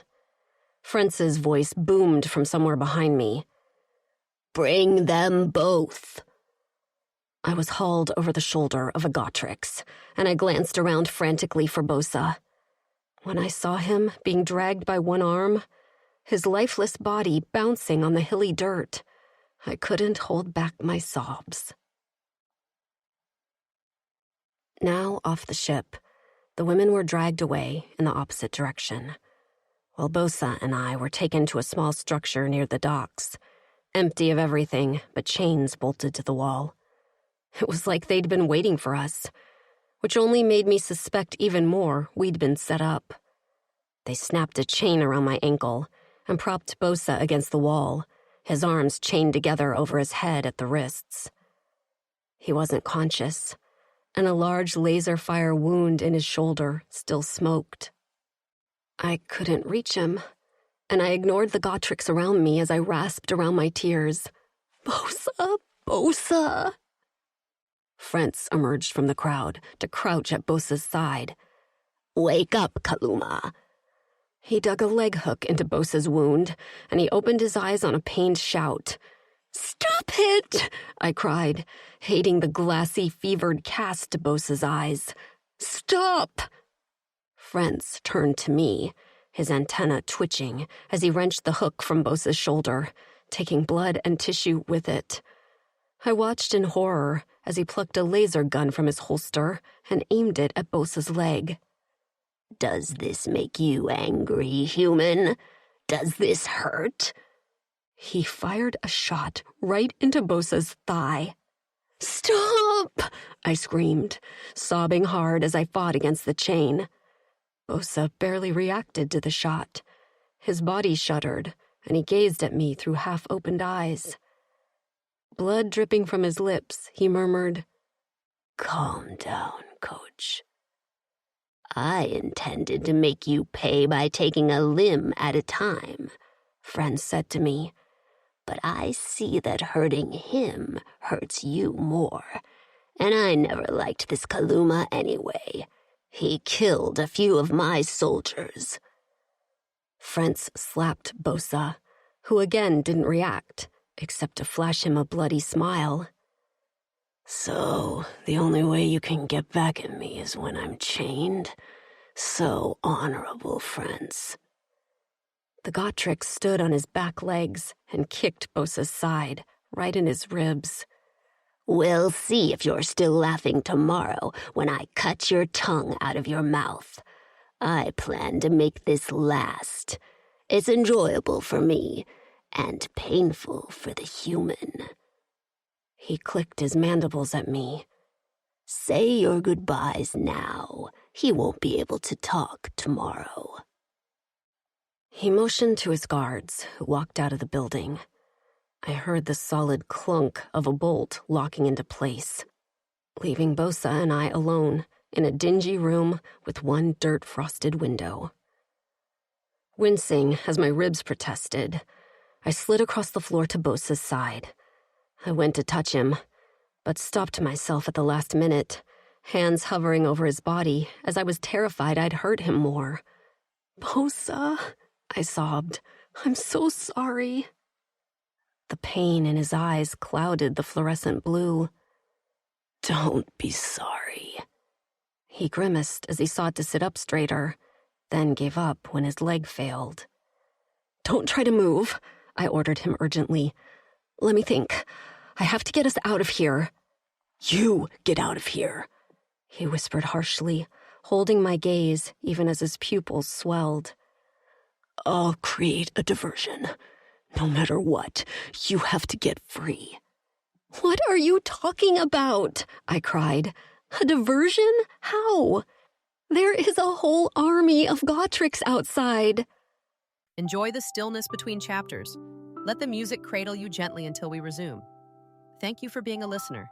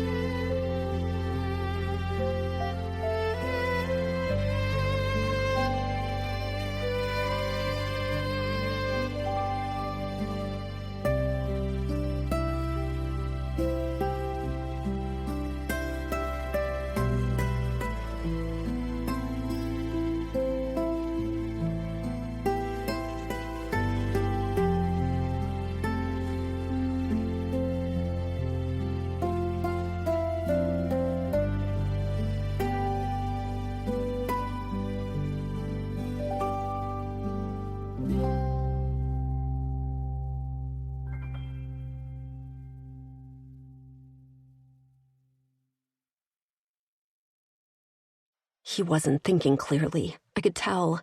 His eyes weren't focusing properly, and his whole body trembled with pain. Despair socked me in the chest, seizing my lungs, and for a moment, I could only bury my face in my hands and cry. Where had this all gone wrong? I should have refused his help. I should have run away from him. Instead of going home, he was going to be tortured. "Coach," he said softly. I lifted my head to find his lashes flickering as he struggled to remain conscious. His wounds oozed, and the skin around them was an angry red. "As long as you're not hurt, there's hope you can get free. It's good this way. They will focus on me instead of you." "How is that good?" I hissed at him. His lips twitched. "There's your fire." He struggled to sit up again, and this time he surged up enough to touch his ear with one of his chain hands. His claw dug into his earlobe, and I gasped when blood trickled down his neck. "What are you doing?" He barely flinched when he flung a bloodied object at me.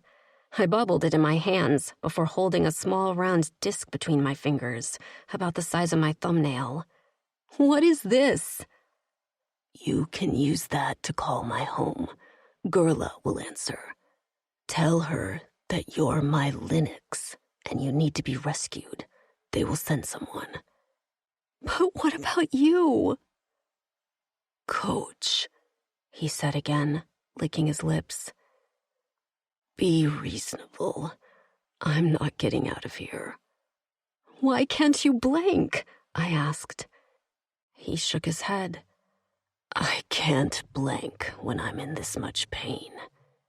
"No," I whispered. "You have to." "I might be able to sustain a blank for a brief time, and that's how I'll create a diversion. When they are dealing with me, you sneak out and run." The thought of leaving him made me want to vomit. "Bosa!" I could hear the whine in my voice. "Please don't make me leave you." "You have to," he rasped, clearly losing the battle with consciousness. "You're my salvation. If I fail you, then I've failed everyone in my life." His tone pleaded with me.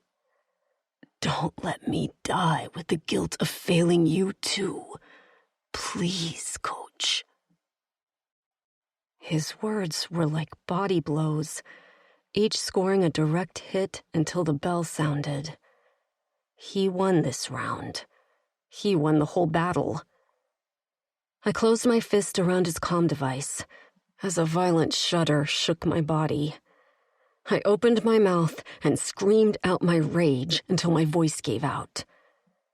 Panting, throat raw, I looked at Bosa. He was staring at me, eyes impossibly wide and chest heaving. "Karina," he rasped out harshly before shaking his head. "Where did you go?" Chapter 13. Bosa.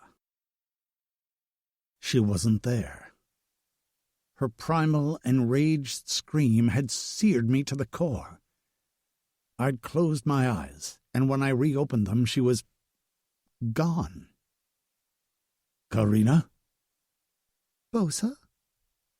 Her voice hadn't moved. She remained in front of me, but she wasn't visible. "What the yerk?" I whispered. "Karina, hold out your hands in front of your face." "What?" Her voice came again before ending on a shriek. "What the hell? Bosa! What the hell?" "You blanked," I said. 2 words I never thought I'd utter to my human mate. "I don't understand." "Well, if you don't understand, then how am I supposed to?" Her disembodied voice trembled, and I could hear her frantically moving about on the dusty floor. "Oh, my God! Wait. How did I do this? How do I undo it? How do you blank?" "It's like lifting a finger." Her breath came in short bursts. She was quiet for a long moment until she said in a calmer tone, "Bosa, I need you to blank. Even if it's for a couple of seconds. Can you do it?" Just the thought of blanking made my stomach roll. I didn't want to tell her that the effort of blanking one more time could be the end of me. "Why?"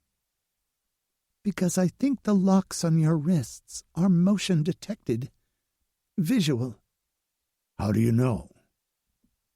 She paused before speaking again. "Because my ankle chain just unlocked. And because you told me so. In my dream." The breath left my lungs on a rush. "Coach." "You did," she whispered urgently, and I wished I could see her face. "We were alone in a hut made of vines on Torin, and you told me you were glad you brought me home." My heart pumped faster. As much as I couldn't believe we'd get out of our current situation, the Kaluma in me couldn't deny her visuals. She was my mate, my Linux. Her ability to blank proved it even further, even though that seemed impossible to me. The bond had started when we met, as her visuals were proof, and I believed our mating at the Pewson farm locked in the Linux connection. "I will blank," I said, knowing this wouldn't be good. "But, Coach, I will not be able to run well afterward." The old me would have resented relying on a human, but this me, the one in awe of my mate, was glad she refused to leave my side, and was the strongest female I knew. "You will have to help me." "Of course," she said. Her hand settled on my face, cupping my jaw, and I felt her lips press a soft kiss to mine.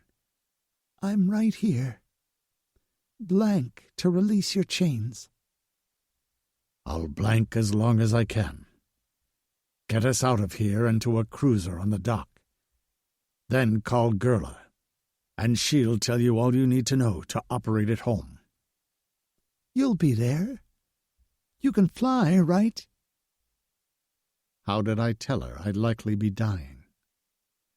"Gerla is better at technology than me." "Okay," she whispered. "Ready?" No, I wasn't. "Another kiss, Coach." She kissed me again, deeper this time, and I sucked on her tongue. My cock stirred despite the pain, which surprised me. The power of my Linux. I pulled back and pressed our foreheads together, or what I thought was her forehead. "On Torin, you'll find Gerla, Wensla, and Sharif. You tell them you're Bosa's Linux." "You'll be there," she insisted, this time with a slight tinge of panic in her voice. "I will be, but I'll be hurt," I said. "Please just tell me you'll do that." "Okay, I'll do it." I let out a long breath as I gathered my strength. My body already burned with fever, and I braced myself for the pain that lay ahead of me until we were safe on a cruiser. Or at least, my coach would be safe. I closed my eyes, and I blanked. Pain roared through my body, but I heard a distant clink as the lock on my wrists fell to the floor. My arms fell to my sides, and I fought to remain conscious. Karina let out a whoop and helped me to my feet. I could barely stand, but I knew she wouldn't be able to carry me, so I pushed through the dizziness and nausea. My vision swam as she knocked on the door. It flung open, and a half-dozen guards swarmed inside. Voices shouted as they found the room empty. Or so they thought. Karina and I slipped out of the door undetected and invisible. I couldn't do much more than place one foot in front of the other. My shot leg buckled, and Karina struggled under my weight with my arms slung over her shoulder.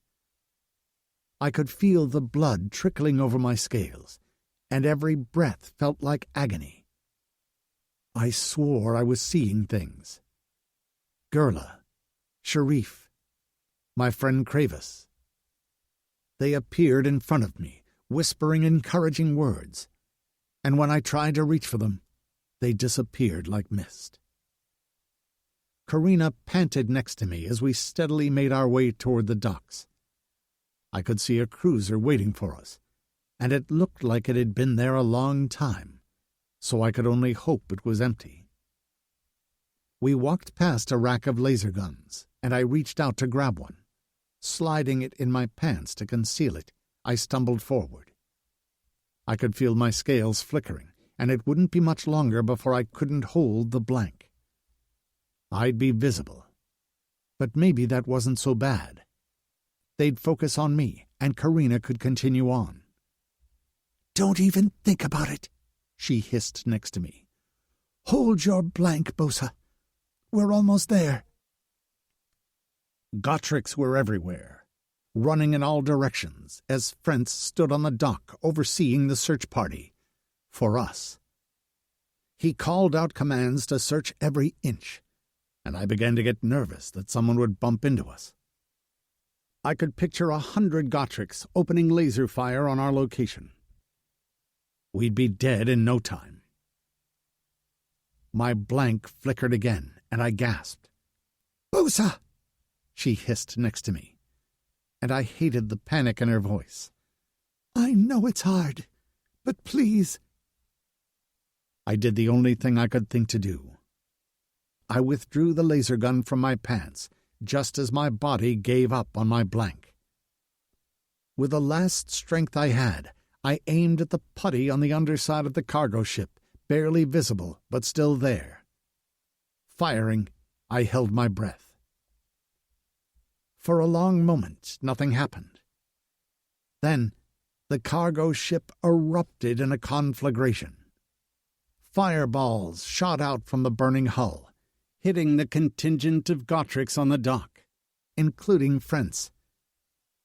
They went up in flames, screeching and shrieking as they fell with sickening crunches to the ground below. "Holy shit," Karina muttered next to me, before beginning to run. I kept up, running on pure adrenaline as I watched the insect who'd threatened to cut out my tongue burn to a crisp. We sprinted up the dock, and we'd just flung ourselves into the empty cruiser when my vision darkened.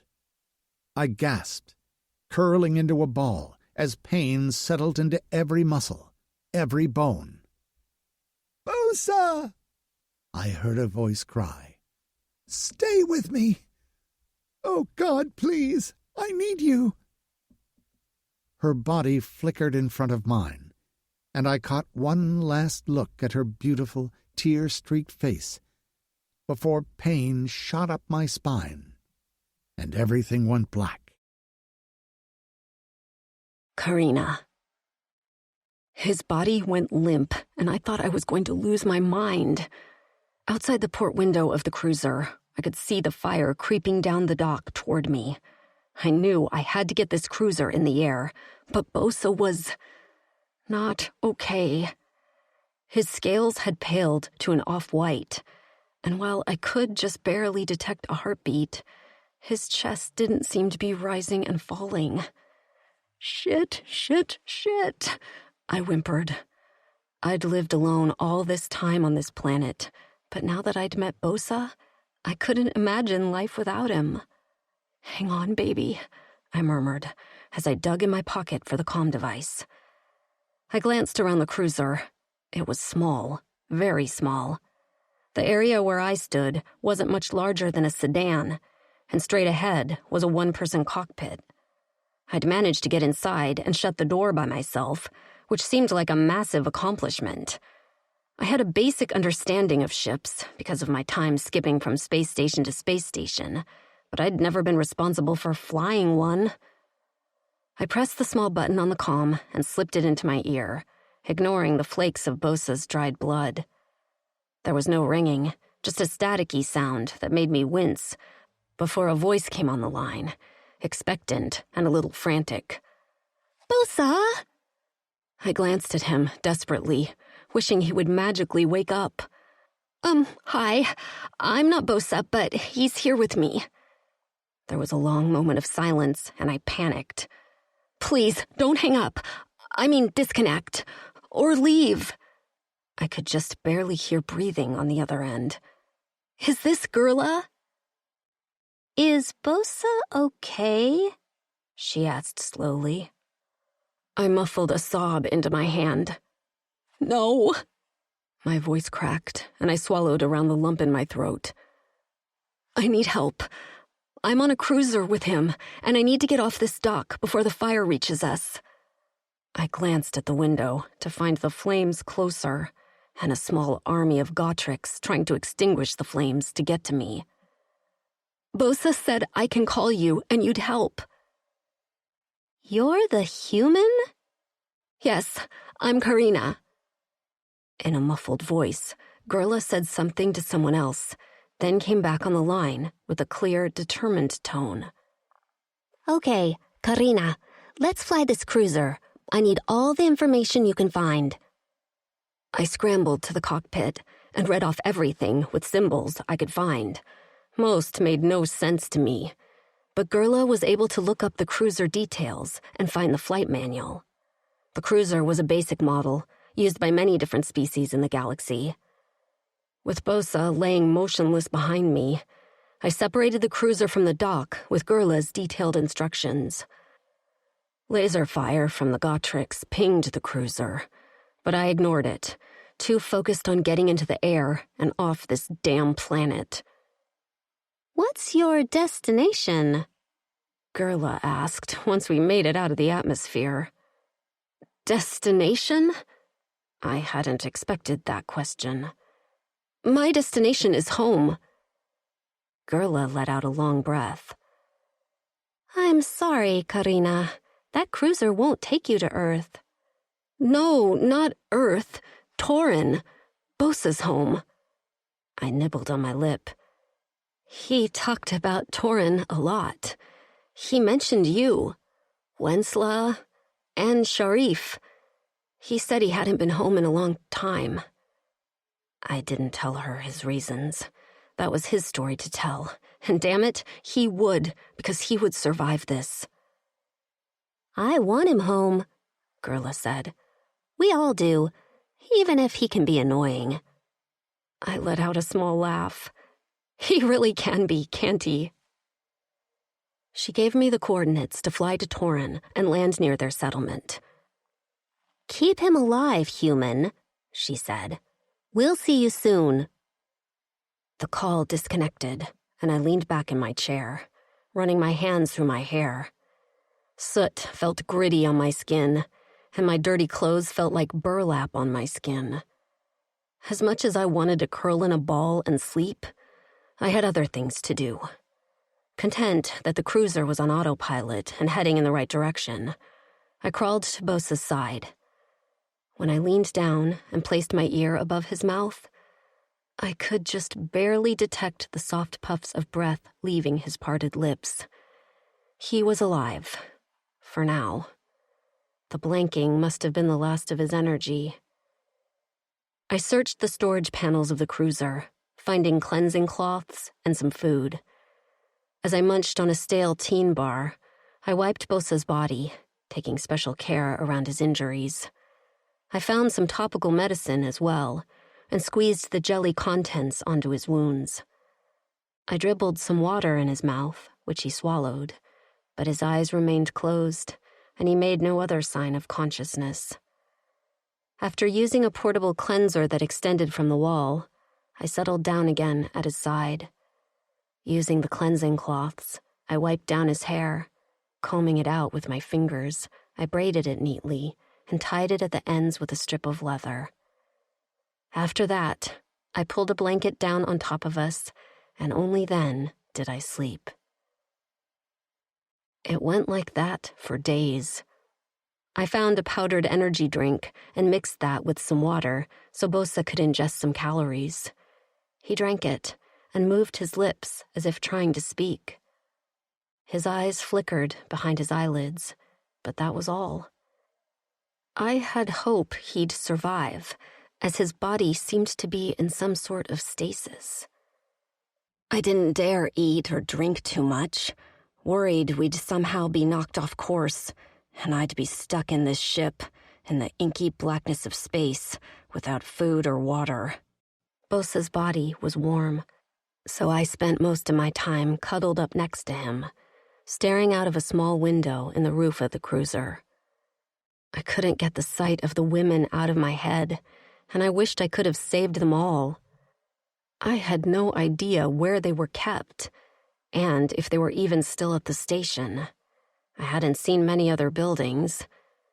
I couldn't save them, but I hoped I'd saved others who would never know about the Rinnian galaxy. Then my thoughts turned to my future. What will your people think of me? I asked Bosa, knowing I wouldn't get an answer. And if something happens to you? I swallowed. Will they let me stay? Will they make me find another man or something? I shuddered, thinking about anyone touching me but Bosa. I curled into his side and closed my eyes, using his biceps as a pillow. I'm scared, I whispered. I'm trying to be brave. Gurla seemed nice, but I'm scared, Bosa. You were terrifying when we met, and now I'm going to meet potentially dozens more like you. I nibbled on my thumbnail and then scrubbed my face. Stop it, Karina. It'll be okay. Or you'll make it okay. All that matters is getting Bosa home and healthy. He blew up the cargo ship for you. I would never forget, as long as I lived, the sight of a flickering Bosa lifting the laser gun with a grunt, squinting one eye, and firing. He refused to let what had happened to us be in vain. He'd killed friends, too. I ran my hand over his chest.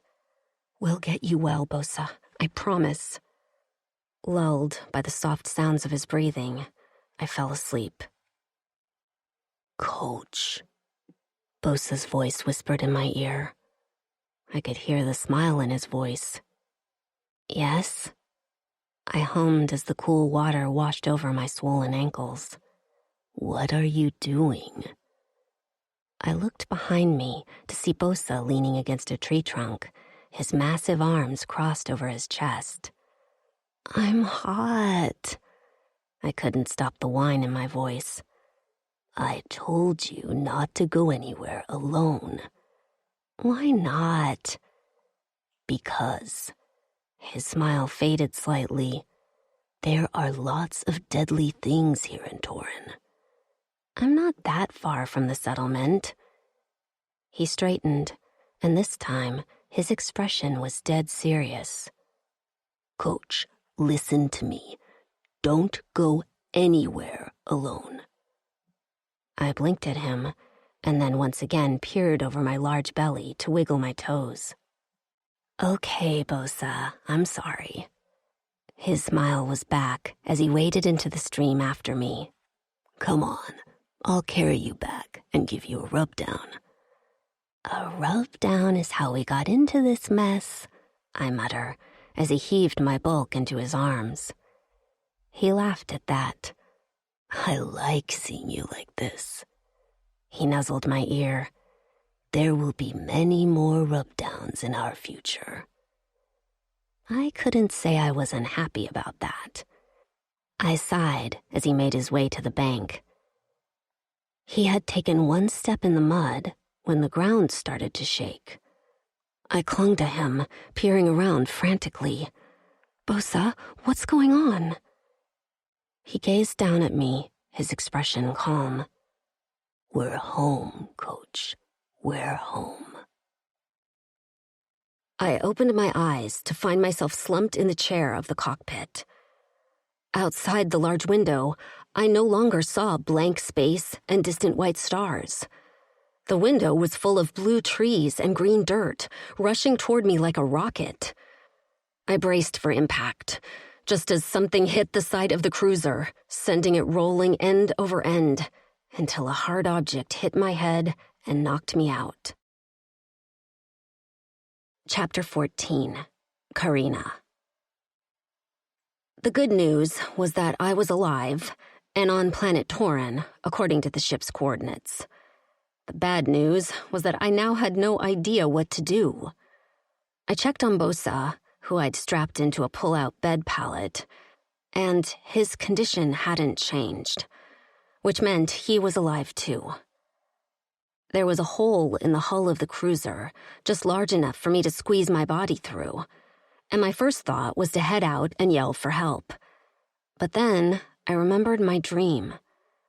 Bosa had told me not to go anywhere alone on his planet. There are lots of deadly things. I drank some water, worry setting in when I saw how low I was on supplies. I was completely out of almost all the food, and the rest I would save for Bosa. The water was nearly gone, so I really didn't have that much time before I would be forced to leave. Still, I stayed put. His words in my dreams had saved us before, and Bosa had treated them with a strong reverence. I huddled next to his body in the darkened ship. Only a small emergency light remained glowing on the cockpit.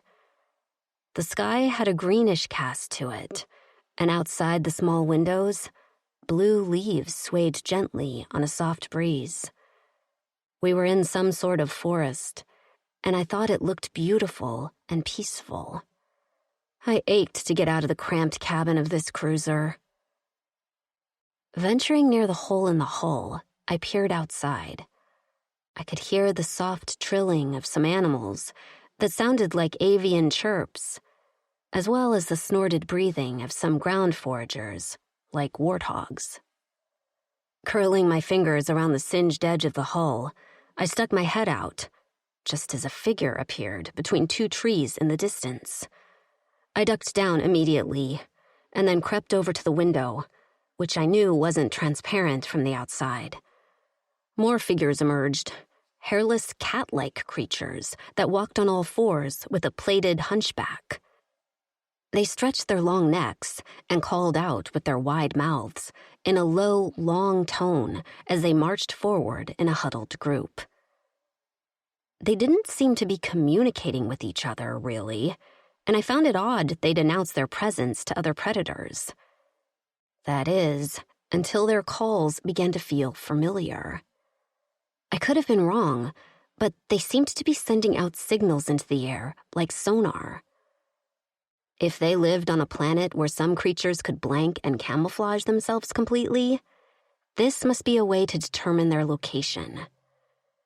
I shuddered, knowing if I had ventured out and tried to blank to hide from them, I wouldn't have been successful.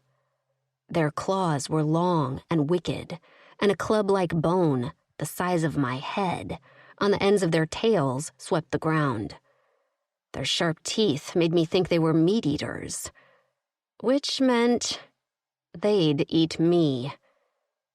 Suddenly, a cry pierced the air, and the creatures began to trill at each other, a different sound now, as they formed a circle, the smaller ones in the middle, kind of like how elephants defended against an attack. The creatures sent out their sonar sound again, and then quickly began an attack. They swiped with their clawed paws and lashed their tails into what looked like thin air. I squinted to get a better look, and just barely could make out the blurred outlines of figures. The Kaluma. That had to be them. I watched in fascination as the creatures fought well. A few landed solid blows as the scales of a few Kaluma flickered as they were wounded. I thought about running out myself to help them, but I had no weapons, and I couldn't leave Bosa alone. Soon, the creatures must have admitted defeat, because the few that were left scattered into the forest. I once again raced to the hole in the hull and peered out, just as a series of clicks echoed through the forest. An army of Kaluma appeared, a few a little bruised and bloody, but they seemed to relish the injuries. A large Kaluma with long white hair flowing down to his waist walked amongst the warriors. He didn't wear anything fancy to distinguish him from the rest, but he walked with the air of a leader. Still, I didn't know if these were Bosa's Kaluma. What if they were another group? Should I hide? My skin rippled, and when I glanced down at my hands, they weren't there. I'd blanked, and maybe that was for the best, as the leader was making his way toward the hull, and me. I darted over to Bosa and covered him quickly with a sheet before hunkering down next to him with the nearest weapon I could find, a wrench-like tool from the ship's supplies. The Gotrix had taken Babe, and I mourned its loss. A clawed hand curled around the hole and tugged. The thick metal peeled back like paper, and a trickle of cold sweat dripped down my spine. The leader didn't step in, but instead, a massive Kaluma, bigger even than Bosa, with short white hair and carrying a stick with a spiked ball on the end. I began to shake. Behind him stepped the leader, who spotted the blanket on the floor covering Bosa. His nostrils flared, and his blue eyes flashed with anger as he reached down to pull back the blanket. I didn't think. Instinct made me lash out with the tool and catch him on the wrist. "Yerk," he gasped as he jerked back his hand. The large warrior next to him widened his stance and raised his club. "What happened?" "Something just..." The leader tilted his head, and then his eyes landed right on me, as if holding my gaze. His chest heaved, and it was like he could see into my soul. My breath stopped. My heart pounded. And then he said in a calm voice, "Show yourself." There was no brooking that command. I didn't even have to do anything. My body reacted, and the change came over me until I was once again a visible human, huddled over Bosa's unconscious form. The leader's eyes went wide, and the big warrior's jaw dropped open. "Who are you?" I asked, hovering over Bosa. The leader crouched down on the balls of his feet slowly, as if I were a feral cat he wanted to coax out of an alley. "I'm Sharif." I inhaled sharply as tears pricked my eyes. Oh, thank God. Tearing off the blanket over Bosa, I pulled his head into my lap. "Help him," I choked out. "Please." Sharif's eyes blinked slowly, just as the big warrior behind him let out a gasp and dropped to his knees. I didn't even protest when he gathered Bosa into his arms with a tight jaw. He didn't say a word, but concern and care were evident all over his face. He rose to his feet, effortlessly holding Bosa in his arms. He nodded to me before marching out. I noticed he walked very carefully to avoid hitting any part of Bosa on the sides of the ship. Flanking behind him as he left were two smaller warriors, nearly identical except for their hair shaved to the scalp on opposite sides of their heads. I stumbled to my feet to go after them, but found my way blocked by Sharif. He continued to study me like I was a bug under a microscope. My skin itched, and I nearly blanked again. I didn't quite have the hang of it yet. It seemed to react to my emotions. "What? Where are you taking him?" "Home," he answered simply. I licked my lips. "And am I invited too?" His eyes narrowed dangerously. "What are you?" "I'm a human," I whispered.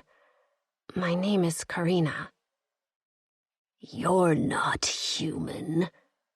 His voice held a tinge of disgust that set my teeth on edge. "I am," I shot back. I tried to peer around his body to catch a glimpse of Bosa, but he was too damn big. "Then how could you blank?" "That's a good question," I snapped at him. Tired, hungry, and worried about Bosa, I was not in a mood anymore to be meek. "I have no idea. It just happened. You can ask me more questions later when I know if Bosa is okay. He said to tell you, Sharif, that I'm his Linux. So let me stay by his side, because I flew his unconscious ass here all by myself." I said the last 3 words on my tiptoes, which still only brought me up to his chest. Sharif didn't look impressed by my tirade, but one word had gotten a reaction out of him: Linux. His pupils had dilated and his breath sped up. "Have you mated?" he asked. "That's a personal question." I crossed my arms over my chest and glared at him. Karina? A voice called from outside the ship. A feminine voice. Sharif whirled around like his ass was on fire. "What are you doing here?" he hissed angrily. A female Kaluma, slightly taller than me, stumbled into the ship. She wore a band across her breasts and a long skirt with a long slit up one thigh.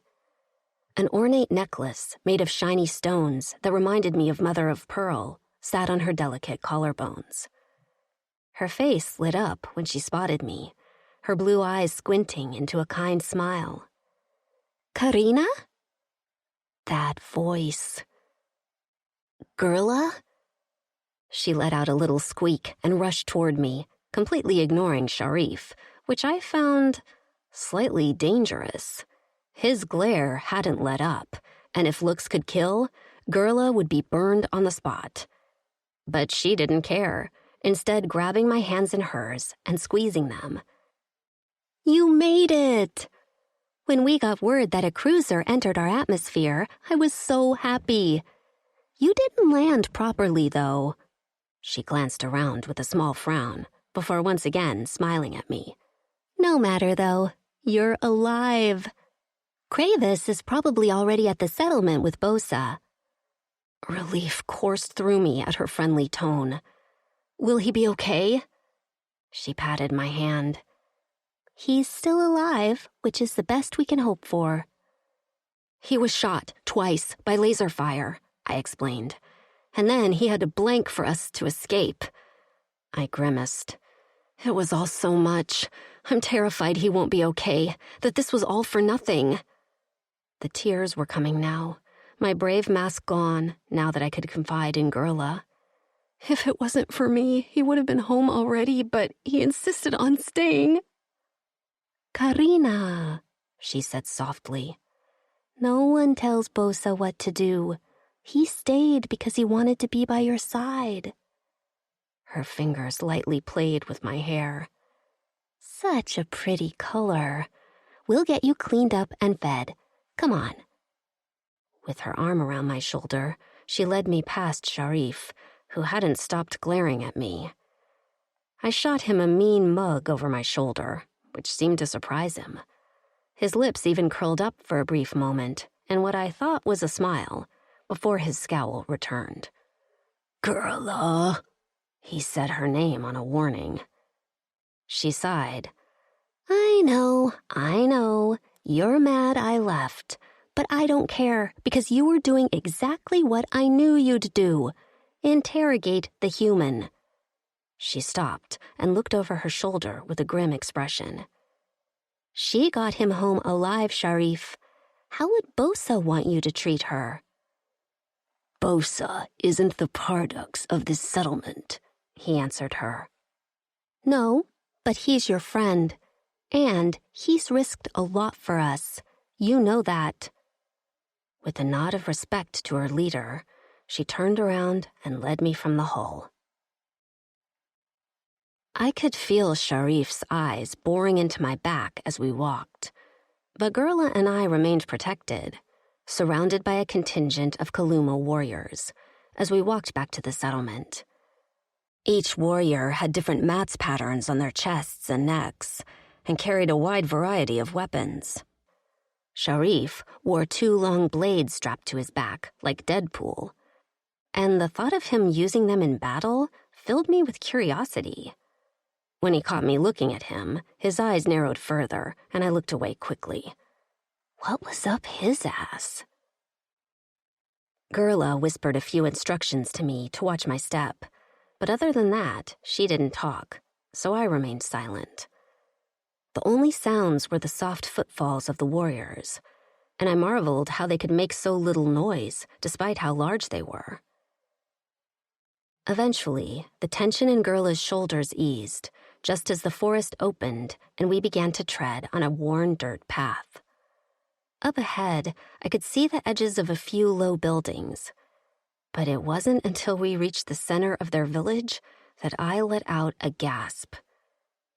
Bosa had told me what his home was like, but nothing compared to seeing it in person. Massive trees, the size of redwoods, stretched toward the sky, blue and purple leaves the size of cars swaying. Jutting out from the trunks were large mossy platforms, massive fungi the width of a house, and on each sat small, vine-covered dwellings. The sun had begun to set, and lights dotted the tree village, probably solar-powered. Long, thick vines hung down between the mossy pads, and I watched in awe as an older Kaluma warrior swung from vine to vine like a monkey before sliding down to the ground like a fireman on a pole. He gave a start when he saw me, and his eyes darted to Sharif. I didn't turn around to see what Sharif did, but it must have reassured the older Kaluma, because he gave a little nod before hurrying away. "This is beautiful," I said to Gurla. "Bosa told me about it, but this is indescribable." She grinned. "Thank you. We've done a lot of work since—" Her smile faltered for a second before she regained her composure. But this time, the joy didn't reach her eyes. "Anyway, we've worked hard recently to make it even better." I knew about the past of the settlement, but now wasn't the time to say anything to her about it. I didn't know what she'd suffered. So instead, I patted her hand and gave her my kindest smile. "And you've done wonderfully." Her smile returned and grew even wider when a voice called, "Gurla!" A Kaluma female, who looked to be slightly older than Gurla, based on the fine lines around her eyes, hurried over, her skirt flapping behind her.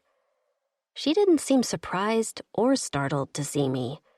Instead, she rushed up to me right away and stopped a foot away. She took me in from head to toe, not in a way that felt assessing, but more like a mother checks her children for injuries. She glanced at Gurla. "A little different from Tab, isn't she?" Who was Tab? Gurla shrugged. "Not really. She was standing up to Sharif when I found them." I heard a snort behind me. The older Kaluma beamed. "Ah, so the boldness is a human female trait, I see." "I wasn't always bold," I said, "but I had to stand up for myself. And Bosa." "I'm Wensla," the older female said. "I'm the head of the females here, so if you have any trouble before you leave, not that I foresee trouble happening, you just let me know." "Before I leave?" I asked. Wensla's head cocked. "Bosa said he planned to take you to Corin, our sister planet. The Drixonians there have, about a dozen human women, so it only makes sense for you to join your kind." "My kind?" I whispered. I turned to find Sharif watching me closely. He knew I had a bond with Bosa.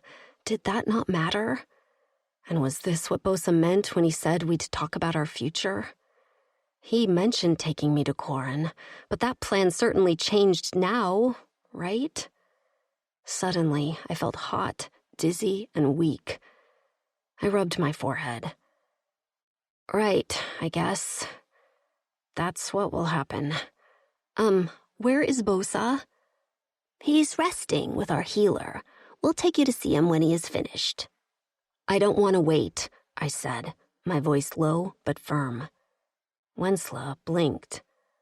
"Look, human," Sharif began from behind me. But Wensla shot him a look so deadly, he stopped talking immediately. The females held some power in this settlement, apparently. Wensla reached for me. "I understand, but the healer needs to be alone.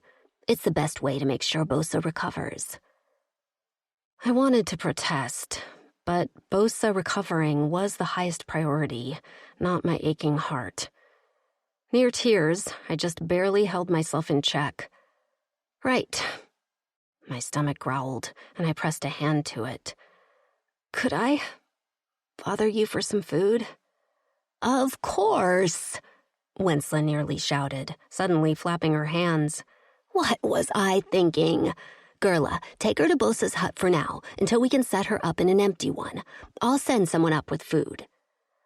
Gerla ushered me toward a set of stairs etched into the trunk of one of the trees. The steps were slick with dew and moss. I slipped a couple of times, but Gerla caught me every time. She didn't falter once. What was she, part mountain goat? I wished with all I had that I could hear Bosa's voice. I didn't care about eating or sleeping. I just wanted him. I wanted to stay here. But every minute that passed without Bosa at my side made the future I desired felt like it was slipping through my fingers. Chapter 15. Bosa. My coach turned her face up to me with a smile. Her skin had darkened since we'd been home, as we spent a lot of time outside our hut exploring the settlement. She wanted to learn all about growing crops. She told me she had a small garden on what she called a terrace back on Earth, and always wished she had a yard. I wasn't sure what those were, but she remained delighted at the large amount of land where we grew our food. We raised birks for meat, which she said tasted like pork. "I missed you," she said. I pinched her side. "How have you missed me? I haven't left your side all morning." Her smile began to fade, and her eyes grew wet with her tears. "You left, and without you, they'll send me away." I stopped abruptly and gripped her arm as my teeth grated together. "What? Who?" "Your people." Tears dripped down her cheeks. "Don't leave me, Bosa. I missed you." I woke with a gasp. Blinking at the ceiling, I took a moment to regain my wits. My head ached, and when I lifted my arm to rub my face, a sharp burn roared up my arm. "What?" The last thing I remembered was blowing up Fritz's cargo ship. I'd watched his charred body fall to the ground with a crunch. Was I still on Gorsuch? I reached behind my head and felt the smooth logs of a constructed home. I paused, because that wood felt familiar. Suddenly, a few distorted memories came back. The sound of a cruiser taking flight. Karina's frantic voice. And had that been Sharif's deep tone? I sat up with a jerk and looked around. I was alone, but I knew exactly where I was. Despite the pounding in my head and the momentary dizziness, I couldn't be mistaken. I was home, on Torin, in the healer's hut. Where was Karina? I tore the fur off me and threw my legs over the side of the bed. As soon as I bore weight on my left leg, pain shot down through my foot and my knee buckled. I hit the ground with a thud and groaned. Squeezing my eyes shut, I waited for the pain to pass. I had to get up. I had to find Karina. Had they sent her away? Hadn't she told them she was my Linux? Fuck it, if they sent her away, I'd go get her back. That was all there was to it. I managed to make it to the door, crawling on my hands and knees, and had just stumbled to my feet when the door flung open, and Pruick, our healer, stood in the doorway, blue eyes wide. "Bosa, what are you doing up?" "Where is she?" I gasped. Near the door was a crutch, and I grabbed it as I hobbled forward. "Where is my Linux?" I shouted in his face.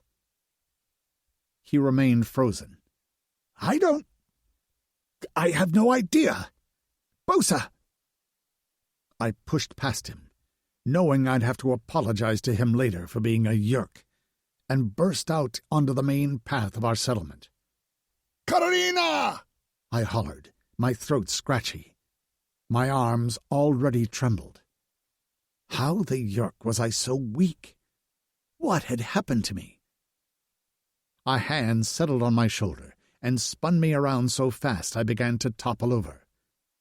Strong arms caught me and set me up, right before a familiar face glared at me. Kravis's jaw was tight when he spoke two simple words. "Go back." "Where is she?" I felt like I was losing it. No way would I remain horizontal while Karina was missing. "You need to heal. You were near death." "Where is she?" I shouted in his face. Then I heard it. The one word drifting down from above like a falling leaf. "Bosa." I glanced upward into the trees to see her round face peeking out from a vine hut. When our eyes caught, they held, and then she was on the move, racing to a vine and leaping for it. She wore a skirt that one of the females must have lent her, and it billowed out behind her short legs as she ran. When her light body swung out and slid down, my heart nearly stopped. "Coach!" I cried, and dropped the crutch as I raced toward her. She made it down a level just as I sped up the spiral stairs. When she spotted me, she jumped across a platform, scaring a child who was playing quietly, before throwing herself into my arms. I caught her, managing to stay upright despite my leg, because just seeing her filled me with more strength than anything the healer could do to me. "Bosa," she whispered, as she sobbed into my neck. "I missed you." I hauled her up my body and pressed my lips to hers. Immediately my damaged body no longer cared about my injuries, because my Linux was in my arms, waking up my cock. I could smell her arousal as she pressed her hips into my stomach. "I missed you too, Coach." Sparing a glance around, I could see a few onlookers gawking at us. Keeping her in my arms, I stumbled the last few steps before staggering out onto the platform that held my hut. The inside was just as I left it, and I swung the door shut behind me, elbowing the bolt into place to lock us inside.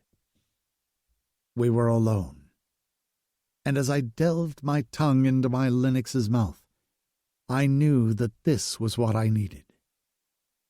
I couldn't heal if she wasn't by my side.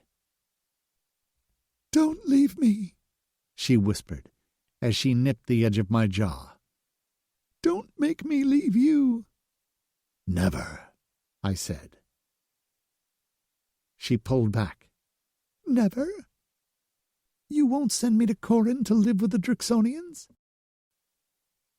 I pushed her hair off her face and gripped her soft cheek. "No, but just so you know, they have human females there." "But are you there?" I swallowed. "No, this is my home." "Then this is my home." She bit her lip. "Is a visit possible?" I smiled. "They owe me. A visit is definitely possible." "I thought you don't keep score." Laughing, I squeezed her round back end. "You're the only one I don't keep score with."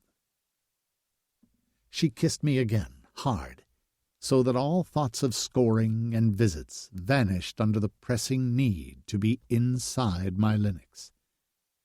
She was soft and pliant against me, arching her back and rubbing the heat of her slit along the cap of my cock.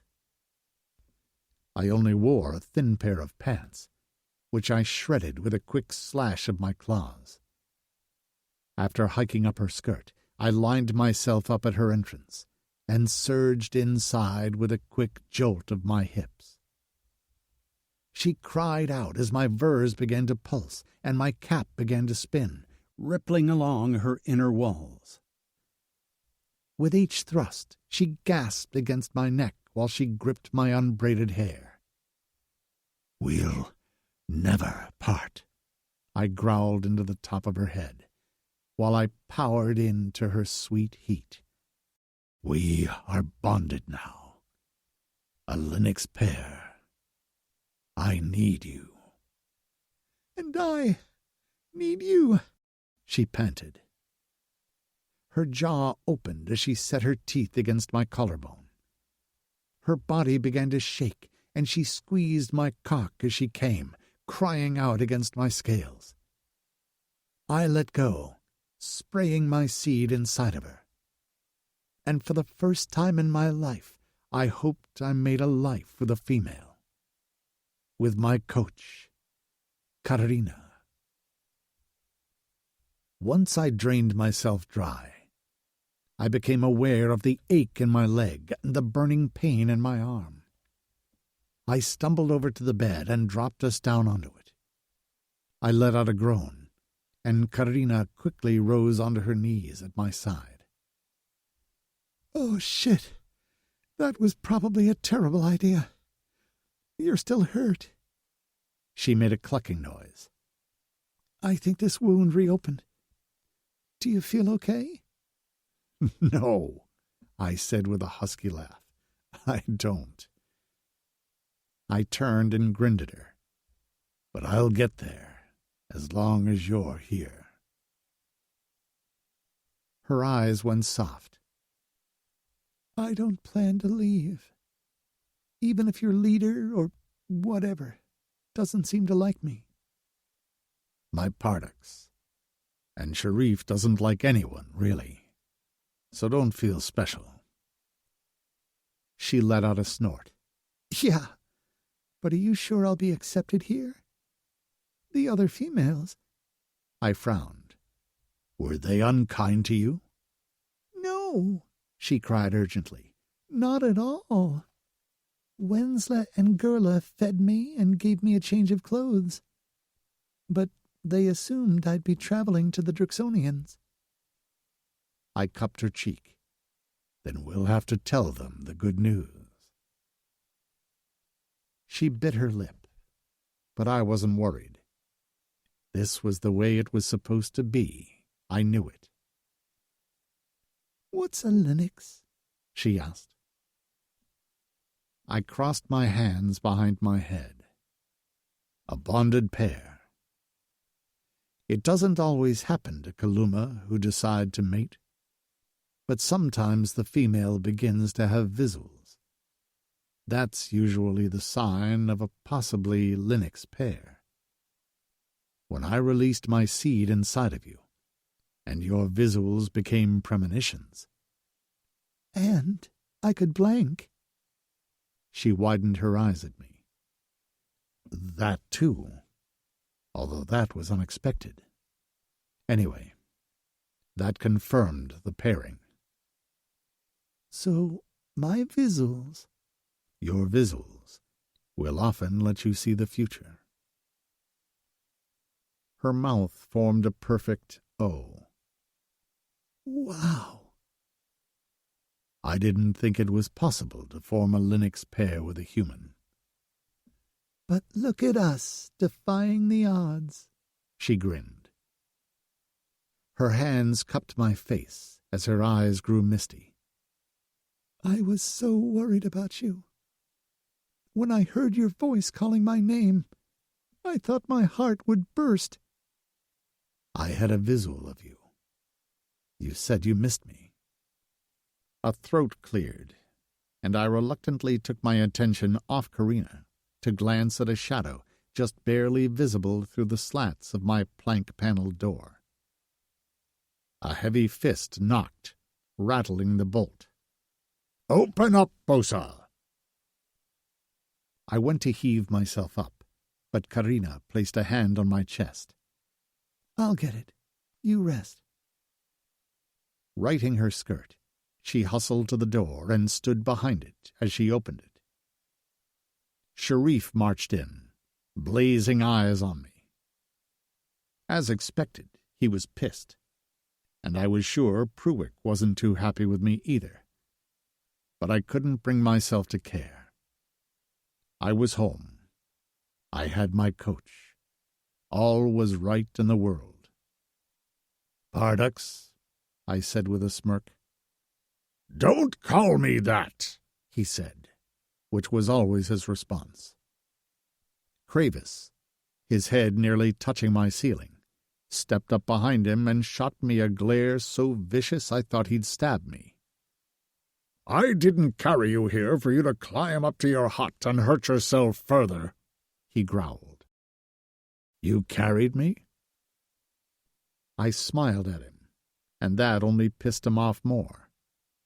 "That's sweet of you, Kravis. You'll make some female really happy." This time he did stomp to my bedside and smack me in the head, hard enough to make my ears ring. "The females are taking care of your Linux. You're no use to anyone if you can't even stand." "He's still as he used to me," Karina muttered as she hurried to my side. I grinned at her as she sat on the bed pallet. Was that a mating reference? Her eyes went wide, and then she squinted at me. "I'm not going to hit you now because you're injured, but I'll hit you later for that." "I'm going to need a report as soon as possible," Sharif said. "What the yerk happened?" "We got paid, right?" Sharif's nostrils flared, and a scale or two shimmered. "That's not what's important." "Yes, it is." "No, your life is what's important. Do you know what Gerla has been going through since you've been gone?" My good humor faded, and I rolled my head to face the ceiling. "I'll speak to her later." "You go off on a mission with some human—" "That mission mattered," I growled. Sharif flinched, as if surprised by my tone. "Human females like Karina are brought here against their will. She doesn't seem so unhappy now." He spat again. I swore I saw red. "She's making the best of a terrible situation. She didn't ask to come here, nor do any of the other human females." My hands clenched into fists, and my wounds flared with pain, only fueling my anger. "I didn't do a yerking thing to help our females while they suffered, so I couldn't stand by when I could help others, non-Kaluma or not. I'm just one warrior from a settlement with many. I'm nothing special, so if I had to be sacrificed for many, then that's my choice." I slammed my fist into my chest. "But my Linux saved my life. This is her home now, and you'll accept her, or you'll find yourself minus one warrior. And friend." I swallowed, and my stomach rolled. "Don't make me choose." Sharif sank down into a chair, while Kravis remained hovering at my feet. Sharif rubbed his forehead, shoulders slumped, before glancing at Karina. "Why is it that she can blank?" "You know?" I asked. He nodded. "She did it when we were searching the crashed cruiser." Karina fidgeted with her skirt. "I wasn't sure who they were." I rubbed her back. "You did fine." To Sharif I said, "We don't know. She just can. She has visuals, too." Sharif's eyes glowed as they gazed at her with what felt like a new, respected light. "You do?" She nodded. "Bosa talks to me. Gives me warnings.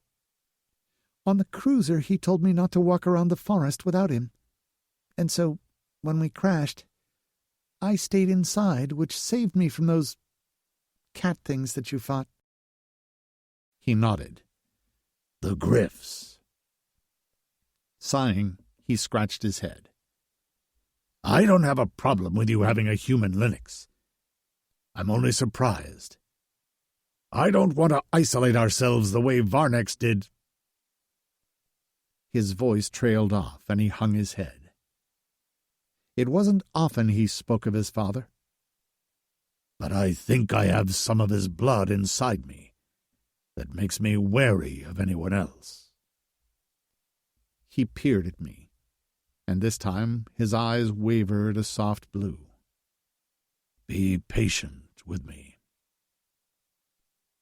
I sat up with a wince and clasped his hand, bringing it to my chest, over my heartbeat, in the sign of respect for our Pardux. You have brought us out of the shadows so far. I'm okay if we take a little more time until we reach full sun. His lips tilted into a small smile. Never thought I'd see the rotation where Bosa comforted me. I'm a changed warrior. I stretched my arms over my head. It's all thanks to my coach right here. I pressed a kiss to her temple. Well, your coach wants you to rest, she said, shoving me onto my back. I'll send Pruick up, Kravis said. He pointed a finger at me. But you have to deal with his wrath. I don't want to hear it. I can handle his nagging. Reaching up, I gripped Karina's wrist and tugged her on top of me. She fell with a little disgruntled groan. I'll be a good patient from now on. Warrior's honor. Grinning, I placed my fist over my chest, my index and thumb fingers splayed, while my other 3 fingers remained tucked. A Kaluma greeting. Sharif stood up with a sigh.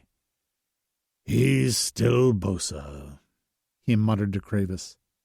He'll be up and about with Pruick chasing him in no time. Warrior's honor, I swear, I called after them. I settled back to find Karina glaring at me. You will listen to everything he says, or you'll find yourself of 0 use to me. I laughed until the pain in my shoulder took my breath away. Chapter 16. Karina. Wensla was a little intimidating. She didn't have human social boundaries, as she stared me directly in the eye and didn't look away even when I squirmed with unease. She seemed to be studying me, or maybe she was testing me. Either way, I couldn't tell by her stoic expression whether I passed or not. Now that there was a real possibility I was going to be a permanent resident here, rather than a visitor, Wensla's hospitality shifted. Not that I blamed her. So you and Bosa have bonded? You're his Linux? Gerla said. She sat beside Wensla, and I learned that they were in a mating triad with a male Kaluma. I hadn't noticed before that Wensla's stomach was slightly rounded, and I wondered if she was pregnant. No way in hell was I going to ask, unless I saw that baby coming out in real time. So I tried not to stare, and instead sat with them on a low bench near their farm fields. In the distance, males and females of all ages worked on the crops. We have, I answered Gerla. I didn't really understand what that meant. You have Vizzles? Wensla leaned forward, that steady blue gaze still locked on my face. I nodded with a swallow. Humans call them dreams, but since I met Bosa, my dreams are different. He's usually in them, and he's telling me something important I need to know in the future. I don't realize it in the dream, But later, I get it. I explained to them what happened with the chains while we were imprisoned by the Gotreks, and about not venturing into the forest alone. Gerla showed her emotions easily and gave little gasps a few times as I talked. I also told them I could blank, which made Gerla nearly topple off the bench. Wensla blinked rapidly, but that was the only movement she made until I finished talking. Only then did she lean back and rest a hand on her rounded stomach. "Do you need something to drink or eat?" Gerla asked her. Wensla shook her head without looking at the younger female. "Did the dream start before you took a seat inside of you?" I almost told her that was none of her business. But that was me projecting my Christian-raised morals onto her, which wasn't fair. I swallowed. They did, but they were confusing, mixed up with my past and present. I fidgeted with the skirt they'd lent me and shifted a boob in my tight shirt. Once we had sex, the dreams became clearer. "Sex?" His seed in me. Wensla blew out a breath, and finally her face relaxed somewhat. Fine lines eased into the creases of her face, making her look both older and kinder. "That's something I never would have predicted. Humans are proving to be an adaptable species." What was the other human like that you met? For the first time since I met her, a small smile lifted her lips. "Tab." I remembered now that they'd mentioned that name when I first arrived. "She was mated to a Drixonian. She was fiercely protective of him and quite bold." Was her mate the one who defeated your last Pardux? As soon as I asked the question, I wondered if I should have kept my mouth shut and not brought up their tragic past. But Wensla didn't even flinch when she nodded. "He was. Our Pardux wanted to keep her, and so the Drixonian challenged him for her. He won and killed our Pardux. May he not rest in peace." Her lip curled for a moment. "Anyway, I admired their affection for each other." Gerla bumped their shoulders together and grasped Wensla's hand. "But not anymore, right?" she asked with a teasing smile. "Because now we have each other, and a little one on the way." Wensla rubbed her stomach, and I took a leap of faith, saying, "Congratulations." I said the right thing, because Wensla's face lit up. "I thought my time had passed to be a mother. We're very excited, the three of us." "Where's your other mate?" "He's there." Gerla pointed to a smaller Kaluma male who sat outside of a low-roofed building, weaving dried branches into a basket. "Bruck's very kind and calm. We are really lucky to have him." As if Bruck knew they were talking about him, he raised his head and lifted his hand to his chest with his thumb and forefinger out, the rest of his fingers tucked into his fist. The females responded the same way. "What's that?" I asked, knowing I was going to need to start getting used to the customs. "It's how we greet each other," Gerla said simply. "Usually reserved for those you highly respect." I mimicked the gesture to them. "Okay." Wensla seemed to appreciate that. She reached for my hand and ran her fingers over my palm. "I admit I was skeptical about welcoming a human into our settlement as a Linux rather than just a guest. Sharif, too. It's still hard for us to accept non-Kaluma." She sighed. "But we have to make the effort not to isolate ourselves anymore, no matter how terrifying it feels." She squeezed my hand before leaning back once again. "I am one of the few Kaluma females who have visuals without a Linux, although they are a little unclear, like yours were at the beginning. I don't always know how to interpret them until after the event has already occurred. But now, I remember one I had about a cycle ago. Maybe less. Bosa was there, and he insisted on guarding an empty hut. I couldn't understand it at the time. But now, I wonder if it was about you, his human mate who can blank. He was guarding the hut because you were in it. Maybe, was all I could manage to say. I felt now like I had passed some test, although I hadn't done anything special. I understand why you're hesitant to accept outsiders. All I can say is that I will do my best to be a productive member of this settlement. And most of all, I will keep Bosa out of trouble the best I can. Wensla laughed, the sound deep and husky. Gerla muffled a giggle from behind her hand. Good luck with that, said the older female. She stood, and Gerla rose to her side. Come on, I'll give you a tour. It'll be a while before Bosa is up and about. Absolutely, I said fiercely. He's whining nonstop, but I'll lock him in if I have to. He needs to heal. Wensla smiled and patted my shoulder. I think you'll fit in nicely here, Karina. I think you'll fit in just fine. Bosa. I wasn't allowed to leave my hut. I was allowed to use the expeller and cleanser, but that was it. All food was delivered to my door, which made me feel worthless. Karina had betrayed me and formed some sort of alliance with Pruick. Karina and I spent a lot of time practicing her blanking. It was very dependent on her emotions. She could blank easily when scared or angry, and often had trouble shifting back. But each day, she got better. The twins, Grego and Uther, visited me often.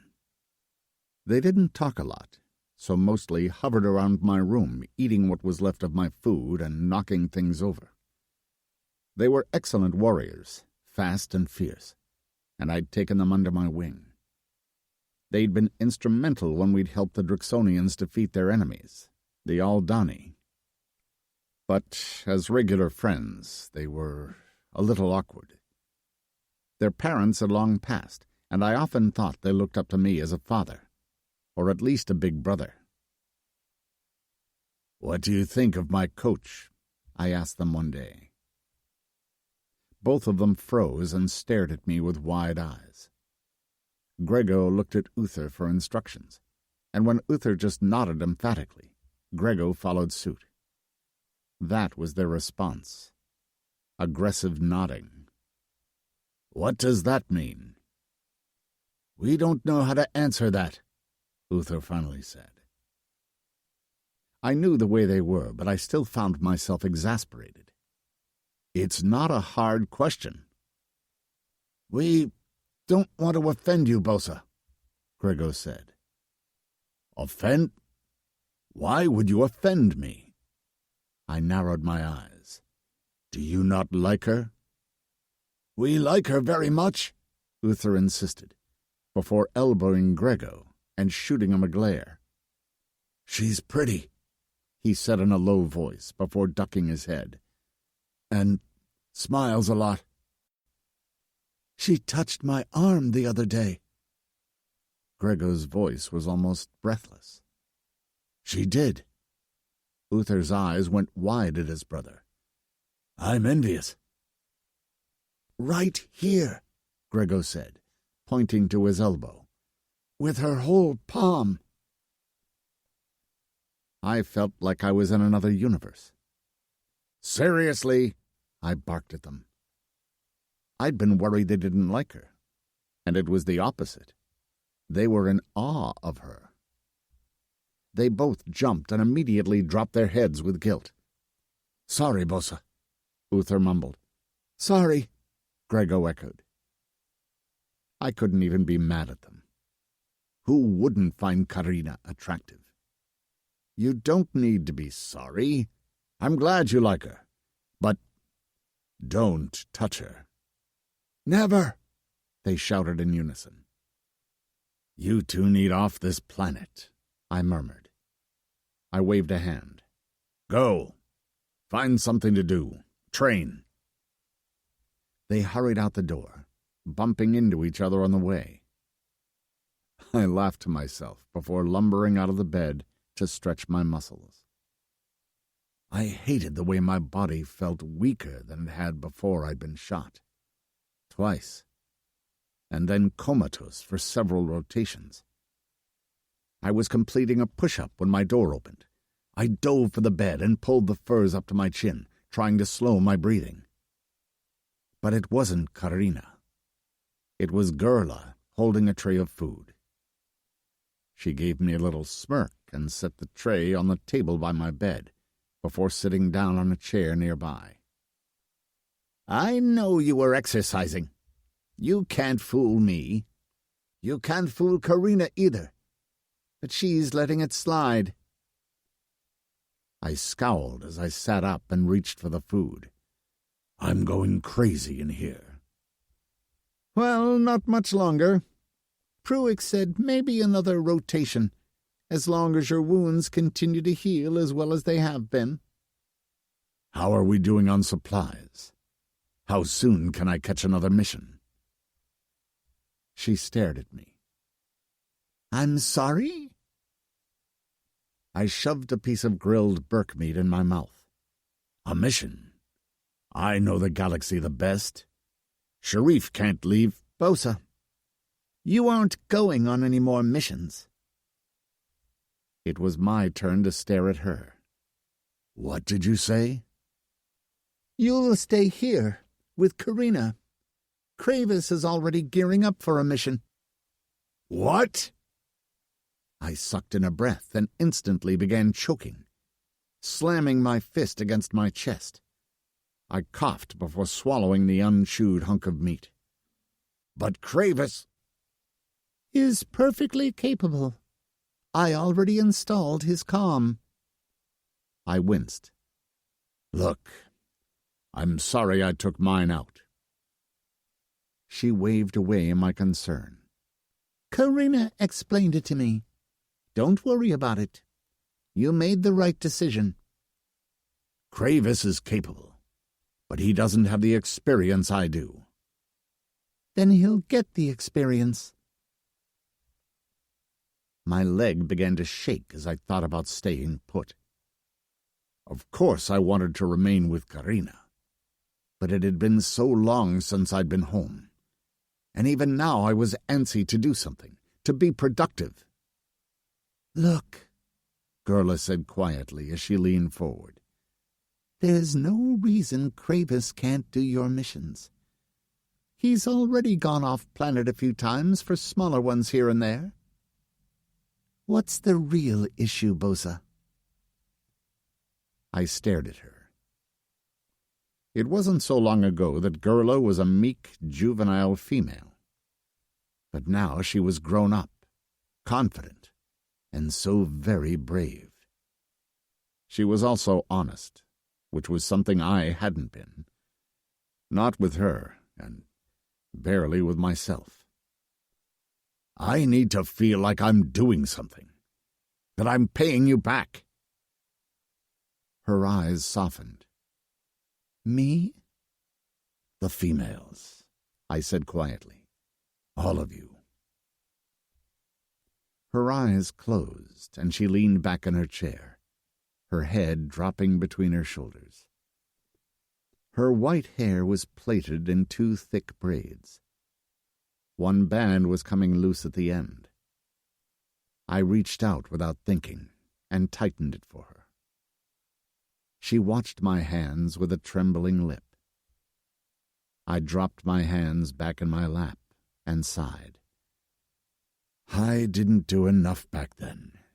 None of us did. I'll live with that guilt forever.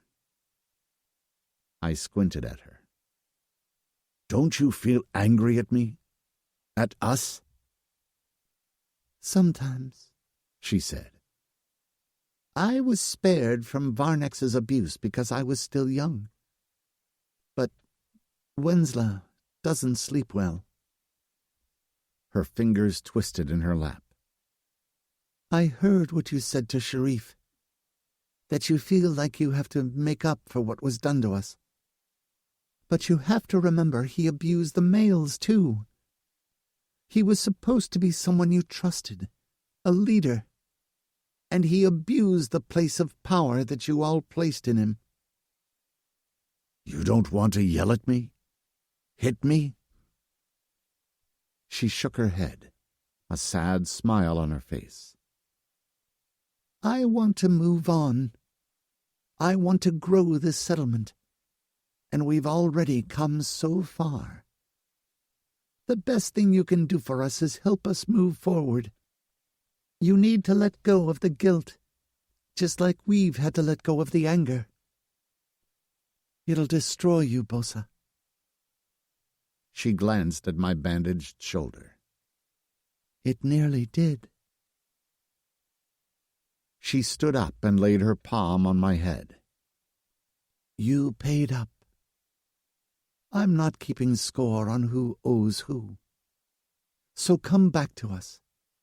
Help us farm, grow, and defend our settlement.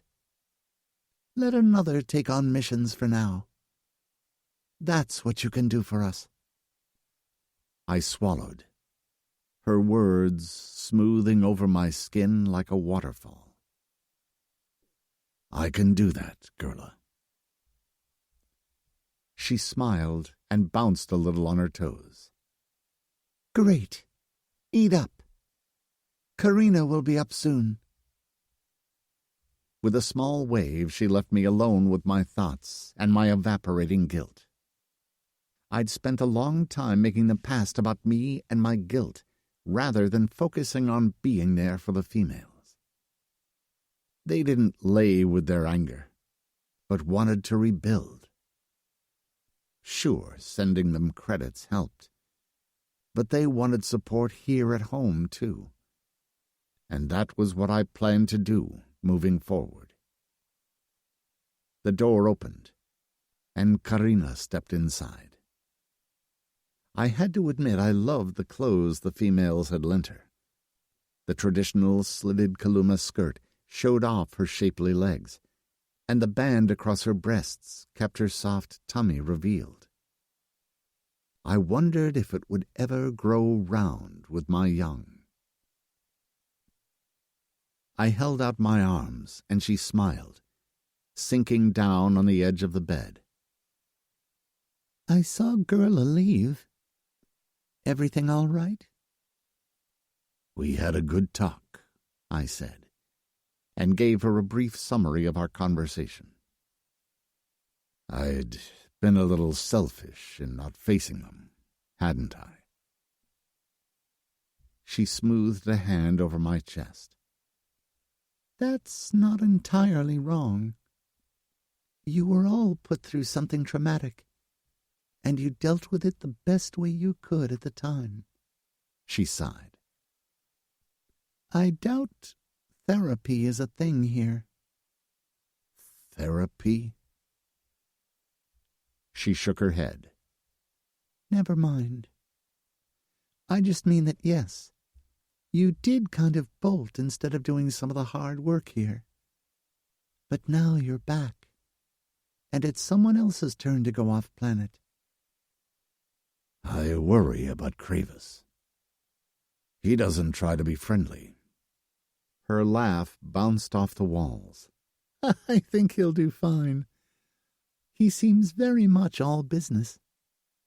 I don't think he'll go off half-cocked for a stubborn human female. I snorted. You got that right. Plus, I'm pretty sure any human would take one look at him and run the other way. Hey, he's not bad-looking. I gripped her waist and squeezed. He's no me, that's for sure. She wriggled in my arms with a gasping laugh. I think you're getting cabin fever in here. What's that? She grabbed my hand and stood up. Come on. I blinked at her. What? I get to leave? But Gerla said another rotation at least. I just talked to Pruitt before he came up here. He said if you sound in good spirits, you can come down for the evening meal. I stuck my lip out. I was starting to get used to my door deliveries. She tugged on my arm, and I was pleased I felt no twinge of pain in my shoulder. Oh, come on. You're definitely ready to get out. You're too comfortable in here. I rose to my feet and stretched, running my palm over my stomach, which had gotten a little too soft for my liking. I'm ready. No more sleeping. I need to rebuild my muscles, this settlement, and be inside my Linux. Oh, my God, she muttered as she pulled me to the door. Can you maybe not announce that last part to the whole settlement? What? I said as the door opened. I raised my voice loudly, projecting to the huts below. I'm just so excited to finally fill up my Linux with my seed and... She slapped a hand over my mouth as her eyes went wide. I licked her palm, and she lowered it with a scrunch of her nose. Finally, she threw her hands up and stalked toward a vine. You know what? I don't care. Shout about it. She cracked her neck. I need to loosen up a bit anyway. Then she shot me a brilliant grin with one hand on a vine, while her shouts boomed loud and clear. I can't wait to feel your vers pulse inside of me, Bosa. I missed your hardness so much. I swiped for her with a growl, not wanting any other males to get ideas. But she was already sliding down the vine, cackling loudly with her head thrown back. I watched her hair streaming out behind her and her happy face tilted up. Our eyes met. My mats shimmered with a contented pleasure. And then I took off after my Linux. When we reached the ground, I wrapped my arms around her and breathed in the familiar smell of home. Eager to stretch my legs, I led us toward the hub of the settlement, greeting friends as we walked. Kravos found us at the livestock pen, where the Burks snorted as they ate their chow. In his big fists, he held a newly carved bat, the spikes shiny and sharp, rather than dulled from skull smashing. While I missed my babe, we'd been through so much together, and I felt like I was missing a limb without it. The sight of a new weapon made my palms itch to battle. He flicked a finger at a spike. I heard you lost your weapon. I didn't lose it. Those Gottric's Yerks stole it from me. He nodded as he held the spike back out to me. I made you a new one. Kravos was the best weapons crafter I'd ever seen. He made all our blades and clubs. His weapon of choice was a spiked ball, which he wielded with deadly accuracy. I took the weapon from him, nearly in awe at the feel of it. I tested the grip and gave it a few practice swings. Affection for the big warrior, one of my oldest friends, made my chest swell. Babe 2 is perfect. Thank you, friend. Kravos's eyes glowed. I'm glad you like her. So, gifting deadly weapons is your love language? Karina glanced between the two of us. Good to know. Love language? I asked. Kravos cleared his throat and reached behind him. Withdrawing another weapon from a strap on his back, he held it out to Karina. Her eyes doubled in size at the smaller version of my Babe 2. She gazed up at Kravos with an adoration I was a little jealous of. Is this mine? He swallowed, looking a little nervous as he shifted in his big boots. Kravis had always been shy around females. "I heard you could use your own weapon." She let out a squeal of glee and grabbed it. "My Babette!" she cried, gazing up at me with a massive smile. Slashing at the air, she hopped around on her toes. "Take that, Frantz, you big bastard! What's that? You surrender? Too late!" She swung the bat so hard, her entire body swung around. Making a crunch sound at the back of her throat, she slammed the bat into the ground before raising her arms over her head and cheering. "I win!" Kravis watched her with a smile. When I caught him looking, he ducked his head quickly. "She's perfect for you." I laughed. "She is." Breathing hard, Karina stepped up next to me. "Thank you, Kravis.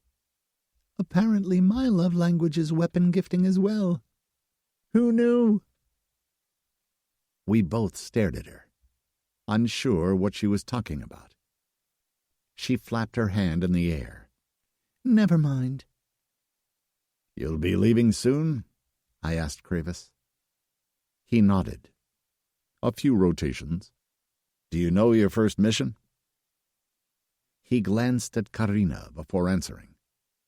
"Not sure yet. Either way, I will succeed." Despite what I'd said to Gerla, I knew he would succeed. He wouldn't make friends or find a Linux doing it, but he'd complete anything thrown at him. Kravis didn't fail. "I know you will." "Hey, Kravis?" Karina inquired, and I narrowed my eyes, because that was her tone when she wanted something. Kravis immediately met her gaze. "If you're ever on Gorsuch, can you ask around about some human females that were taken by friends? We weren't able to save them." She bit her lip. "I know that's a big ask, but I'd like to know where they are, if they are safe, if there is any way we can make sure they are well." He nodded solemnly. "I will do my best." Karina smiled softly. "Thank you, Kravis." He took a step back. "I have some training to do, so I'll leave you two. I'm glad you enjoy the weapons." "I love it," Karina said, throwing her arms around his thick waist. Startled, his eyes shot to me, and I just shrugged until she pulled away. He glanced at her with wary eyes in case she tried to touch him again. "Thanks for my Babette, Kravis." "Thanks for my weapon. I'll use it wisely." With a nod, Kravis left us, and Karina hopped around in front of me, still swinging her weapon as we walked along the fence. "Can we go hunting or something? I want to use this." I sighed as I rested Babe 2 on my shoulder. "We can do whatever you want, Coach." "Really?" "Really. We're home now, and this is where we will stay." She beamed at me, and for the first time, I felt contentment and peace. This concludes Hunted by the Alien Assassin by Ella Maven. Narrated by Gillian Macy and Todd McLaren, a member of SAG-AFTRA. Copyright 2021 by Ella Maven. This unabridged audiobook is published by arrangement with Ella Maven, care of Crevisiero Literary Agency, and was produced in the year 2024 by Tantor Media Incorporated, a division of Recorded Books, which holds the copyright thereto. Please visit tantor.com for more information on our growing library of unabridged audiobooks.